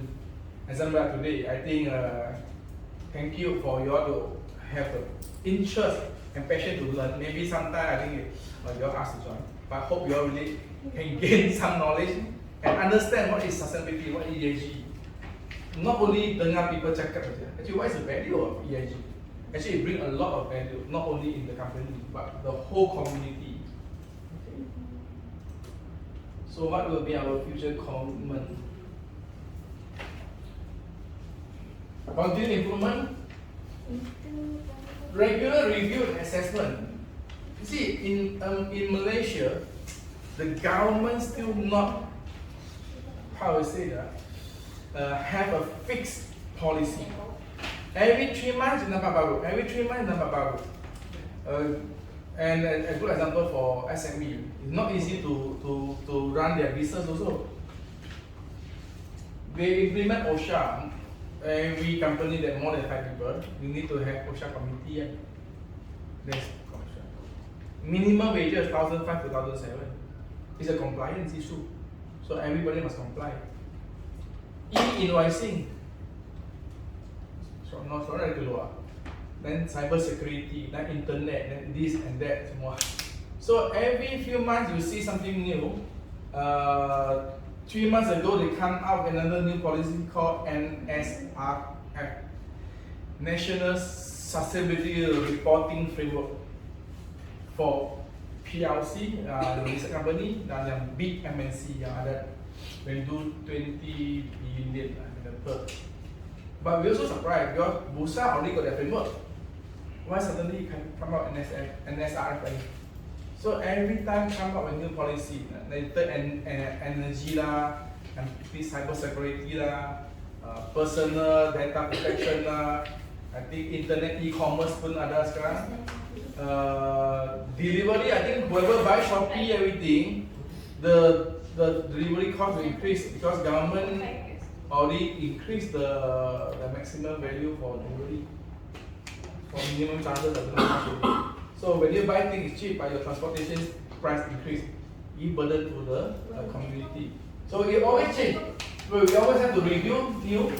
Every 6 months we see changes, innovation and technology. That's why we embrace IoT, ERP system for technology efficiency, and always benchmark and the best practice.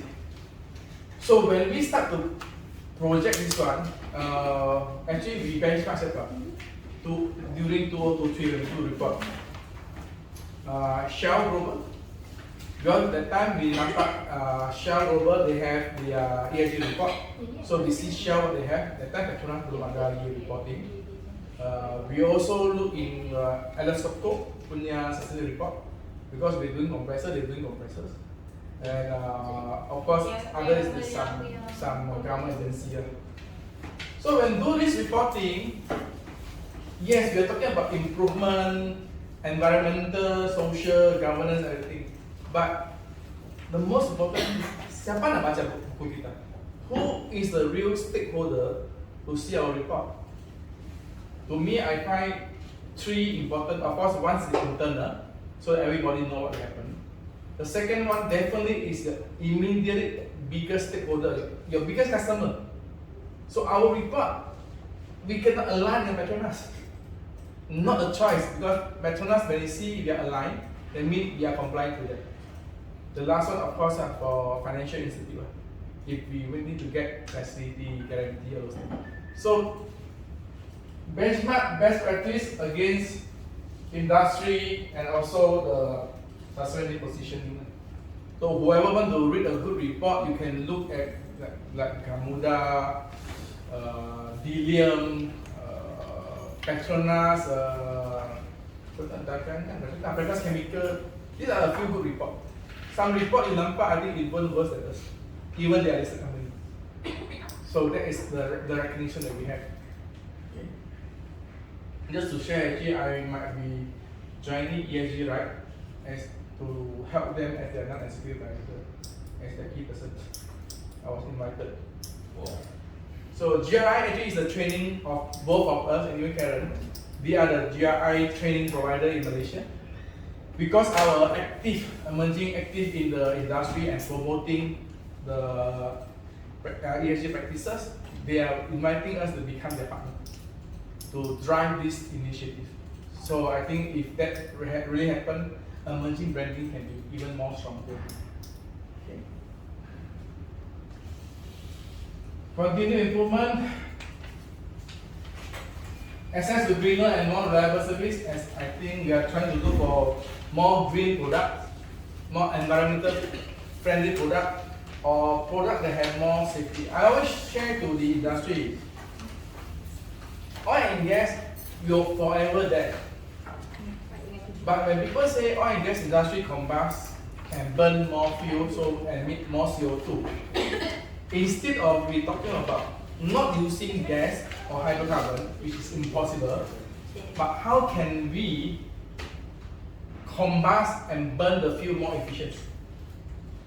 Can we, with the same amount of hydrocarbon, give better energy? That's where technology coming in. We might not have it now, but it's coming in. Okay, since I touched on this, so I can share with you. Waiting for approval, I'm working with Monash also. Actually, when I say actually it's emerging. We are going to work with Monash for one R&D project. It's a photolytic R&D project. Is how to use sunlight or ray to break down, to break down CO2, carbon. When people ada carbon capture kan, CCUS kan. So when they capture the carbon, how to use sunlight to break the CCUS, the carbon chain, and redevelop different type of hydrocarbon. Hydrocarbon means oil lah, so different sea campur-campur like different chain kan. So if that coming in first quarter, emerging will be their so-called industrial partner. It's very interesting. And if that's successful, emerging maybe have the right to market that product. So that will be a very interesting product. How to use photo to break carbon chain, break the CO2 and develop carbon chain. That's something very interesting. Okay. So we are working not only with the industry, or we also work with academics and university. So if you want to really want to pursue your study, let me know. I know a lot of university, I know a lot of lecturers and professors that can assist you all, not so difficult to pass. Quote unquote, I might take my BHD again next year. Wow. With university. So, just but more on the other practice, or more on business performance. So, don't stop learning, okay? Safer workplace and career development. Please, I really want to see your especially on career development. Don't stop here, please. You all are smart enough. I always say Malaysians always get the capability to learn. Don't stop yourself. Don't limit yourself. Okay? You are not so small that cannot grow. Everybody got opportunity. Okay? I born with not a rich family. Okay? As I say, I don't even have chance to go to university. That's why I only finished the higher diploma. But to fulfill my own dream, I continue work. Until today, I'm still learning. I still develop. I still passion on mega trend. And when I see people success and being called doctor, that's why I said I need to make myself become doctor. And I make it happen. And honestly, my thesis I used only 6 months to finish. Anybody want to do thesis, come to me. I guide you how to speed up. I know the shortcut. It's fun. Thesis. Contribute to sustainability goal and economy uplifting. So not only in the company, we try to help the community and society. Those I think, like Mia, they all know me. I also active in university like Monash, Nottingham, Inti. I do mentoring, coaching, sharing. Yeah, you might not see me in office quite often because I active kat luar on the associations and on the development. But all this will bring back the value to emerging. This is where the social commitment for emerging that we are working on. Okay, just try to wrap up. Okay, so this is I think all the sharing I have, all the information I can share to you due to the limited time that we have also. Summary, any Q&A, any question from your side? Anything that you all think that is critical, important, that you all can, of course you all can reach me to know better, okay? I mean those that work together with me, they know I can be reached anytime. I respond to WhatsApp message every time, very fast, at almost any hours. Okay, so that's my bad habit. That's my bad habit. I told them also, I might message you at night or midnight or Saturday or Sunday. If not critical, don't reply me. You reply me on Monday morning, it's okay. Yeah, because I don't want to hold sayang dah fikir lah. I think of something, I cannot wait until Monday. That's me, my bad habit. But I just text up. You all can come back to me later, no problem.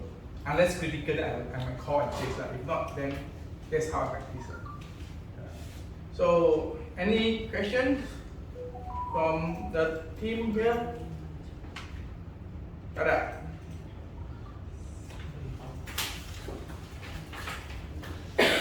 Anyone want to take up GRI punya course? Global Reporting Initiative. Okay, maybe. Untuk maybe next, bukan maybe lah, this one like confirm lah.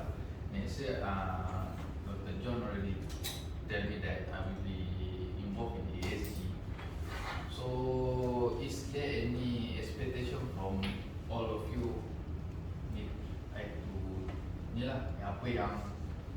department ESG ni perlu yang korang nak? So ada tak apa-apa improvement ke kan improvement macam contohnya sebab ESG data ni akan melibatkan banyak department, contoh macam account. So ada apa-apa tak perlu yang korang nak kita orang prepare awal-awal ke?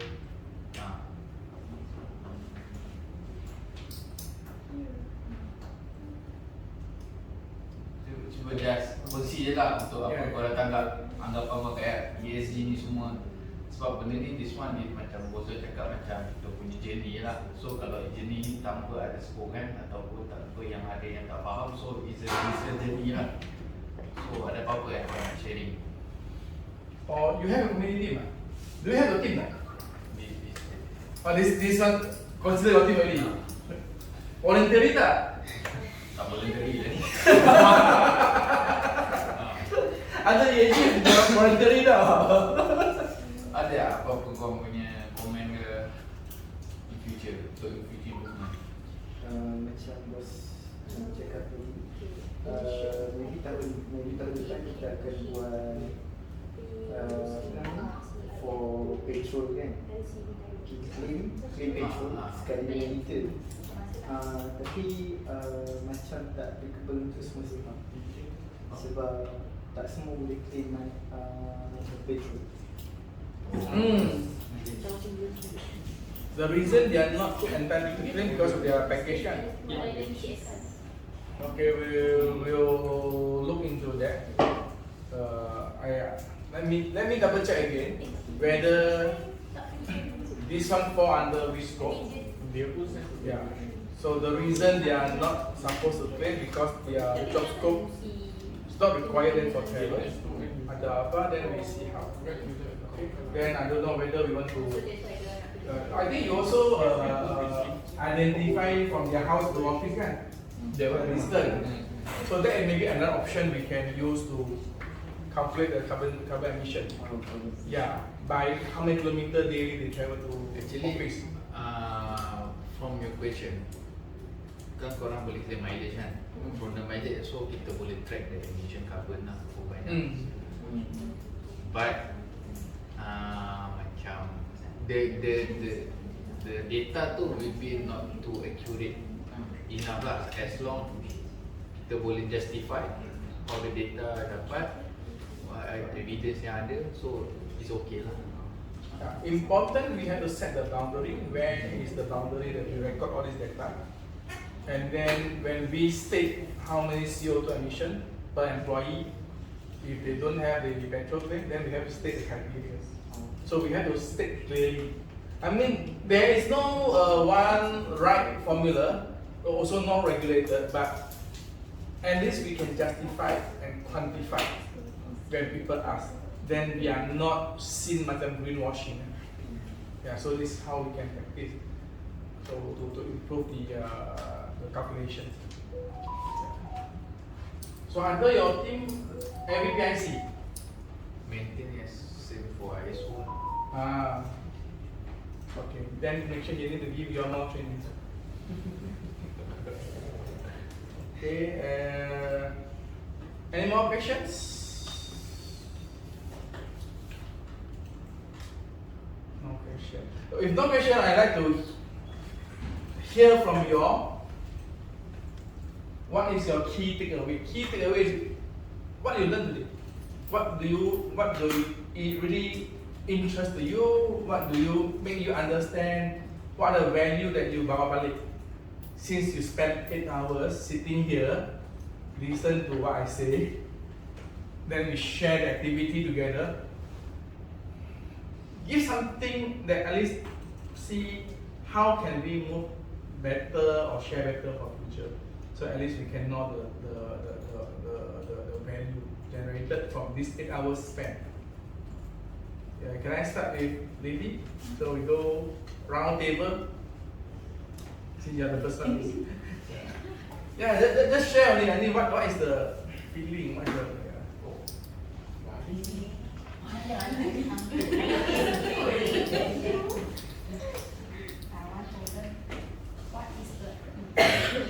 and then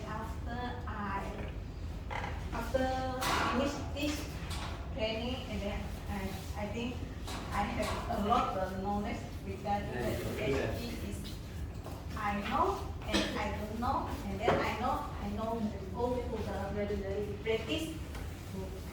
and is. So from know what you don't know and know what you know and then don't know what you know and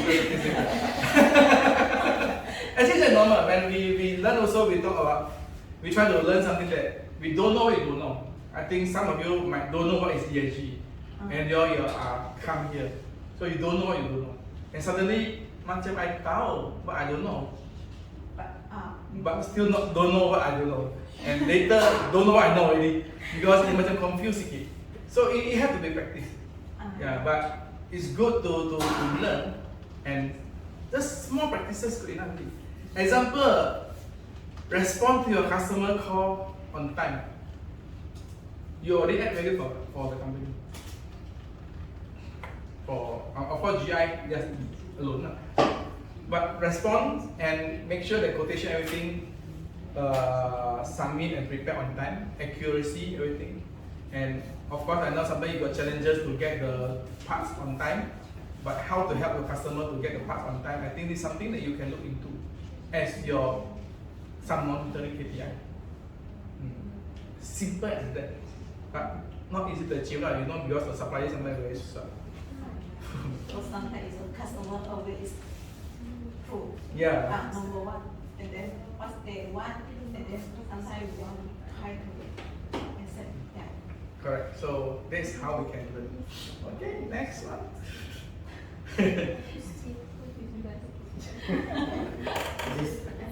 This. Oh, yeah, they want to go like that. Yeah.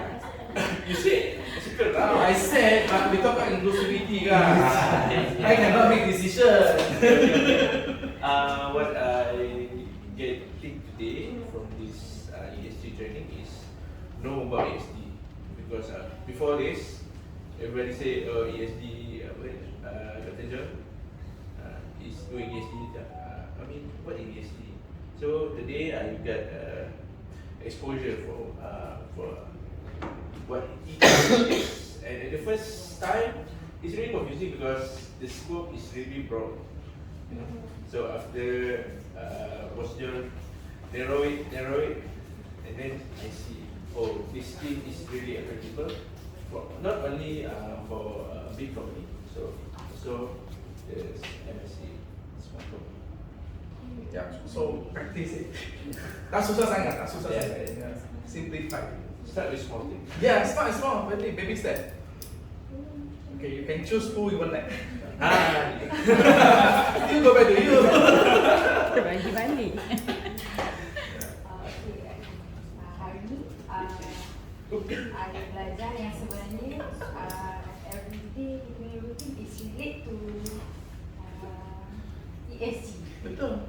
Sebelum ni kita tak tahu ESG tu apa, ESG tu apa. Tapi sebenarnya kita buat everyday. This our routine setiap hari kita dengan, for me as a procurement, I akan liaise dengan sales, dengan supplier. So kita macam dengan kita punya client, we have to satisfy kita punya client. Dengan organisation kita kena contribute to cost saving. So sebenarnya hari-hari kita practicing it is business as usual. Yeah. Only you don't realize the practice. So at least now when you realize, what you can do is, how can I monitor and improve, and how I link it to E on the N and the G. Yeah, as simple as that. Yeah. So if I'm a consultant, I'm very complicated. Thanks, good feedback. Okay.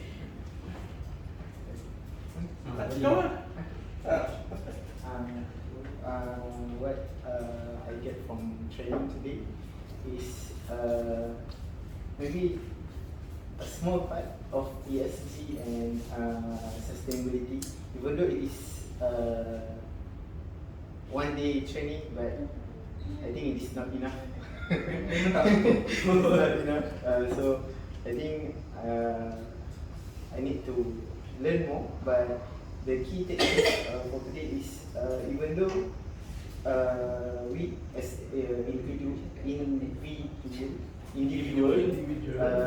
we can practice ESG individually. Betul? Yeah, we are all part of sustainability. Yeah, every single step to it.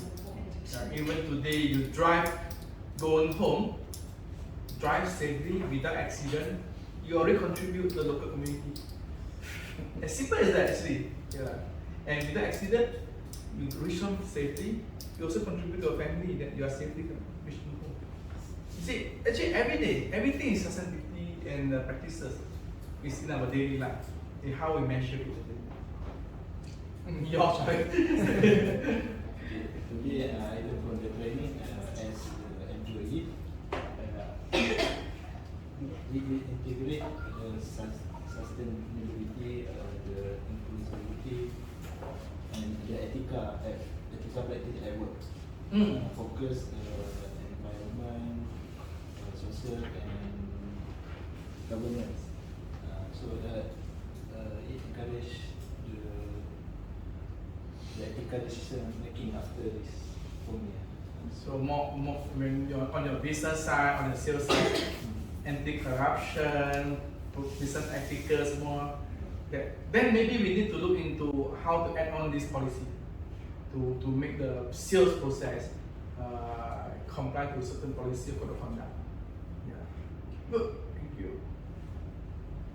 Okay, what I learned today basically it's about ESG. So actually I just not exposed about ESG, so I've not just got training into ESG. And then ESG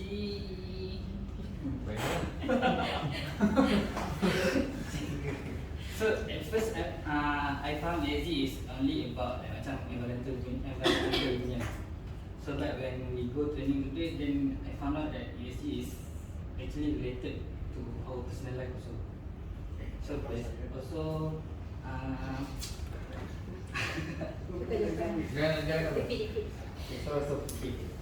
besides that, ESG also bantu kita untuk help untuk save kita punya earth. Sebab kita punya objective is go to net zero punya carbon emission. So even kita buat benda kecil macam tutup lampu time rehat pun kita dah boleh bantu benda tu untuk achieve benda tu. Slowly but surely. So we practice, we call it Earth Hour. Guys, that. Earth Hour where you off all that. Okay. So pada mulanya, I rasa macam I terpaksa dari ESG ni sebab I tak faham apa tu ESG. So lepas I pergi training ni, baru I tahu macam ESG ni ada related dengan related apa yang kita buat dengan kerja dan kehidupan kita hari ni. So, okay ya? So, tak buang masa. Lepas ni I kerja lagi. Thank you. So, my name is an integration between individual and organization. So it's more to day-to-day things that we handle, but it's also hopefully that it can be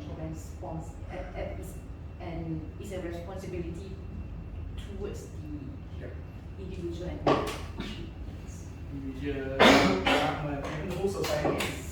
Yeah, so that is the important. As I said, from the first slide, what we do now is for the future generation. Yeah. So it's not that we can contribute a lot, but basically at least everybody do something. Yeah, at least we try. ESG ni bagi saya macam ada impact lah, dia bagi kesan juga lah, walaupun kecil-kecil perkara, tapi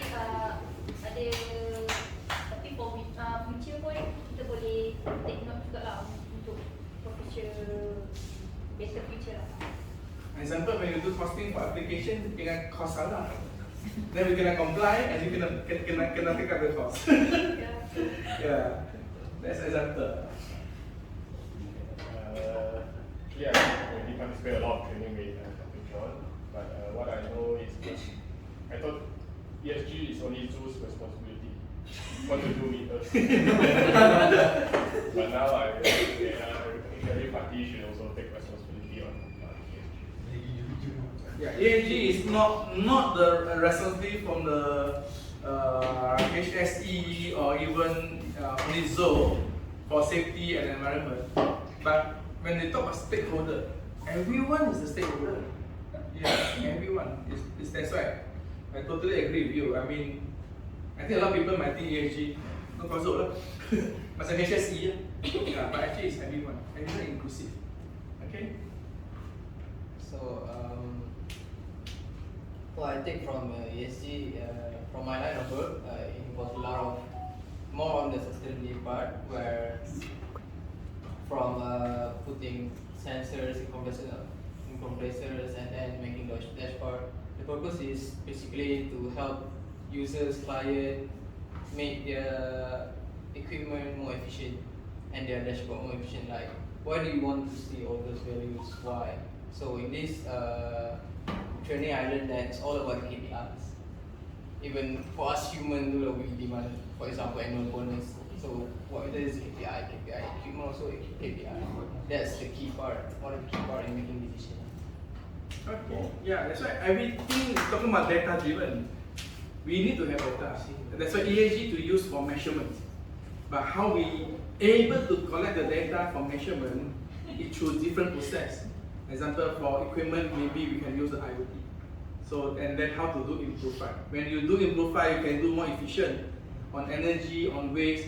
Example, if you don't use digital to monitor equipment, a lot of time we talk about every 3 months we send people to do service and maintenance, because every 3 months 2,000 hours. For equipment, normally every 2,000 hours we do service maintenance kan. But if you monitor the real time, mungkin every 6 months baru 2,000 hours. Then every 6 months you only service one time. You reduce the waste generation. So the data is very important. Okay. Saya apa yang saya dapat hari ni baru tahulah pasal ESG. Sebelum ni memang tak tahu langsung. Nampak buat kat meja je kan? Ya. Kita cakap pasal ESG tu memang langsung tak tahu. So bila kita join training ni baru kita educate lah pasal ESG ni, dan start lah sebenarnya benda ni start daripada kita bangun tidur lagi sampai kita tidur lagi. Betul. Cik, agak kerja lah. Oh cik. From we wake up tau, kaya. Yeah, sure. Actually our daily life. Dan ESG ni dia just apa, maksudnya baru dia lebih fokus lah untuk kita save anything that kita use, masa, material, everything. Correct, masa. Actually I like to, yeah, I think you hit the point. If we practice the sustainability journey together, if we make things more productive, more efficient, actually you have more time to spend. But how you want to use your time when you got extra on your self-learning, skilling. Kadang-kadang we say, oh, got this event training. Oh, I need to do this, I don't have time. But if you have, then you miss out the opportunity to understand actually, oh, ESG tak kompetitif sangat pun. It's business as usual. Then you can see the differences. So important how to guna the strategy in sustainability. Again, I like to use this word, improve your lifestyle. That is important. It really can improve your lifestyle. Okay, yeah? Okay, so I finally understand here after today. Finally, yeah. Finally. After maybe for a year plus on ESG. And why is it so important? Kenapa bos jangan selalu highlight on ESG? And I too macam start to understand that nanti kita guna diagram for carbon emissions. Yeah, so yeah, I mean to add on this one, actually we MIDA have this they call DIAF ESG grant. After 8 months, actually emerging are the first company under manufacturing related services to dapat the grant to do the practices. So and mereka juga guna kita as a case study. Our submission everything to do the reporting. Yeah. Betul. Okay. So yeah, that is the I think. Thank you for the feedback. I haven't taken out feedback from the seafood. Hey, how can I leave him alone?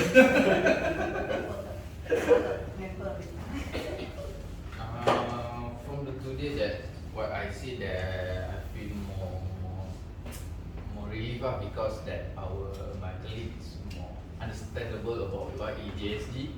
Because before this, when I explain to them what I'm doing about ESG, they just oh, what is that? So they ambil berat kan, so I think not ambil berat lah, malah nak dengar what I think is yes. So from today I can see they have a better understanding, even they are a basic one, but they have a better understanding daripada yang tak ada lah. So for me just only that lah. So at least benefit Zoe, why he need those data or information from you, at least you're not, or you can correlate or why this data important for him and for the company. So I think at least he's not so stressed out lah. Not him alone. Like dulu me, myself and I. Again, I like to highlight this one. Sustainability journey start from when we wake up. I like this statement. Every day we are practicing actually. Every act that we do is to contribute not only to ourselves, we responsible for our work, we responsible for our family, we responsible for our community, and make things better. I like to end this training today with, remember, in emerging practices of ESG, even though it's just a measurement, but we really want to focus a lot on internal social. When we say focus on internal social, we really want to see how everyone can be upskilled, reskilled, change your lifestyles, improve your, your working environment, everything. Please give more feedback. If you all feel malu to talk to me direct, it's okay. You can still always go for Zoho. Give more feedback. How can we make the whole working environment be more successful and make 2025 a new challenge for us using ESG practices to maybe hit 100 million? I don't know. Chances are there for emerging. Instead of waiting until 2030. Everybody, please identify what is your strength. Just not doing your day-to-day job macam buat routine. Try to identify by what other strength that you have that you can think you can add value for the company. Which end up you can add yourself your own KPI. So thank you everyone. I think you all earn a clap for yourself tomorrow.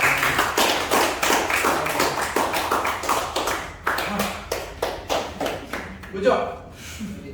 Thank you everyone. The material I will share with you all the soft copy also. I have a soft copy, so that you all can review that. Then anything more in that data, let us know. We always can share.